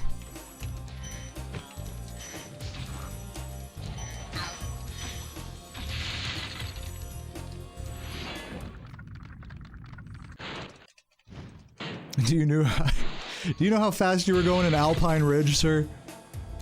I clocked you in at almost max charge speed.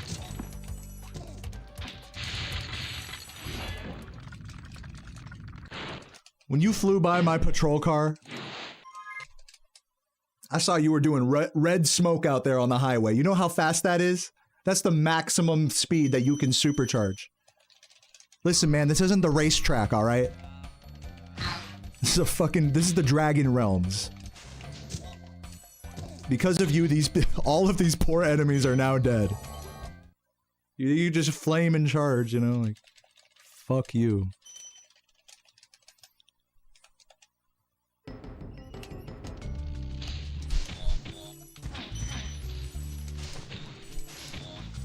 Fuck. Fuck. That was an epic double. Oh my god, why was I not ready for any of them? I wasn't ready for a single one.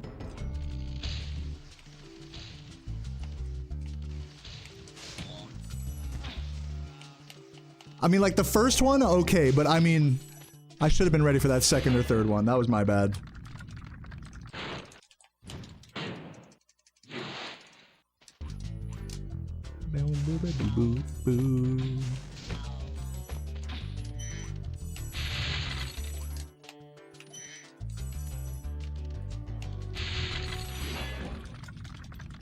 There really was a let's play type of death. It really was.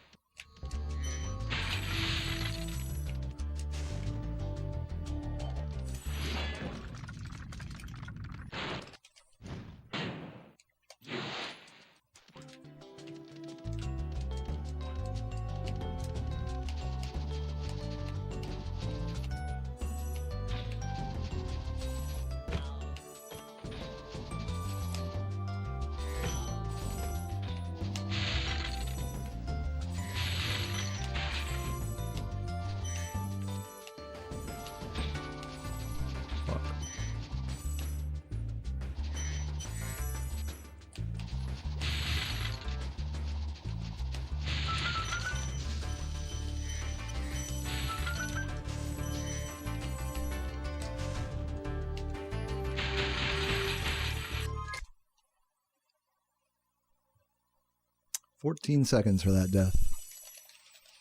Still sub 30 seconds behind, just like my last run. I'll try to keep it sub 30. Sub 30 seconds behind record. Or not, PB, I should say. Don't mix that up. God, good thing I'm not comparing to record.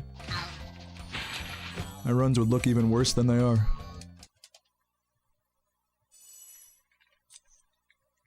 No wonder the Pace Pals have disavowed me.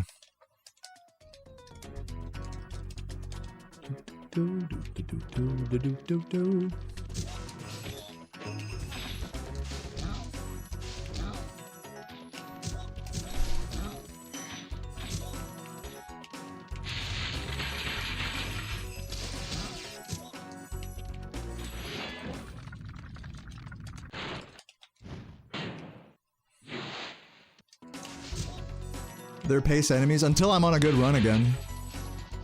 They switch up faster than the guy from that one video. And that's alright.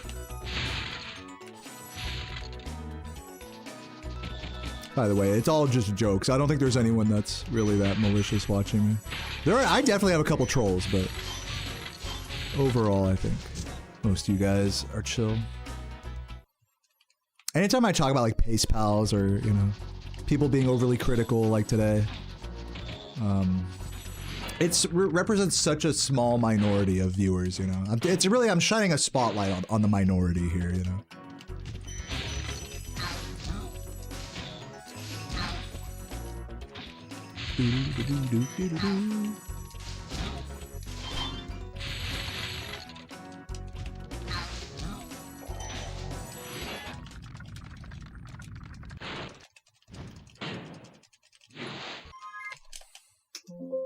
I pressed the reset button. Why did I do that?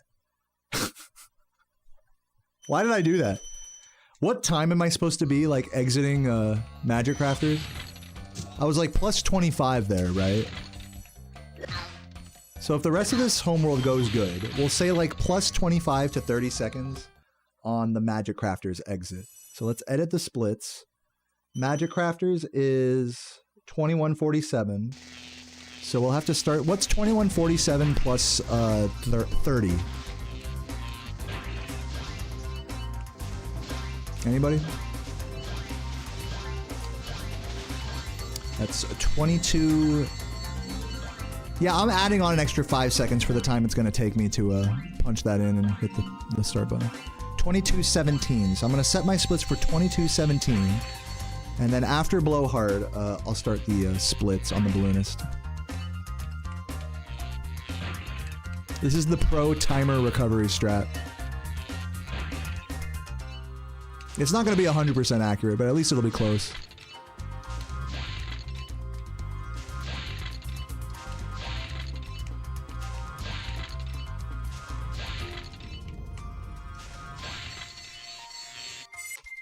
So 22:17, you want to type here.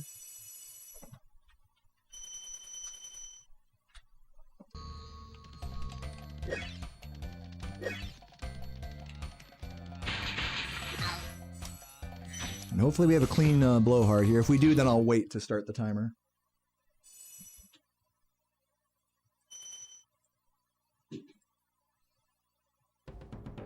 And then we just gotta push forward through all the splits. On the balloonist, on the balloonist. We're still plus 25 right now, I believe.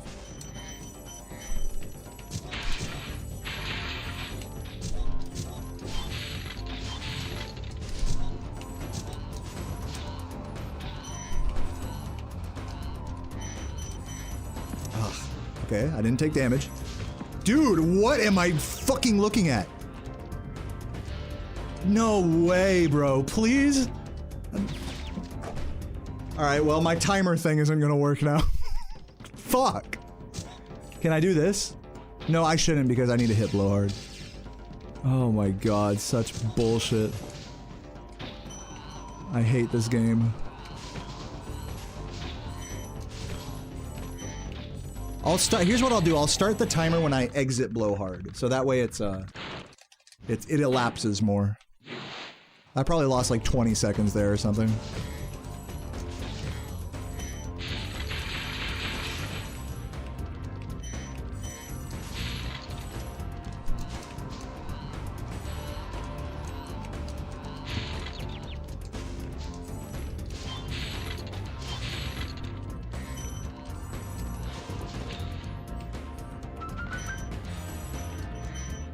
I'll start the timer now. And then go up to the Magic Crafter split. There we go. Yeah, this is looking kind of accurate, actually. I was plus 24 before Blowhard, and then I probably took like a 20-second death. So we are plus 48. Yeah, that's it. Actually, it's a surprisingly accurate timer recovery there, I'll say. I might be off a couple seconds. Good enough. Yeah, good enough for me. I'll take that.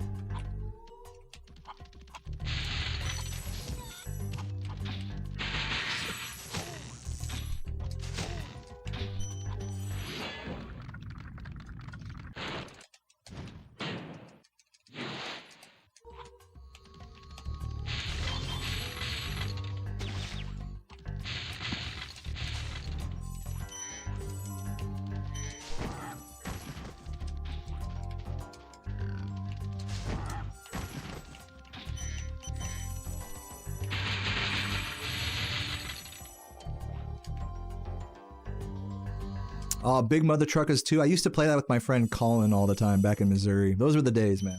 Fun game.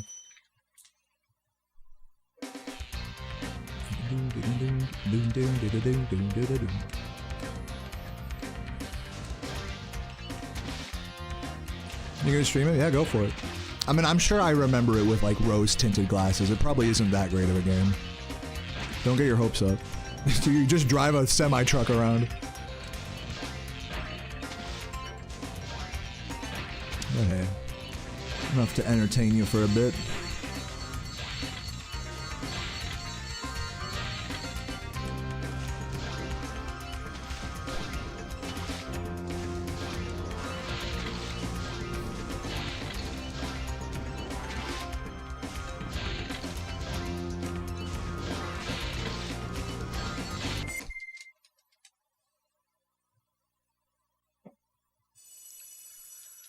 Home 3485. We are good on gems.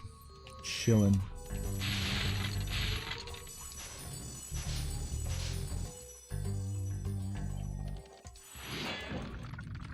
I have the best beard, thanks.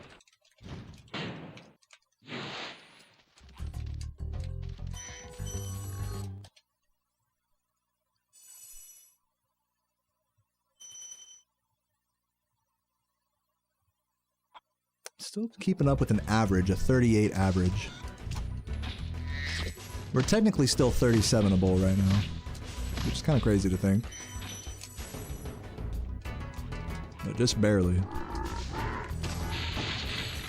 Ooh, he was hiding behind his homie. I couldn't do anything about that. Unlucky.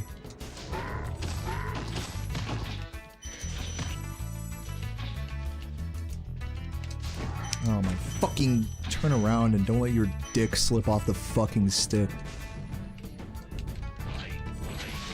I was mad because my finger slipped off.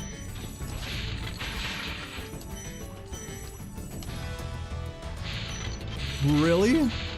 How did that gem not collect? Oh my god, 2 runs today. 2 runs today with this fucking piece of work. This fucking level's a piece of work today.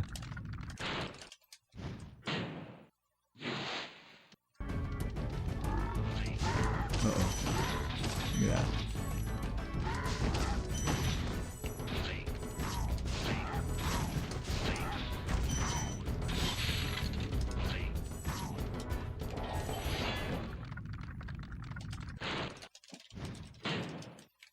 Concrete proof of Murphy's Law, which is that if something can go wrong, then it will. I think it's not this run that's proof of it, it's the entire hobby of speedrunning. Because if you think about it, I've seen those mistakes and then some in droves over the course of however many years I've been playing. So yeah, you could say that the whole hobby of speedrunning a game is like a practice in Murphy's Law. But this particular run, and I'm gonna tell you right now, it could be worse. Believe it or it might be hard for you to believe, but Murphy's Law could actually be proven more than what I'm showing here. What I'm trying to say is it's not that bad.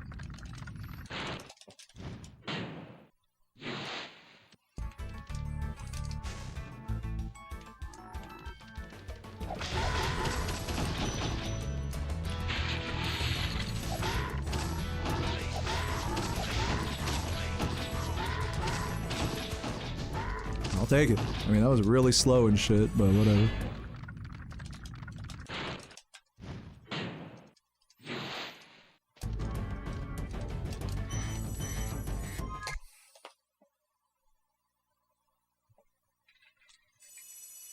At this point, I just want to keep it under a minute behind.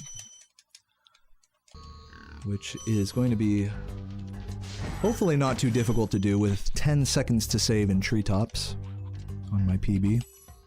Ooh, little Tony Hawk there.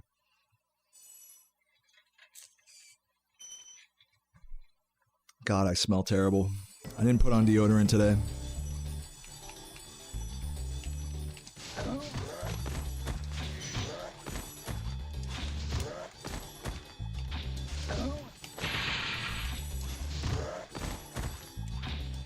Oh no. Oh no. It's over. I mean, it's not over. That's like 3 seconds. I can actually still save time here. What's up, Manila?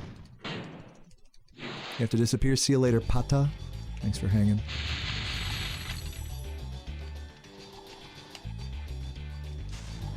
What's up, Michael? Michael sent me a DM yesterday that was like, Composer got the 3639. I'm like, yeah, I know. But thank you for the keeping me updated, Michael. Appreciate that.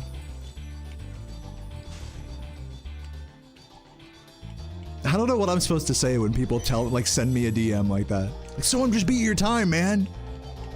Like, first of all, I know. Second of all, what am I supposed to say to that? GG to them? Like, yeah, I get it. That's all I can say. Like, yeah, congrats to them. It's just like, why am I talking to you in private about it? I'm not talking to them. I'm talking to you in private about that. It's just, I don't know, it's fun. Just another kind of byproduct of the hype of speedrunning. It's like you just want to share an accomplishment with someone, even if like there's really nothing to be said. You know? But I did say as much as I could about Composer's amazing new PB. on a little reaction that I did today. Hopefully I'll get that up on the YouTube tomorrow. We'll see. But I figured I wasn't gonna watch it on my own if I didn't like stream an entire reaction, which just goes to show you how fucking streamer pilled I am, how much of a fucking dweeb I am. Can't just walk in, fucking watch a run offline. but yeah, I did a whole reaction to that today, and overall, just an amazing fucking run. All in all, so sick, so sick.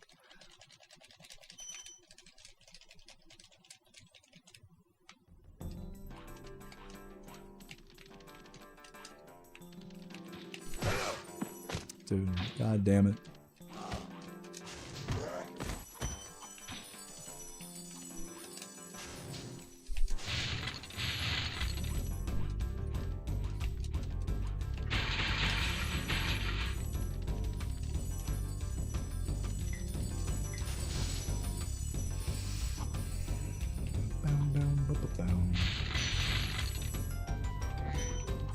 Just gonna grab these. I didn't check my gem count. This run's ass. Definitely fucked the out of bounds here, so I'm just playing. Gonna lose time. Whatever time I saved back in treetops is definitely gone now. At least I managed not to get hit there. Yes, Purple Phoenix, that's exactly what I just said. I'm gonna post it tomorrow on my YouTube.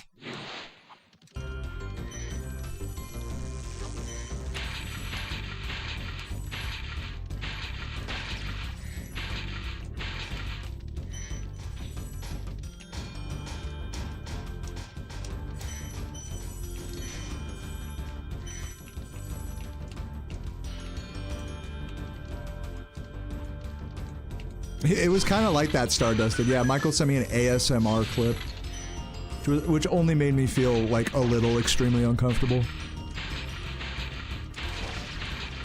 I don't know why. I don't know why I take all this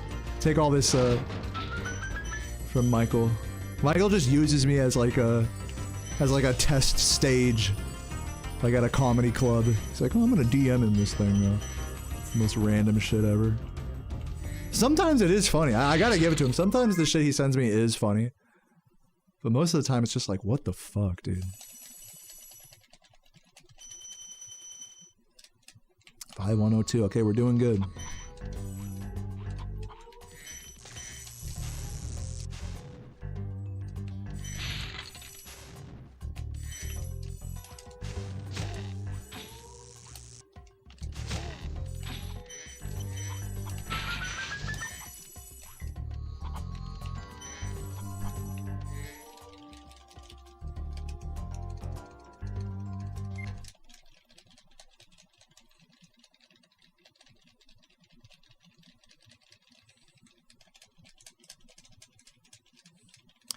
I don't think Michael ever like goes like and makes other people uncomfortable unless it's just by some just dumbass. He's never like, hey babe. If he was saying shit like that, that's kind of the implication when you say, oh, he's making people uncomfortable. I don't think it's like that. But I get you. No, if Michael started hitting on the women in my chat, I draw a hard line there. I have seen it happen. I've had to shut that down so quick. I will always make fun of you for hitting on people in my chat, like unironically. Like, what is this, chatterbait?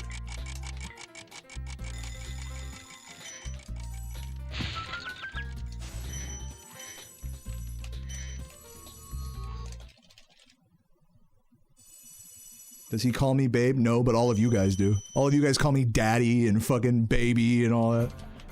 If anything, Michael is like the least creepy out of all of you guys, honestly. It would help my hangover. It did. By the time you hit me up, my hangover was pretty much done. I could have streamed yesterday if I really had the wherewithal, but I was just like, you know what? It's already 6 p.m. I'm just gonna keep vegging out and just eating sandwiches. The vibe.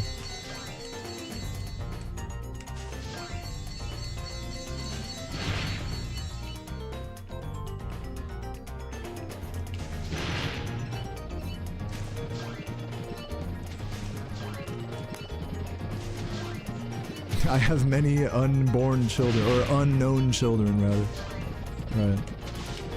Crazy to think that is the case for some guys out there. Some guys just, They just fucked so many, like, just random, like, prostitutes and shit throughout their life, or just random ass MILFs at the bar. Some dudes have just fucked so much that they just don't know how many kids are out there. Just completely raw, like, no fucking worries. They could have, like, 20 kids and not even realize it. I can't imagine, like, having a life like that.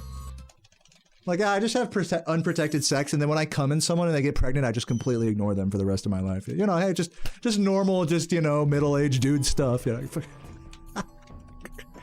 Like, what the fuck, dude? You can't just do that. Rip the mother, dude. Rip the baby mama. Honey, oh my god, don't even say that.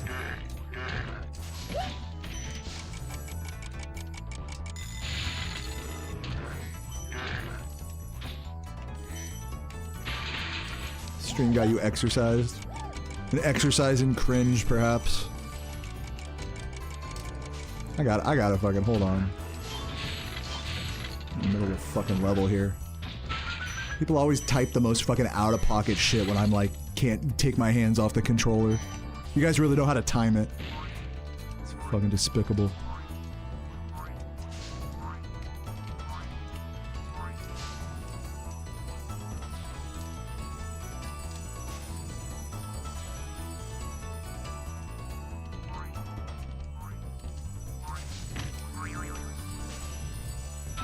Does anyone ever run Spyro randomizers? Those don't really exist. The closest thing to a Spyro randomizer is the Spyro Gauntlet mod, which nobody currently plays right now, as far as I understand.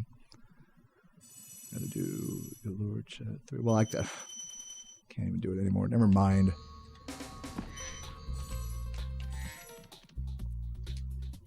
Somebody time out Mr. Jerry for 1 second. I'm not about to have someone type, "Honey, I fucked the kids" in the chat. Let them get away with it. You can't get away with that. That's terrible. That's unfunny and terrible. Like, you're not even fun. If you're gonna be terrible, you can at least be funny. Alright, enough. Enough hate. Oh my god! It's okay, Jerry, it's okay.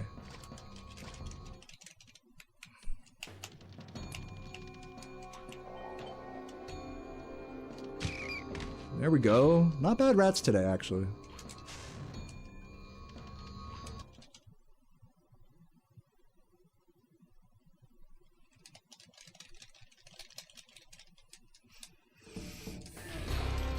I'm the one laughing. I'm laughing at how fucking stupid everything is right now. Everything is. I'm not laughing at. You don't get it. It's a meta laugh. It's not laughing at the fucking chat itself. It's laughing at the fucking. The audacity, really.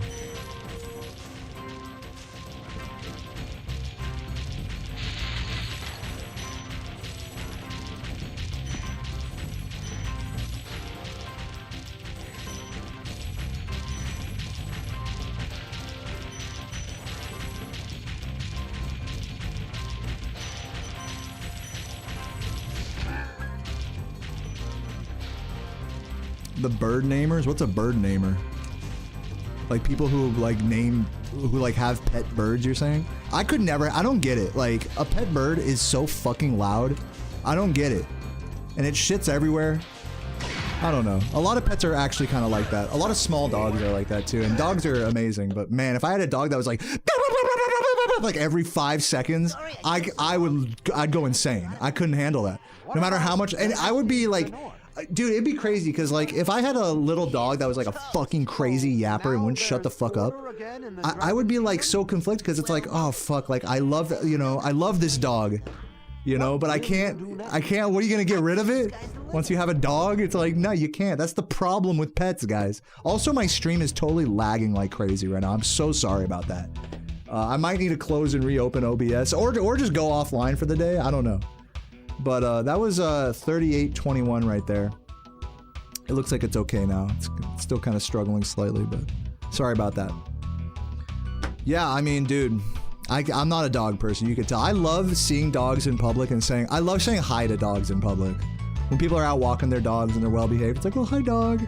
And then hi person, you know, it's like you say hi to both of them so innocently. But yeah, no, I could never like actually be a dog owner. But if you're like me, and you like never really go out of your way to get pets, like what ends up happening is you just end up becoming the caretaker of every pet that comes through your life. Every cat, I've like taken care of every cat that's ever come through my life. Luckily, I've never had to really take care of a dog. My first girlfriend had a dog actually, so I sort of took care of him. But yeah, man, I must have like helped to raise like, it's kind of crazy to think I must have helped to raise like 5 different cats, feeding them, taking out their litter all the time. And now Cheddar gets to be the lucky recipient of that affection. So I went into the living room when Sarah was having like when Sarah was like when I was on break, I went into the living room and Sarah was laying there with Cheddar like on the couch, and she was like, "I got you some chicken." I'm like, "You got like that's the chicken?" It's just Cheddar like all orange, like, Merk.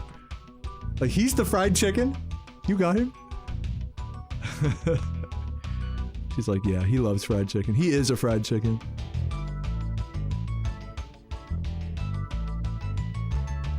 Butolio, like Beavis and Butthead.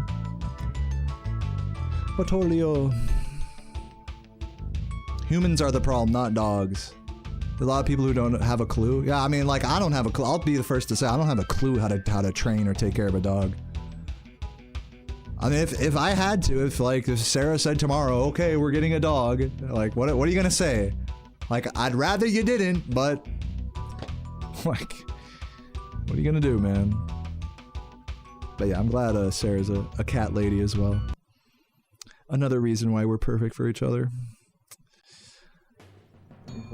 Over here. But yeah, shout out to all the dog owners in the chat. I don't want to make you all feel ostracized.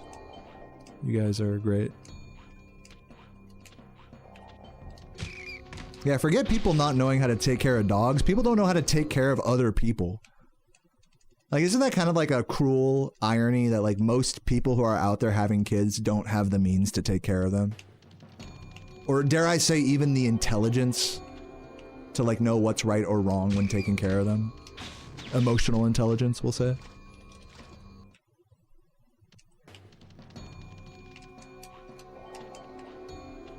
That the people who would take most seriously having a kid end up not having kids, right?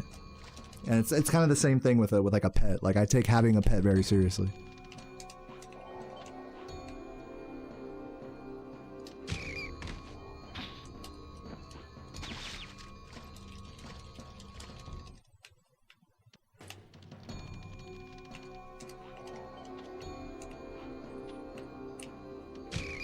Ooh, that was a crazy proxy, but not what I wanted.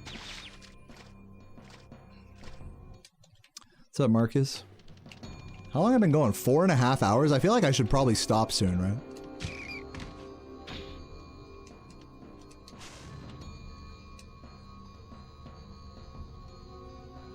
I am getting a little hungry, I'm not gonna lie.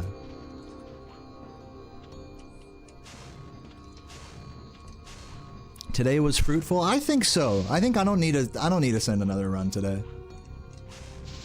The Pace Pals and Composers comments would want me to send another run right now. Just because I'm able. But I'm gonna call it for right now. I think I did 2 runs in that whole reaction. Did I do 2 or 3 runs? I don't even remember. I feel like I did 3, right? Am I tripping? What's for dinner? I'm gonna eat some of Sarah's leftover chicken. It's gonna be yummy.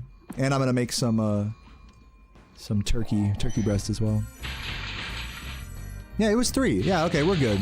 We did our due diligence here. Let's find someone to raid. Damn, 548 subs. I'm kind of like curious how low my Twitch sub count's gonna go. I'm intrigued. It's the lowest. I'm not complaining. I'm not trying to complain at all. I'm just saying it like it is. It does have an effect on my psyche, no doubt. It's the lowest my sub count's been in like 5 years. Maybe I should do a subathon. But yeah, not trying to farm sympathy or anything. I do appreciate everyone who is still subbed and watches and hits me with the primes and stuff. You guys are the best. Let's see who's online here. Raid Ash. Oh. Nomadic with the 5. Thank you, Nomadic. Keep me over 600 sub points. We'll see how long that lasts for. But thanks to you, you know, we're keeping it steady, I hope. Legend. Thank you for helping out. It really does. Like, honestly, subbing now, it means extra lot to me. So, yeah, let's raid Ash. Really trying not to beg or sympathy farm here, but yeah, it is a weird feeling as a full-time live streamer to be like at your lowest sub count in years. It's kind of surreal. It's a self-confidence test, you know. Slash raid Ash.